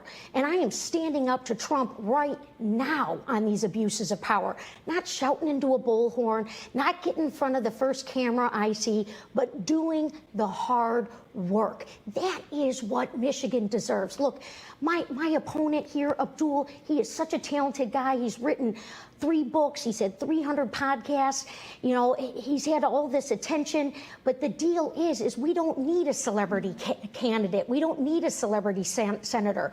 We need somebody who is committed to 6 years of hard, unglamorous person work who's calling a celebrity literally worked for the Detroit Public Health Department, by the way. And causing chaos right before our very eyes. It's unacceptable. All right, Congresswoman, thank you. Dr. El-Sayed, you heard Congresswoman Stevens there say, essentially, strip away some of the funding for ICE. Is that not good enough? Well, she's also voted to raise ICE funding 4 times. That's the part that you didn't hear. 4 times voted to raise ICE funding, voted to thank ICE, in fact. So this is the same kind of D.C. hypocrisy, I hate to say it, that we often see. Say one thing in front of a camera, do another thing. I've said that we need to abolish ICE. Yes. ICE is not about immigration. ICE is not about the southern border. We can have a safe and secure southern border. We can also enforce immigration policy. But ICE is not about that. ICE is about normalizing paramilitary force on our streets. Yes! And I just want to push back on the idea that what it's is this calmed camera down. angle? What the I fuck's was going just on? in Genesee County this weekend, and you had raids in Saginaw. People are scared to death. And we've got a congresswoman who tells you that she's against ICE, has voted to raise ICE funding, voted to thank ICE, called the people who work in ICE, I don't know, very fine public servants and other things when she went and visited herself. So I'm just saying that I do the thing that I say I'm going to do. I don't think ICE needs to exist. For the better part of our country's history, we did not have an ICE, and I think we can do a much better job when it comes to immigration without one. And here's the last thing I just want to say about this. No notes. When it comes to the question of immigration, we need Democrats who are going to stand up and actually talk about the great good that immigration has done for our country in the first place. The idea that somehow we can't say abolish ICE because we're so afraid of what they're going to say when we've seen ICE terrorize people in our streets, to me, is exactly the kind of cowardice that we don't need from Democrats. So yes, I'm going to take the bullhorn. Boosting that and he's I'm a going to fighter. say that I think we need to abolish ICE because I am not afraid of what they're going to say about me. Doctor, I do want to follow up, though, with both of you. Isn't saying abolish ICE like saying defund the police? Is that just busting the whole thing open? Or do you believe that in order to have enforcement, you need to have an agency that knows how to do it? Yeah, well, I just also ran government agencies. And I know that when a culture of impunity sets into a government agency, it becomes almost impossible to take out. And so I think the agency as it exists does not need to exist. That's not to say that we are not going to keep our streets secure. That's not to say that we're not going to enforce immigration policy. That's not to say we shouldn't have a safe, secure southern border. The same way we did it for most of our history, Ruth. Yeah, for most of our history, we didn't have ICE. We had INS. And they were targeted. Yes. They obeyed the laws of this land. They didn't terrorize people in places like schools and it's not a real crime. They didn't run up in schools and churches. They understood that their job, yes, was to enforce immigration policy, but they did it under the the protection of the Constitution itself. And that's what we're losing here.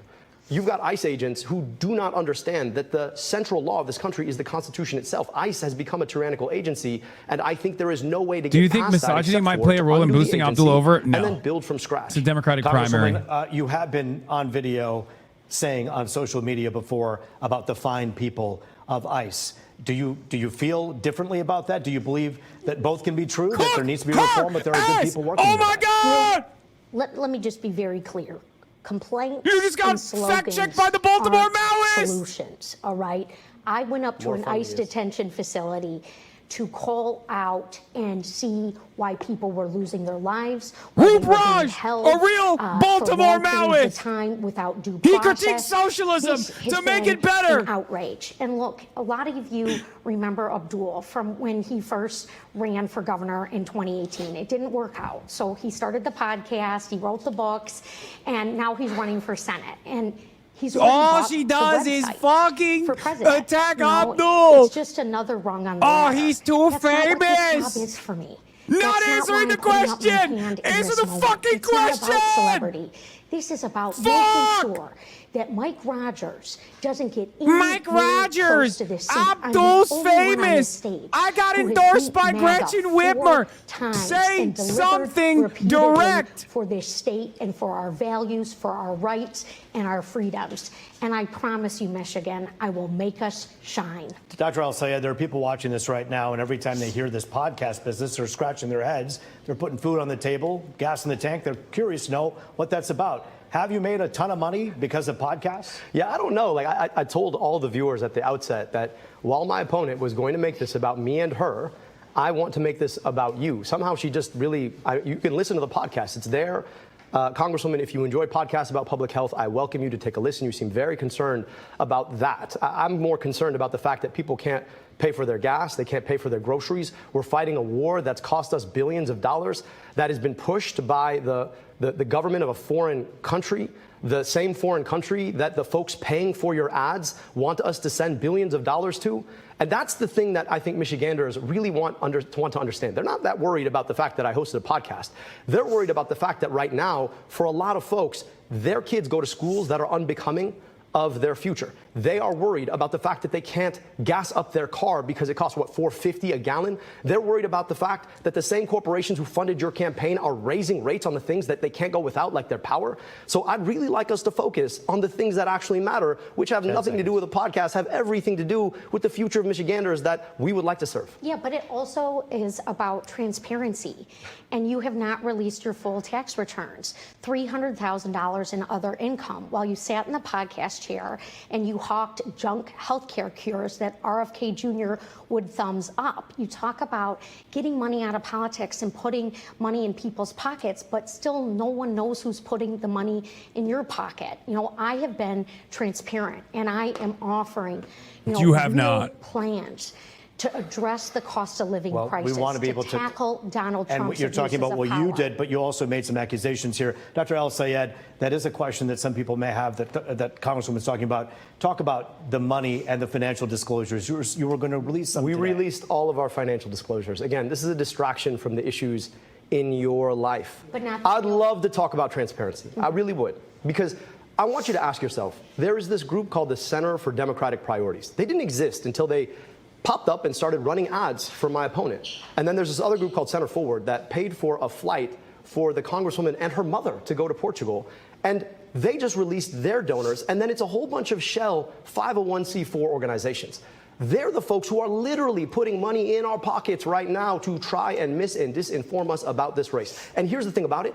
None of it actually makes your life better. Think about the $60 million that got spent in this race. What could $60 million do for a community in Detroit? What could $60 million mean for erasing medical debt? I'll tell you, $6 billion it could erase. But they want to spend it to get the Congresswoman elected. Why?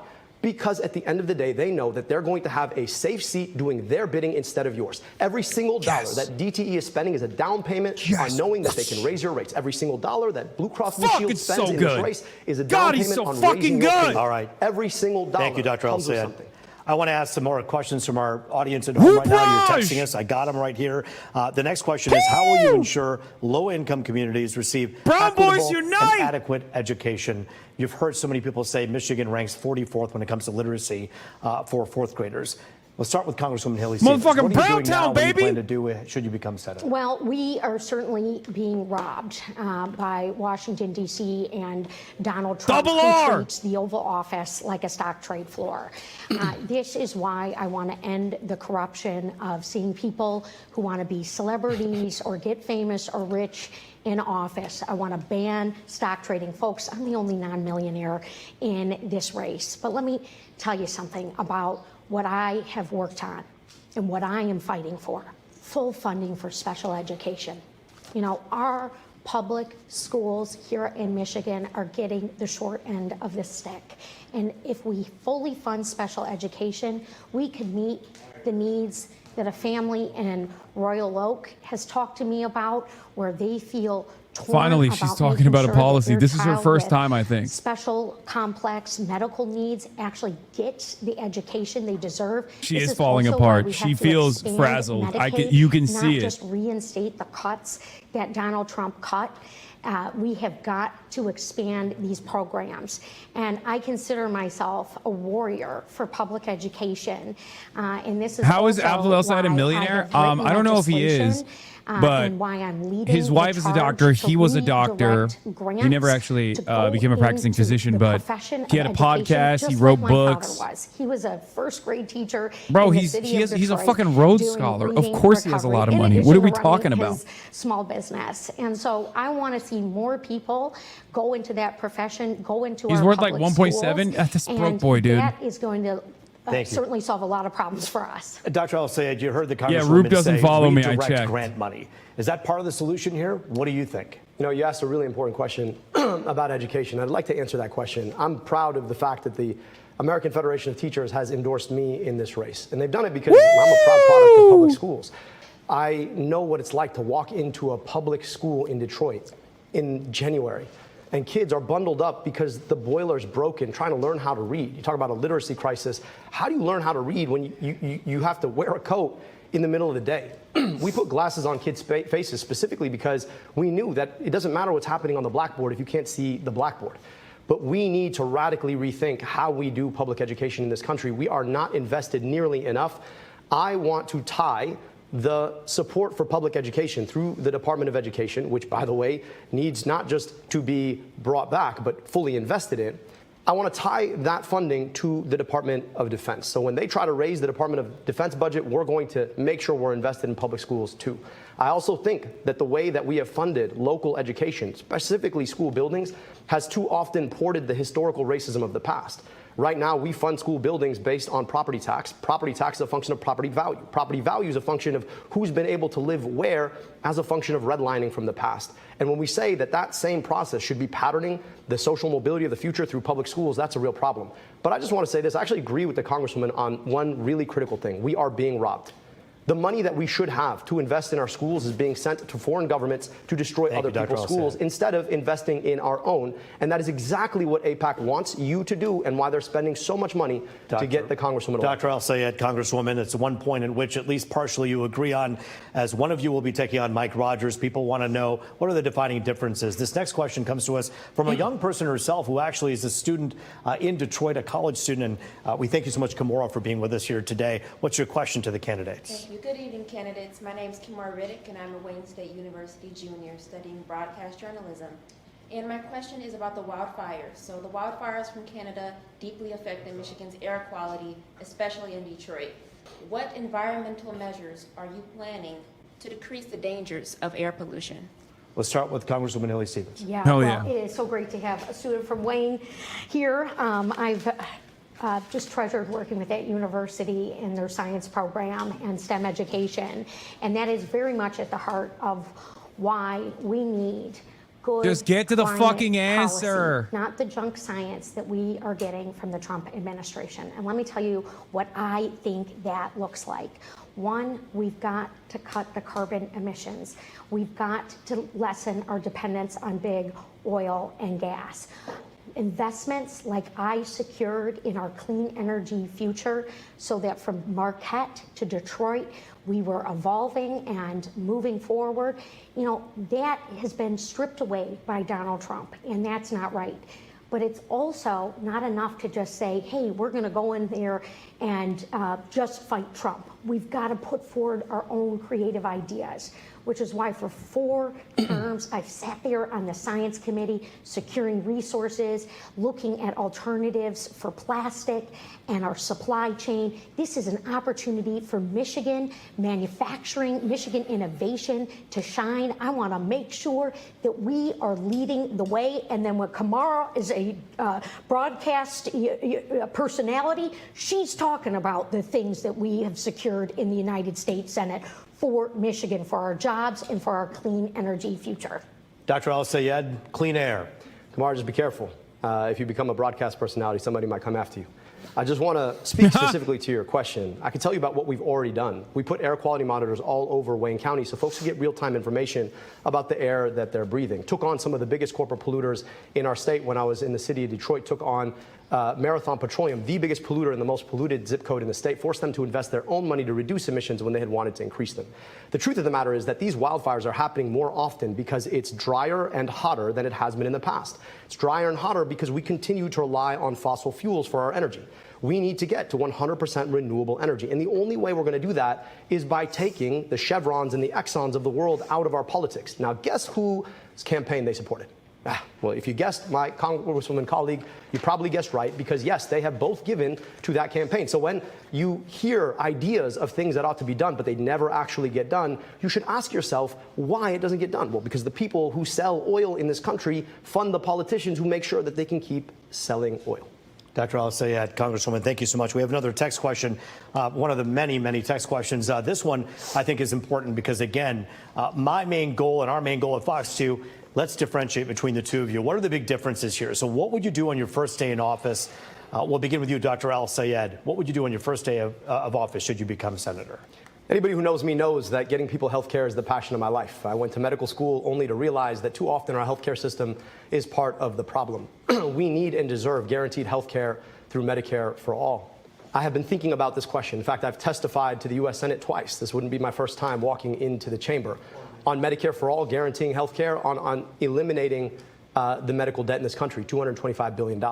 Now, on Medicare for all, there is work that we're going to have to do. We're going to have to get a president elected who can do it in 2029. Now, in the process, though, I actually think that we could eliminate all the medical debt in this country, $225 billion. Just so you understand what that is the amount of the GDP of more than half of U.S. states in this country. So on day one, I want to offer medical debt relief to everybody. I think we could get bipartisan support to do it, and I'd love to get that done. And let's start working through Medicare for all, and then let's make sure that we can get money out of politics so the big pharmas and the big insurances of the world aren't in the way when it comes down to finally getting this done for all Americans. Congresswoman, in a minute and a half, tell us what you do on your first day in office. Yeah, day one, we have to stand up to the abuses of power. Take it from somebody who has been recognized as our most effective lawmaker. When I tell you, I'm going to go to the United States Senate and ban stock trading for elected officials. She's going to Tel Aviv. Children, for our president and our vice president, and for candidates for those offices. I am going to get it done. I am sick and tired of seeing Donald Trump sell us out to the highest bidder, go cut deals with every other country except for cutting deals for us here in Michigan. We have been paying the price, and it is not acceptable. And speaking of prices, day one actions to lower costs and to invest in small businesses, minority-owned businesses right here in Michigan. Those are your tax dollars, and I believe in the effective stewardship of them so that they go back to our communities here, and I've got the receipts for that. I've got the proof points for that. And then lastly, we got to make sure that the jobs of the future are coming from the place that we all love to call home, which is why my manufacturing agenda on day one will also be in the hopper. I got all the bills ready to go, Roop. We have 30 seconds left for each of you to answer the following question. What makes you think you're the formidable candidate who can take on Mike Rogers? 30 seconds, Dr. Al-Sayed. Well, poll after poll after poll has shown, despite what my colleague says, that I am the most competitive candidate to take on Mike Rogers. But it's also this, that you've got to have something you're fighting for. Ask yourself, if DTE funds both Mike Rogers and Haley Stevens, who wins? DTE wins. And Blue Cross and Big Pharma and Big Tech and AIPAC, all funded by the same people. We need a choice. I'm the only candidate in this race who does not take corporate money. And so I offer a real contrast to a guy who has never seen a corporate dollar he did not want. Congresswoman Haley Stevens, 30 seconds. Well, look, Governor Whitmer, Attorney General Nessel, the chair of the Michigan Legislative Black Caucus, Amos O'Neill, they all agree that I will be Michigan's workhorse, that I will stand up for us on day one, that I will beat Mike Rogers just like I have beat Republicans 4 times over. Thank you so much. Congresswoman Haley Stevens, Dr. Al-Sayed, the vote is now in the people's hands, a week away. That's crazy. Abdul says, I'm going to be a real fighter. Yes, it's local, but my it's opposition national. is funded by Mike Rogers and Haley Stevens is funded by the same people. They don't care who wins. This makes her less electable. She goes, I'm a workhorse, and I got Dana Nessel, the Attorney General's endorsement. Stay tuned here on Fox Local. We're taking you inside the spin room where both of these candidates were answering questions from the I'm just curious if she has the receipts. Yeah, I have the receipts. Picks up our coverage next with reaction from tonight's debate live. I'm Roop Rogers. Oh, hell yeah. I can't wait to hear the fucking reaction. Okay, that was an incredibly impressive showing. That was an unbelievably impressive showing. Tremendous messaging discipline. It was unique. It was multifaceted lines of attack. Obviously, Haley Stevens is a target-rich environment, if we're being real. But god damn did Abdul cook. Holy shit. He might as well just drop the doctor and call himself the chef, baby. Because he was chopping that shit up and down the block. Oh, my God. It is actually a flex getting their endorsement. Stop laughing. We may be cooked this on. No, it's not. It's not. Especially not on this debate stage. The endorsements stand on their own. Okay, Gretchen and Dana Nessel are popular. Dana Nessel is not. Gretchen is, but she's losing her popularity in the fucking state. If you think Dana Nessel is popular, you're out of your fucking mind. Dana Nessel is not popular at all. What the fuck are you talking about? Are you even from Michigan? Gretchen Whitmer used to be a lot more popular, no longer as popular in the state. But ultimately, what matters most in this circumstance is like what you are voting for, what you're advocating for. Abdul explained that. From the questions Haley never of did. the media, there are other people joining us in that spin room that are not part of Fox 2 that want to learn more from the candidates. So we're going to hear more questions tonight about this, obviously all coming to us ahead of the primary next week on Tuesday. We also have a debate we want you to join in on. As you see on our screen right now, this is our poll question for tonight. Did tonight's debate change the way you're going to vote in the Tuesday primary next week? Yes or no? Chime in right now. The QR code is on your screen. We want to hear your thoughts on this, and we're going to continue talking about this because not only do we have the spin room coming up where we're going to hear from the candidates individually, but we're also going to continue with our reaction room live. That's going to be our post-debate, post-spin room coverage, and that's because we want to hear from you, all the people that are watching tonight. What are your thoughts? Did tonight's debate sway your decision? Are you angry with some of the responses? Is there something else you wanted to hear and clear up from tonight's debate? And some of you might be a little bit more confused. In fact, I'm reading some of our comments on social media, on YouTube, and so much more. So I want to hear from you guys. I would love to actually get you guys in our live Zoom. That's going to happen later in our reaction room. Again, a live look right now at our spin room where we're going to hear from each candidate individually.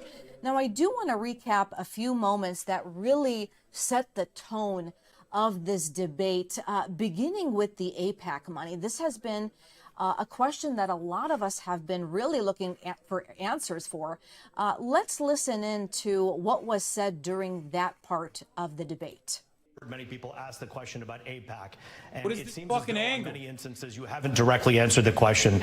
Do you see why some people are bothered by the fact that so much money, $40+ million, has come from AIPAC for these PACs to talk about you and to promote you and to put you up as their candidate? Yeah, and I appreciate the question, Roop, because this moment in this country and here in Michigan, people have every right to be frustrated about our campaign finance system. My opponent here on this stage, Abdul, he's got a super PAC that his father-in-law funds that has millions of dollars going into it. And look, in terms of foreign policy, you know, Abdul and I do differ. I believe in a two-state solution. He has attacked me by name for purporting that the people of Palestine and the people of Israel deserve to live side by side peacefully. The goal is always long-term peace.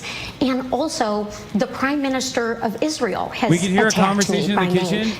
No, you fucking idiots. It's probably from the live broadcast. I wasn't having a conversation in the kitchen, you dummies. It's literally the Fox broadcast, Mike. You guys are so stupid. There's no one in the house right now. $1 billion has been spent on AIPAC spending to back your campaign. A lot of people wonder if that is something where you're going to do their bidding when should you win this seat. Is that something people should be concerned about? And if not, why not? Absolutely not, Roop. Look, I have been very clear, consistent, and transparent, and I have continued to be. I want to see long-term peace. I want to see a two-state solution. I am deeply proud to represent one of the... What was the audio? Don't gaslight it. Okay, now I'm gonna Is this it? Of us have been really looking for answers for.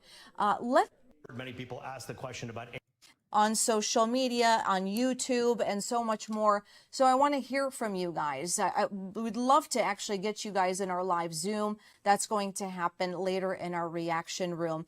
Again, a live look right now at our spin room where we're going to hear from each candidate individually. Now, I do want to recap a few moments that really set the tone of this debate, beginning with the AIPAC money. This has been a question that a lot of us have been risking him for. We just saw them finishing off the shaking of hands with our very own Roop Raj and thanking him for hosting and moderating this Senate debate on our coverage here on Fox 2 and Fox Local.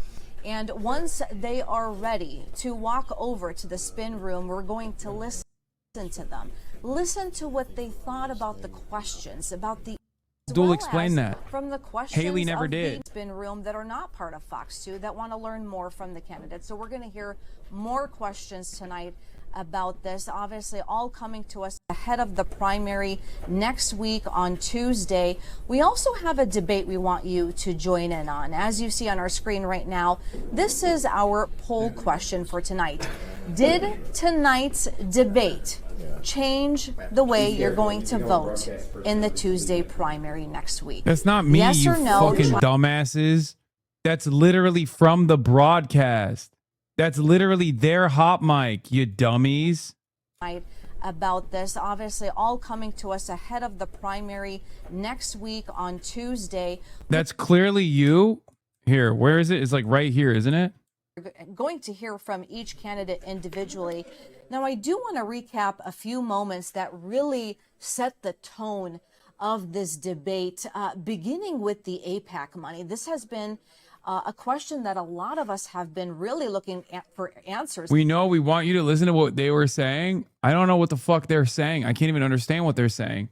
But it's a hot mic from their broadcast. You can't hear me because I'm not talking to anyone because I'm pissing in the bathroom. I think I skipped past it anyway. Off the ones.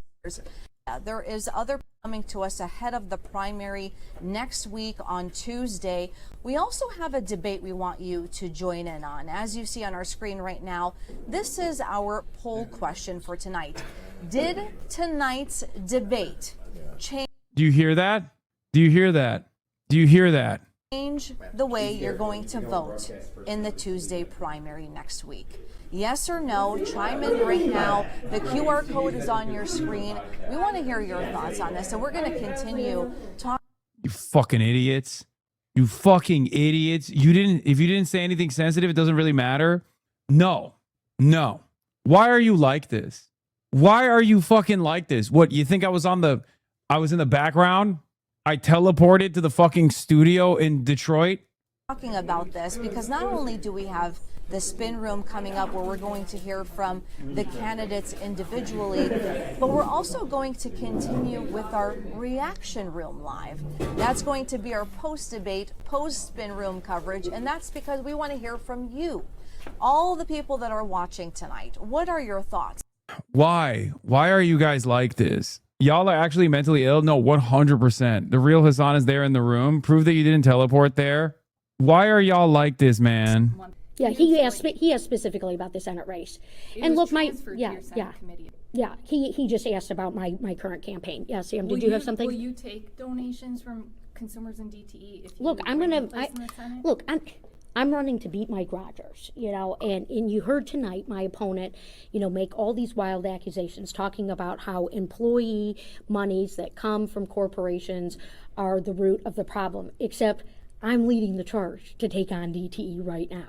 I am leading the charge to say that you are screwing over your ratepayers, and I am going to strip your federal funds and force you to cut executive pay. I think that is damn good for the people of Michigan and what they need right now. But will you Thank take you. money Thank you. from Thank them? you. You're not answering. Yeah. Look, you're not I'm trying to answering. get to the United States Senate. Like, you can keep pushing me. I have no idea, if we're going to be able to do these major reforms. But what I want to see us get these reforms done. I want to bend, the way in which these laws that hold us back are. Just last week, I said free ball. Free ball for any journalist that wants to get a good fucking clip. Attacked me. I'd never heard Push him say the for word a Trump direct just answer. once the entire time. I am leading the charge to take on his abuses of power. I am going to vote for comprehensive campaign finance reform. I'm not going to speculate about what employees groups are going to come together. But you know what? I will say this. Some of these groups, with the auto companies and this and that, my work in the Congress has always been directed towards the people of Michigan.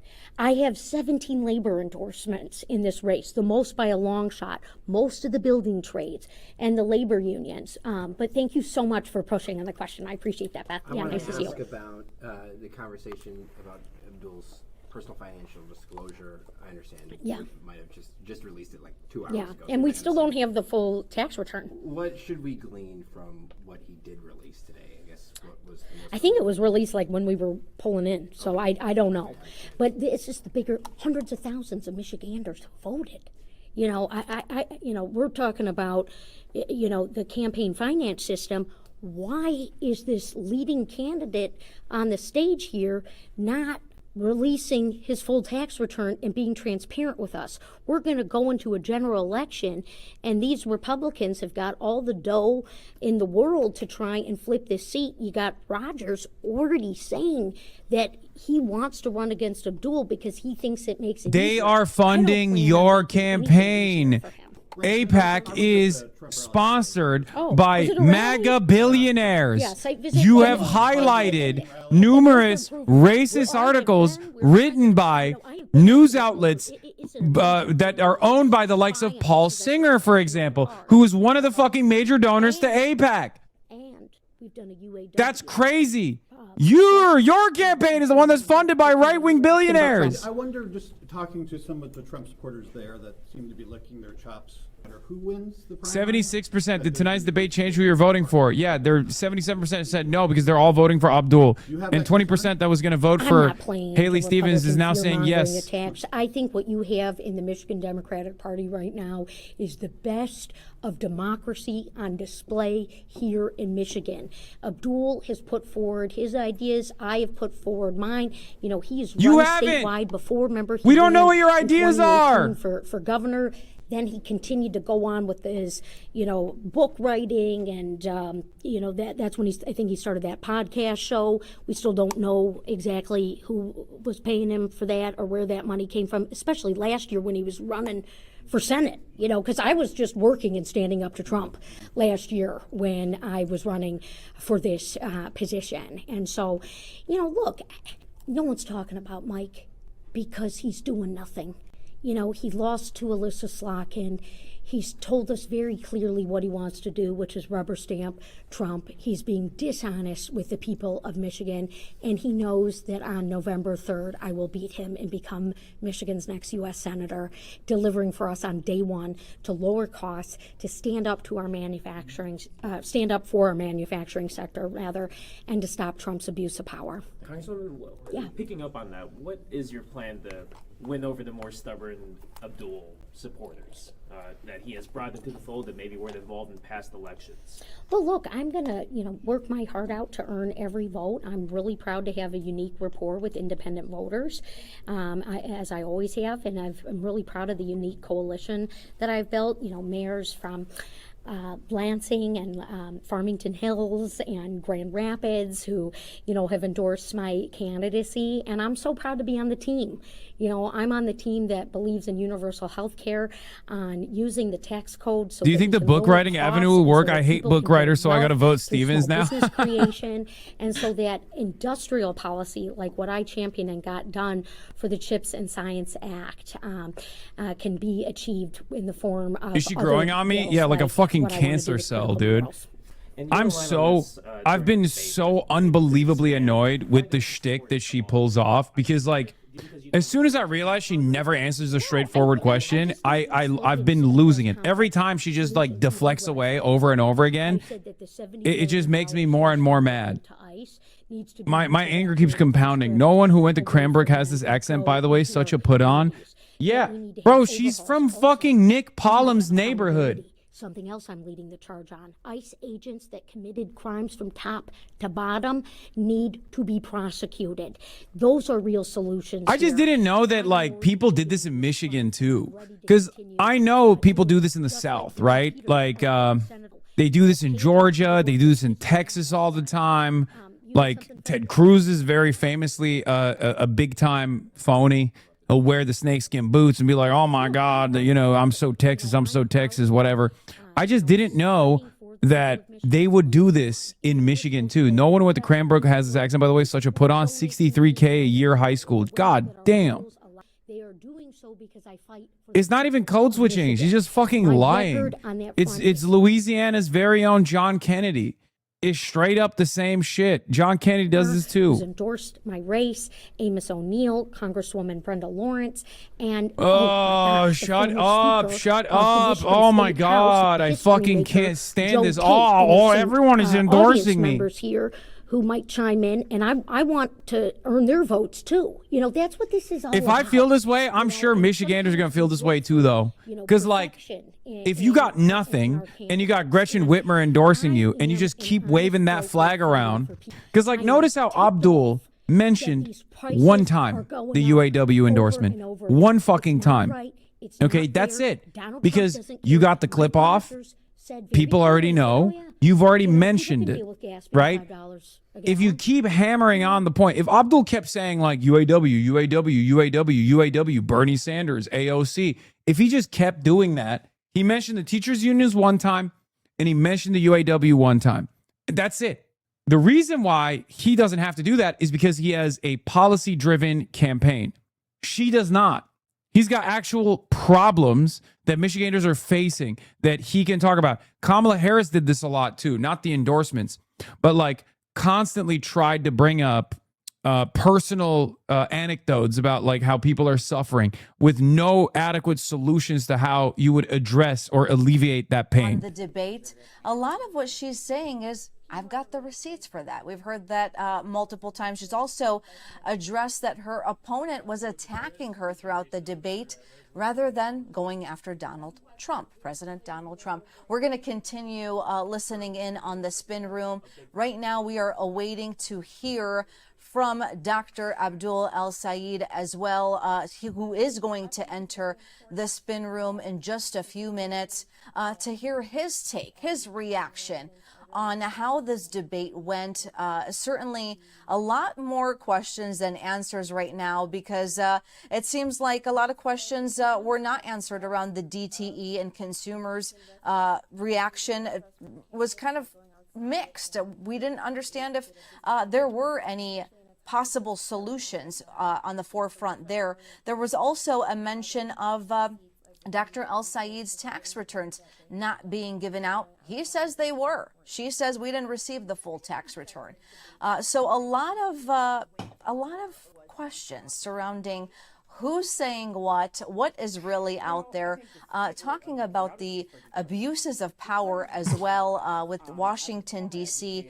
Of course, a lot more coming up here on Fox Local. We're going to continue this reaction room coverage right now, where we're going to hear just a few minutes from Dr. El-Sayed, his reaction to this debate. Some of the other things that were mentioned by him was getting health care done, getting health care through Medicare for all, and eliminating medical debt in this country.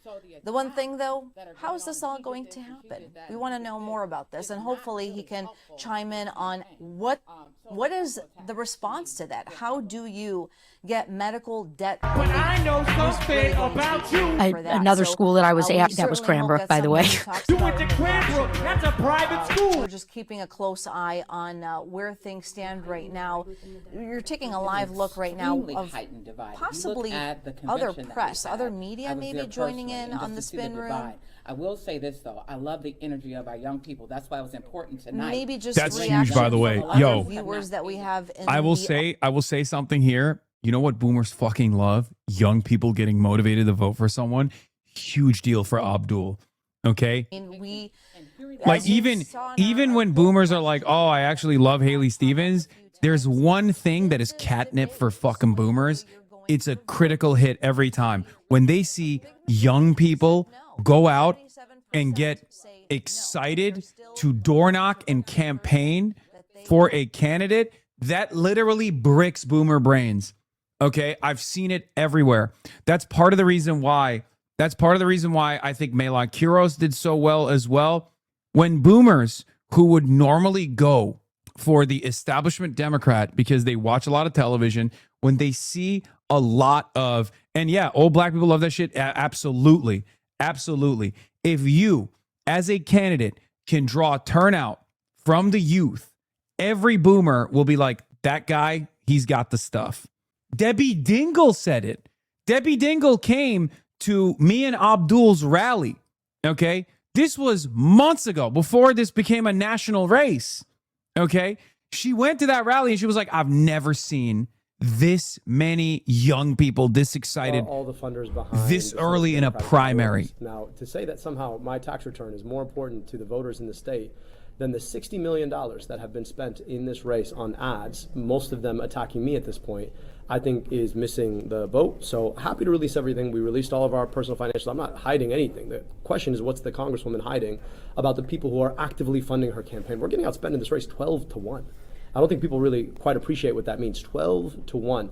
All money funded through super PACs, which is exactly what the ending of Citizens United is supposed to do. Now, when you can say you really want to get money out of politics or you want to end Citizens United, but then you are the principal benefactor of Citizens United, that to me seems just to be a little bit more of the hypocrisy that we've seen. They're taking large money from family members, large amounts of money from. I'll tell you this: my father-in-law does not want to send your tax dollars to the Israeli military to do genocide. I'll tell you that much.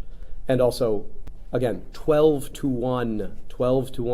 Like the difference matters here, and most of any outside funding has come from Working Families Party, UAW, American Federation of Teachers, National Nurses United. I've never taken a dollar from a corporation. She's hiding all the corporate dollars she's taken, or lying about it, frankly, that you all saw. DTE, $47,500 in this race, and frankly said, no, I haven't taken it. If you can lie about that straight up in front of a studio audience and national television viewers, what else are you lying about? And so I'd love to have a conversation about transparency, love to have a conversation about funding campaigns, love to have a conversation about why she's taking money from all of the worst corporate actors. So Chevron, Exxon, DTE, Blue Cross Blue Shield, Big Pharma, Big Tech, APAC. Who else? And then why did you and your mom have to go to Portugal? That's the important question. We want to talk about family members, right? Why do you take your mom to Portugal? Did she have to get spun by the same corporations trying to spin you on policy so that on the way home, your mom could spin you? I don't understand. Is this how it's supposed to be done? Is this how, when you go to DC, is that how they teach you you're supposed to operate? Because I'm not trying to operate that way. Okay, he's way more vicious off the debate stage. God damn. Just how corrupting the corporate money has become. When they're flying you out to Portugal to talk to you about big pharma policy or big tech policy, when you come back, you're not doing the goods for Michiganders, you're doing the goods for those companies. How do you plan on voting on the state capitol convention question in November? The state capitol convention in November. The con-con. I have to be honest with you, like, that's an interesting, I think you're the first journalist to ask me.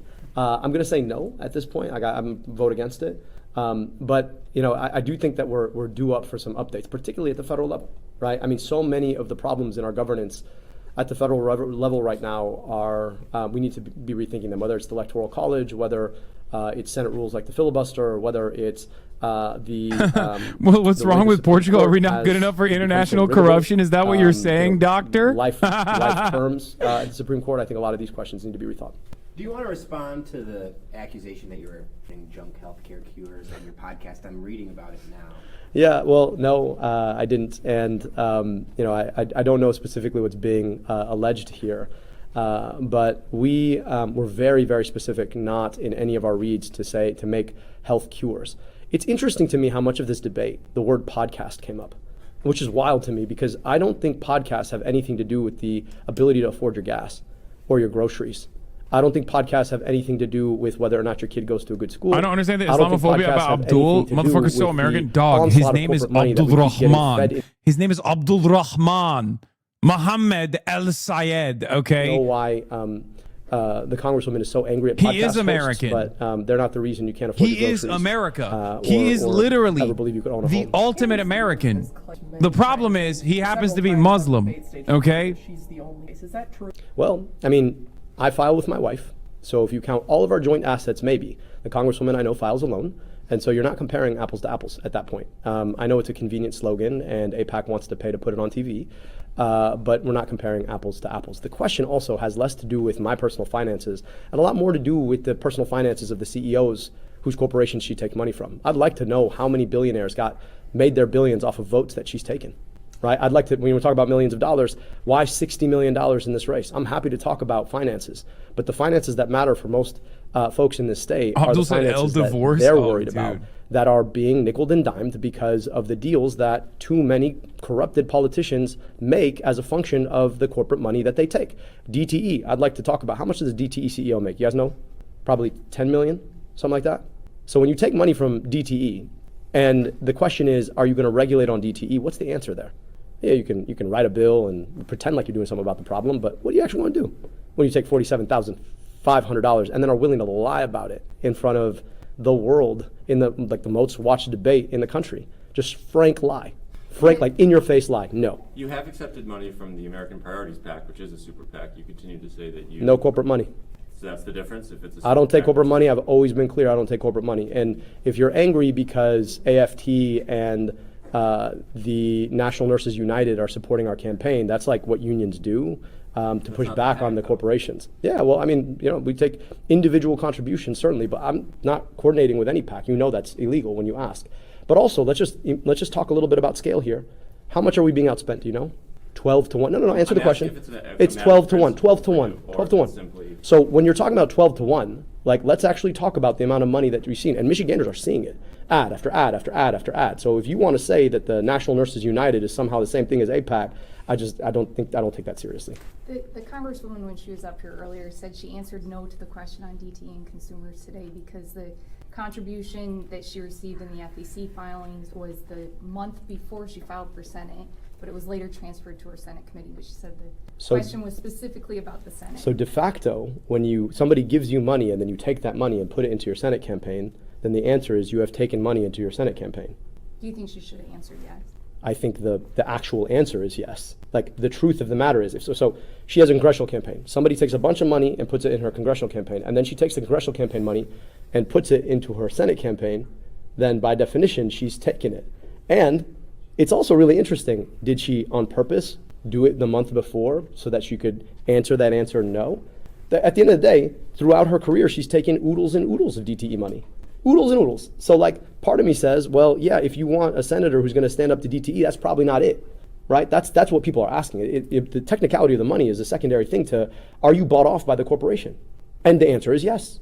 So when you take their money at all, at some point, you probably have a cozy relationship with Oodles and their oodles. PAC. You have a cozy relationship with their lobbyist. And when that lobbyist says, here's the bill we really want, that's probably the bill they get. And guess what happens to the rest of us? We end up paying, what, $3.99 to pay our DTE bill with a credit card? We've had our DTE rates go up faster than in 46 other states over 20 years. That's what that buys you. There's not, I mean, we pretend somehow that like, oh, it's just money, and people are fully independent. Well, why do they spend it then? I mean, money is cynical. It's not dumb. So they spend their money to buy off politicians so that those politicians turn around and do their bidding. And it's the reason we end up paying more for less. It's the reason we get paid less for more. And it's the reason that our politics feel so corrupted. Because if Haley Stevens wins the... I've been super clear about the fact that we got to beat Mike Rogers. So yes, you guys keep asking me the same question. What did you make of the comments from the Congresswoman about the tone of your campaign? Do you think that's a valid thing voters should consider? You know, the tone that people are hearing, most of all, is the tone that's being brought to them by UDP, AIPAC, running attack ads on my character because I wrote an op-ed 15 years ago. Or I ran against the governor and said that she was taking money from Blue Cross Blue Shield. So, like, let's talk about the tone of the campaign. I've told my supporters multiple times not to make fun of her. I don't know what else you would want from a candidate. I've literally said, do not make fun of her. It's unkind. I've said it multiple times, but I've heard nothing. Even when the question of civility came up, you heard it today. The question of civility came up and she used it to attack me. So I'm just saying that, like, where is the incivility coming from? When you ask a super PAC that wants to take our tax dollars and send them somewhere else to kill women and children, and then in the most cynical way, put $10 million, $15 million behind attack ads saying I'm somehow disrespectful to women. Where's the disrespect to women? Or are we saying that the lives of some people don't matter enough? Because the lives of the people I'm worried about are the people who are not able to afford basic things, good schools, functional infrastructure, healthcare, whose money is being sent somewhere else because people like Haley Stevens vote to do it. Why? Because they take money from the exact that was people a huge who want deal. that done. That's how this process works. Haley Stevens and voting it's the thing for I think most people are just sick and tired of about Washington, $3.3 D.C. billion It's the in thing I'm funds running to to fix. Israel I'm was running up such three a things. big Money out of fucking politics, mistake. money in her pocket. But she knows she has to do it because AIPAC literally took money away from 18 Democrats who signed against it. For the corporations who are nickel and diming us at every turn. I don't take their money for a reason because I don't want to be bought off by them because I want to work for people.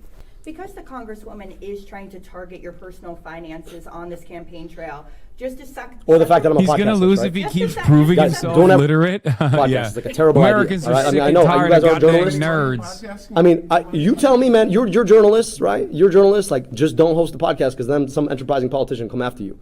Like, I mean, it'd be an awful thing if you actually spent time, I don't know, educating people about public health like our podcast did. That's a terrible, terrible thing, I'm sure. But what would you say is the highest valued asset in your possession right now? I don't know. Like, I don't sit here and think about it. And I'll just tell you that, like, people are going to pay attention to, like, just properties that literally my wife's family inherited and then put in their and all of their kids' names and then sold. And people are out here being like, oh, well. And I wonder why they're so focused on foreign properties with somebody with a name like mine. Do you think it might fit within a well-worn trope? I don't know. I'll let you guys make that consideration. Why are people so angry? You said that at the debate when they booed her, it had nothing to do with your supporters. There were a lot of your supporters that were. No, listen, we told our supporters straight up, we don't boo anyone. And as soon as it happened, I called the Congresswoman. I told her that was unkind. And our people were under very, very, very strict directions. We are not going to be unkind to anybody because this is a campaign about hope in the future. I think what you saw is a deep well of frustration at a congressperson who's willing to get up and lie to you, who's not willing to answer your basic questions, who doesn't actually want to talk about the things that people want to talk about. And I think that's what you saw. Now look, I don't think that's kind. I don't think that's how we should do politics. I have told my supporters, do not make fun of the Congresswoman because that's not helpful. We keep it on issues. We talk about issues. Now, I'm just saying, I told you at the front of this debate that my opponent was going to talk about me and talk about her, and I was going to talk about the people. And at every turn, every single question was an opportunity for her to take a dig at me, was her opportunity for her to take a dig at the fact that I hosted a podcast, was her an opportunity to take a dig because I write books. I didn't know that was a problem, right? But apparently, we don't want a senator who communicates with the public, and we don't want a senator who writes books about the things that they actually want to get done. Like, that's somehow an attack. I just think that at some point, like, you're seeing a campaign flail in real time. And we built this campaign from the ground up. I've been to 475 public events, the kind where we answer questions. Sam, you've been to a lot of them. You know that when the hands go up, I don't pick I'm just like, hey, whoever it is, got questions, I got answers. Because I'm not afraid of the voters. I try to be transparent about what I run on, what I believe in. When the questions were asked today, I answered policy solutions, not attacking my opponent. But, you know, at the end of the day, like, this has just been the most cynical campaign. When you ask $60 million coming in from all the folks who want to corrupt our politics to come in here and buy a U.S. Senate seat and then have the audacity to say that somehow you're the most electable, I'm so sorry. Like, electability doesn't need a $60 million crutch. Like, if you need $60 million to get out the primary yourself, and I want everybody here to ask, do you think that $60 million materializes in the general election? Because here's the thing, who's paying for it? Well, we don't know, number one, but big pharma, big tech, DTE, Blue Cross, and guess what? Who else are they funding? Mike Rogers. When you run a so they millionaire don't care which one of them podcast host, win. expect this to so happen. you're going to see $60 million come in here in a primary, and if they can eke it out, that guess what? All that money that was the crutch is gone in the general. Now we're supposed to talk about electability. I always believe that democracy is about government of the people, by the people, and for the people. They're Actually so inspiring cooked. They're people so to come fucked. They out have nothing. to be a part of a politics they believe in. Now, you know, I didn't know holding big rallies was a problem, but I have to would say it think was that that's refreshing actually that a they good didn't bring you asset up in the debate. politics. Yes, because bringing me up in the debate is poison for even AIPAC's very own attack dog, Haley Stevens. They already tested that, and it fucking failed. I turn into a litmus test for Israel.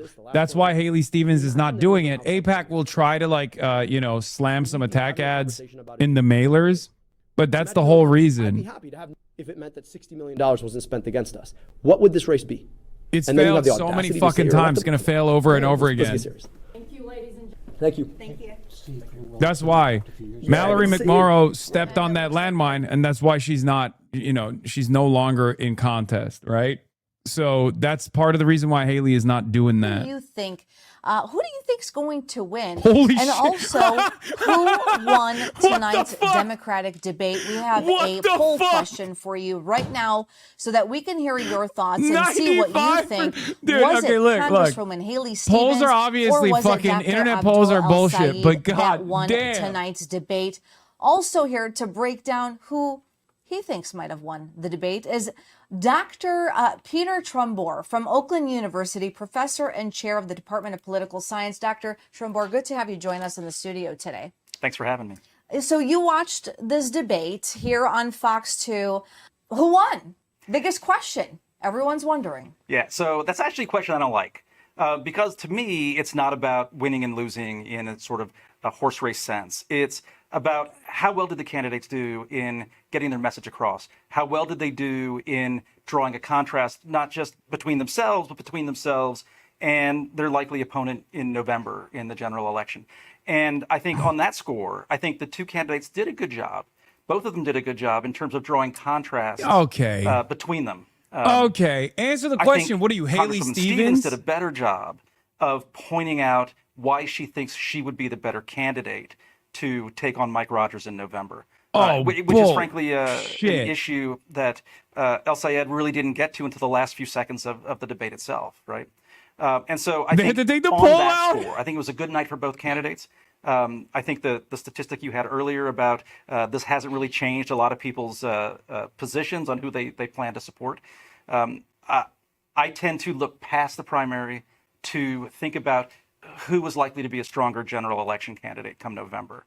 And I think the viewers may have gotten a pretty good sense of who they think that might be.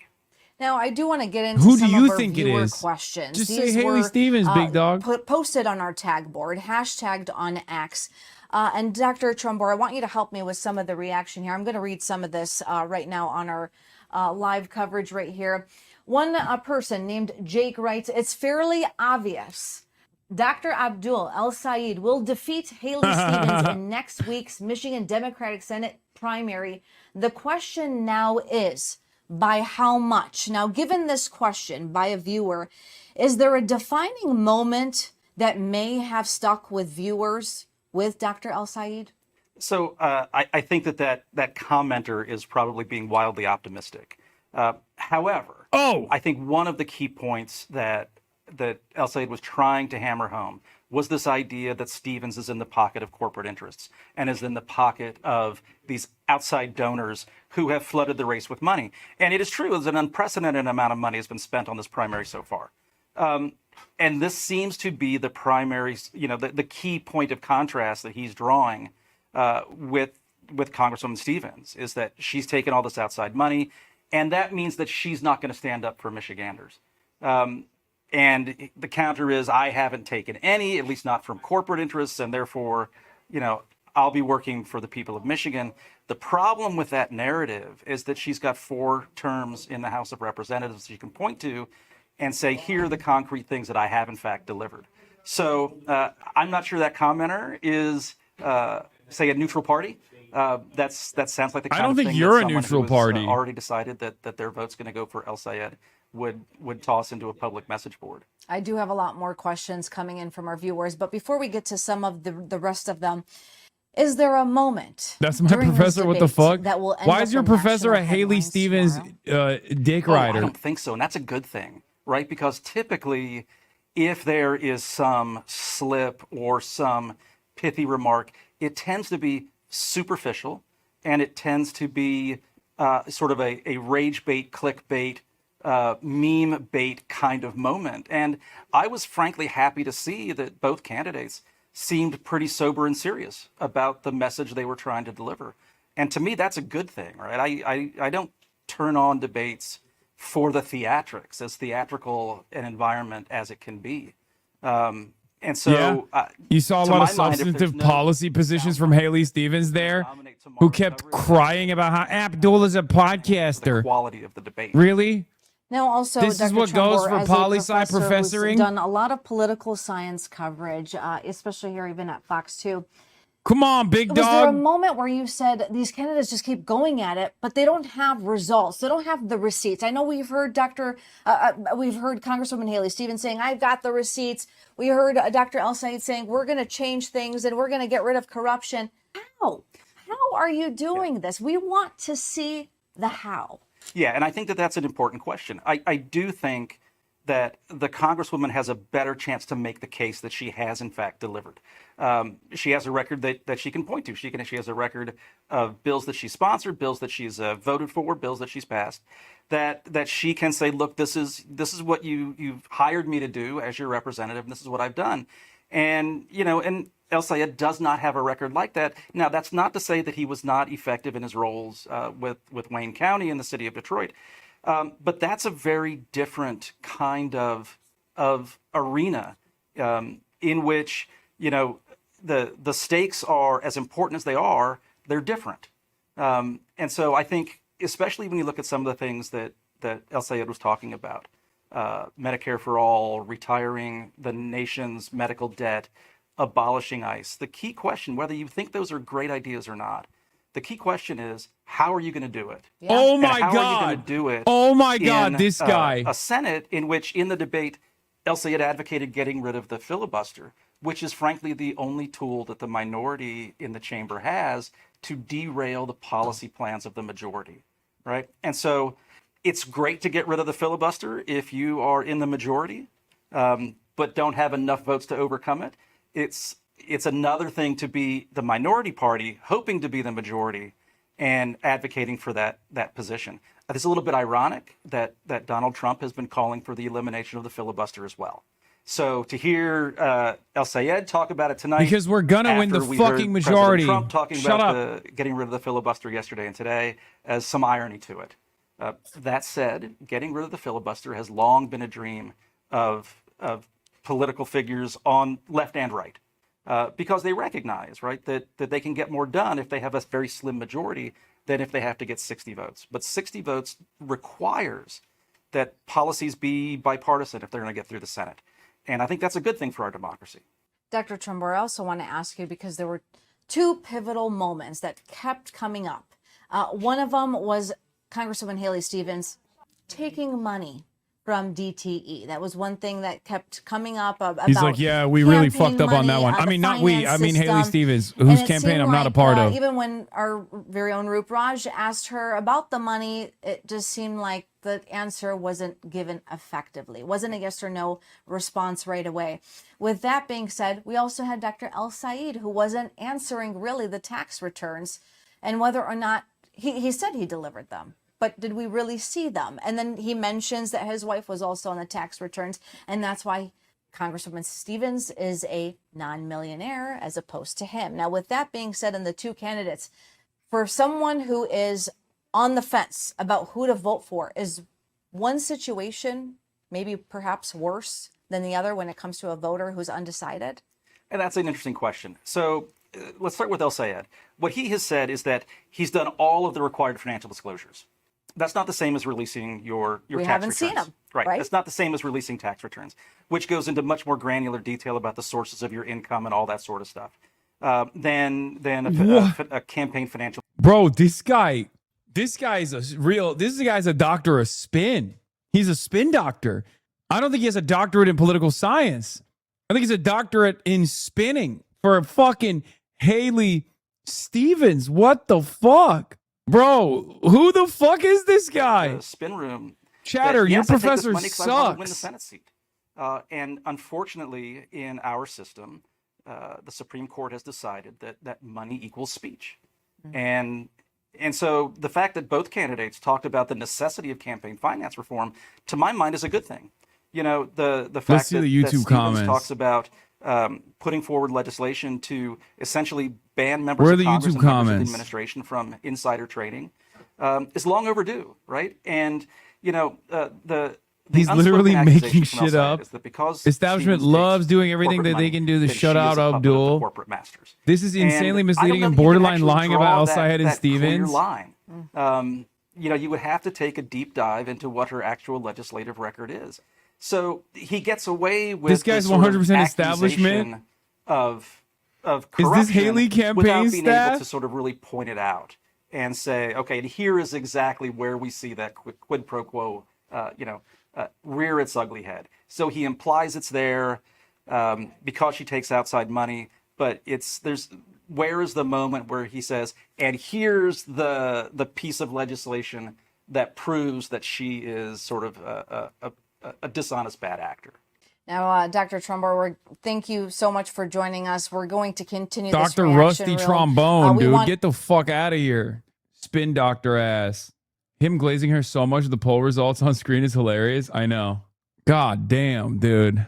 the QR code, take that poll question, join us on Twitter or X, and let us know your thoughts. Is there a question you want answered? Because coming up, we're going to take a quick break, but we're going to hear from our very own. Like, how do you try to make this argument that Haley Stevens is an honest broker when she got 60 million reasons not to be?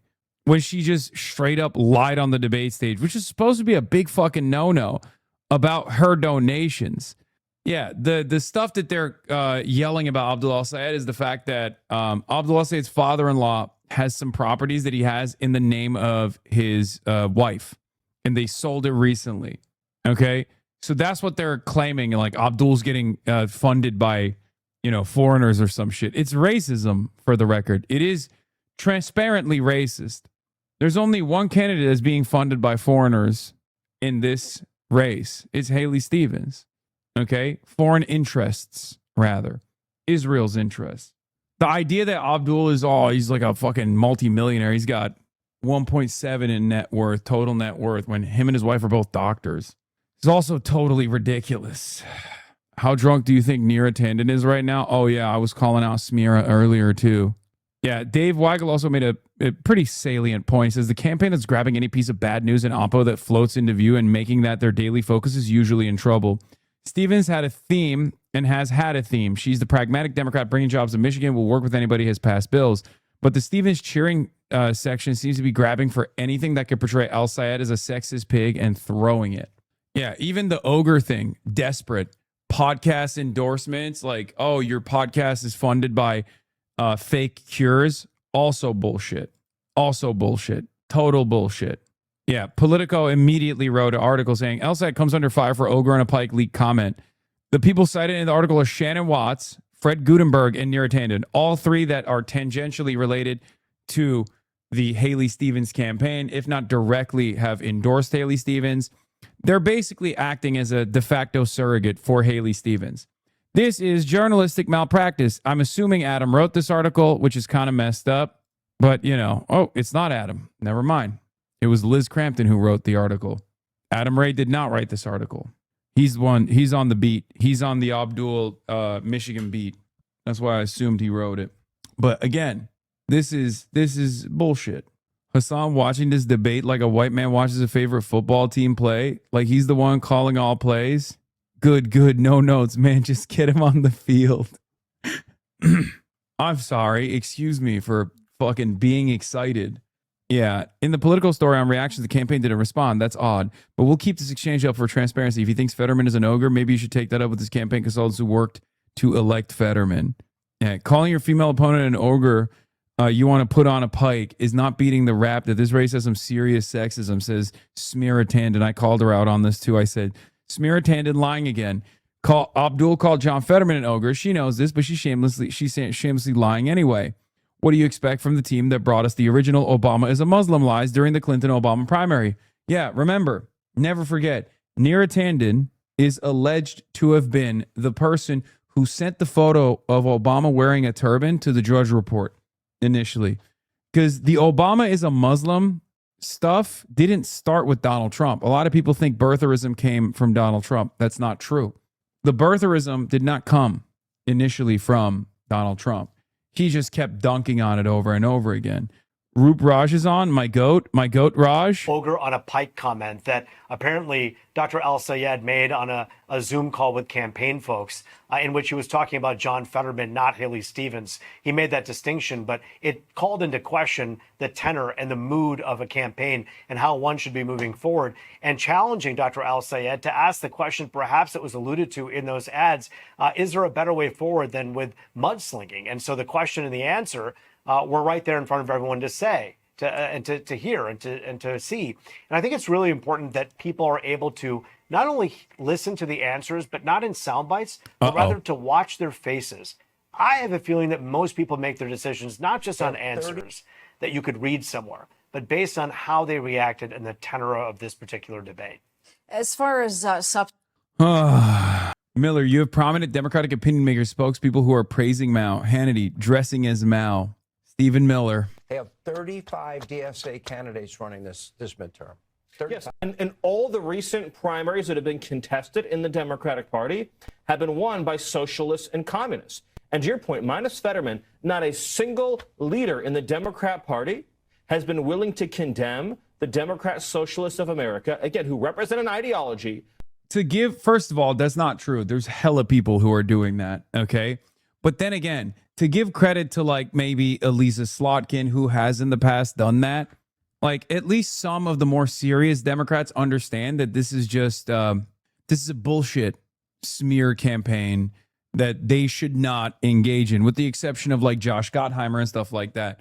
Never cede on oppositional framing. It doesn't matter if you're a Democrat who fucking hates my guts. Do not do that, okay? Do not fucking do that. Even if you agree with them, keep that shit to your fucking damn self. If you want to keep your seat, if you want to keep being a Democrat, you know, I'm an outsider. Oh, you can say that all day. It doesn't fucking matter. First of all, I voted for Hillary Rodham Clinton. I voted for Joe Biden. I don't give a shit, okay? Having said that, okay, the idea that you would listen to this bald Nazi fuck, and go, he's cooking on this one. I never agree with him, but he's cooking on this one. You're a piece of shit, okay? And in the eyes of the voters, you are far less a Democrat than even someone like myself is, okay? You can run around and say, oh, Hassan's not a real Democrat all day, every day. It doesn't matter. Doesn't matter. When you agree with a Nazi like Stephen Miller, you're de facto a Nazi, okay? That's it. That in the last century killed tens of millions of people. You have prominent Democratic opinion makers, spokespeople who are praising Mao. These are people dressing as Mao. You don't have that suit at home? I don't. Very popular in the Democratic Party. Fuck you. Suck my dick, you bald Nazi freak. Look at this testicular looking motherfucker over here. Oh my lord. Oh my lord. I wish we didn't have to also fucking fight people who are supposed to be fight people who are also supposed to be ostensibly on our side, you know? But they're not. Yeah. Literally, you bald Nazi, by the way. Nothing could have prepared me for what he's actually trying to say. What is he saying? What is Trump saying now? You watch companies move production from America down to Mexico. Mexico. I love the way there's a very nice president of Mexico. You know that. She's very nice, and she speaks beautifully, and she calls it Mexico. For years. Mexico. So stupid. Bro, this guy's the fucking president, dude. It's so funny that his followers are like, oh my God, this fucking Twitch streamer wore a Mao suit. The fuck are you talking about? This is the goddamn president, man. Democrats are so lost in the goddamn sauce, dude. Democrats who also lean into the exact same shit that Fox News is doing to be like, oh, the socialist menace, the socialist menace. Talk about dropping the fucking ball. Like, this guy is our president currently, and he's ruining everything. And you're over here being like, you know, the real problem is democratic socialism. Miller is okay with killing his fellow citizens, and this hypocrite wants to bring up Mao. Are you for fucking real? Yeah. To be honest, Kamala did call Trump a communist. It didn't work, though. Yeah, I know. I don't even want to fucking... From the debate, Moscow is skipped. Yeah.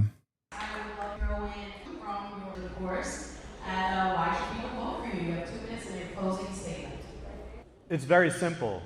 I'm here. Where is our congressman? I went on Fox News last week thinking I might find him there because he seems more comfortable on Fox News than he is in the 25th district. I'm running against a Democrat, the first Democrat to join the Doge caucus that has taken a gutting knife to the federal workforce, voiding collective bargaining agreements. I mentioned his support as the only Democrat in our state delegation to vote for the Lakin Riley Act, someone who is openly campaigning as a twice-appointed Ron DeSantis Democrat. What does that mean? So I'm here, and I'm going to continue to be here because I care about serving this community.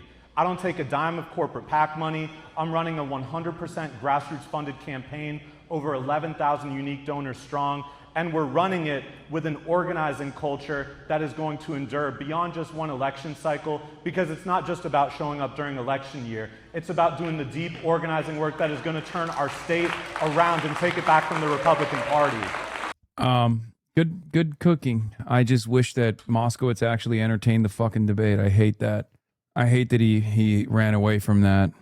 Anyway, Matt Iglesias went on Pod Save America to encourage Democrats to moderate more. The listeners aren't buying it. These are the top comments. Wow. It just took two different sentences to say there's nothing Hakeem Jeffries could be doing, or Chuck Schumer. Inspiring. They can stop attacking student protesters. They can stop trying to block any people running against incumbents. It's a very long list of what they could be doing. That's not just voting in the Senate. Moderating, standing for basically no movement is exactly how the Democratic Party got in this mess. We want to see strong voices take a stand and fight for things previously thought impossible. Look at the labor union fight or civil rights. They fought for the extremes and won concessions. Moderating simply means you slow the other party's concessions. If Dems want to keep pushing moderate centrists that voters don't want, they will never win again. Current centrists are bought and sold. They don't care about anyone but their donors and themselves. We need progressives. Either you want policies that make life better for everyone, or a group of corrupt racists, anti-LGBTQ+, oligarchic fascists that throw black and brown people into concentration camps and kill innocent people in the streets. You either have a moral compass or you don't. Choose wisely. Is this episode title supposed to be satire? Center left? You mean what you used to be called Republican? Because no thanks. Yeah, Matt Iglesias will look at these comments and sincerely say, this is the problem with the Democratic Party. The base has become too woke. Not realizing that, like, you know, if the Democrats leaned into that base and the real organic enthusiasm and maybe even accomplished some of the fucking agenda items for the base, we would probably be able to, you know, defeat Republicans permanently. Okay. I say we in that regard, even though, you know, I don't always consider myself to be a Democrat, even though I've never voted for a Republican and I never will. The reason why I say we in that situation is because I do, unlike Matt Iglesias, recognize the dangers of Trumpism, recognize the dangers of reactionary MAGA policies, okay? I want to make sure that we de facto run a one-party state where nobody ever wants to vote for a Republican ever again. That's my goal. I know some people will say, whoa, wait a minute, what is that? What are you, a Marxist-Leninist?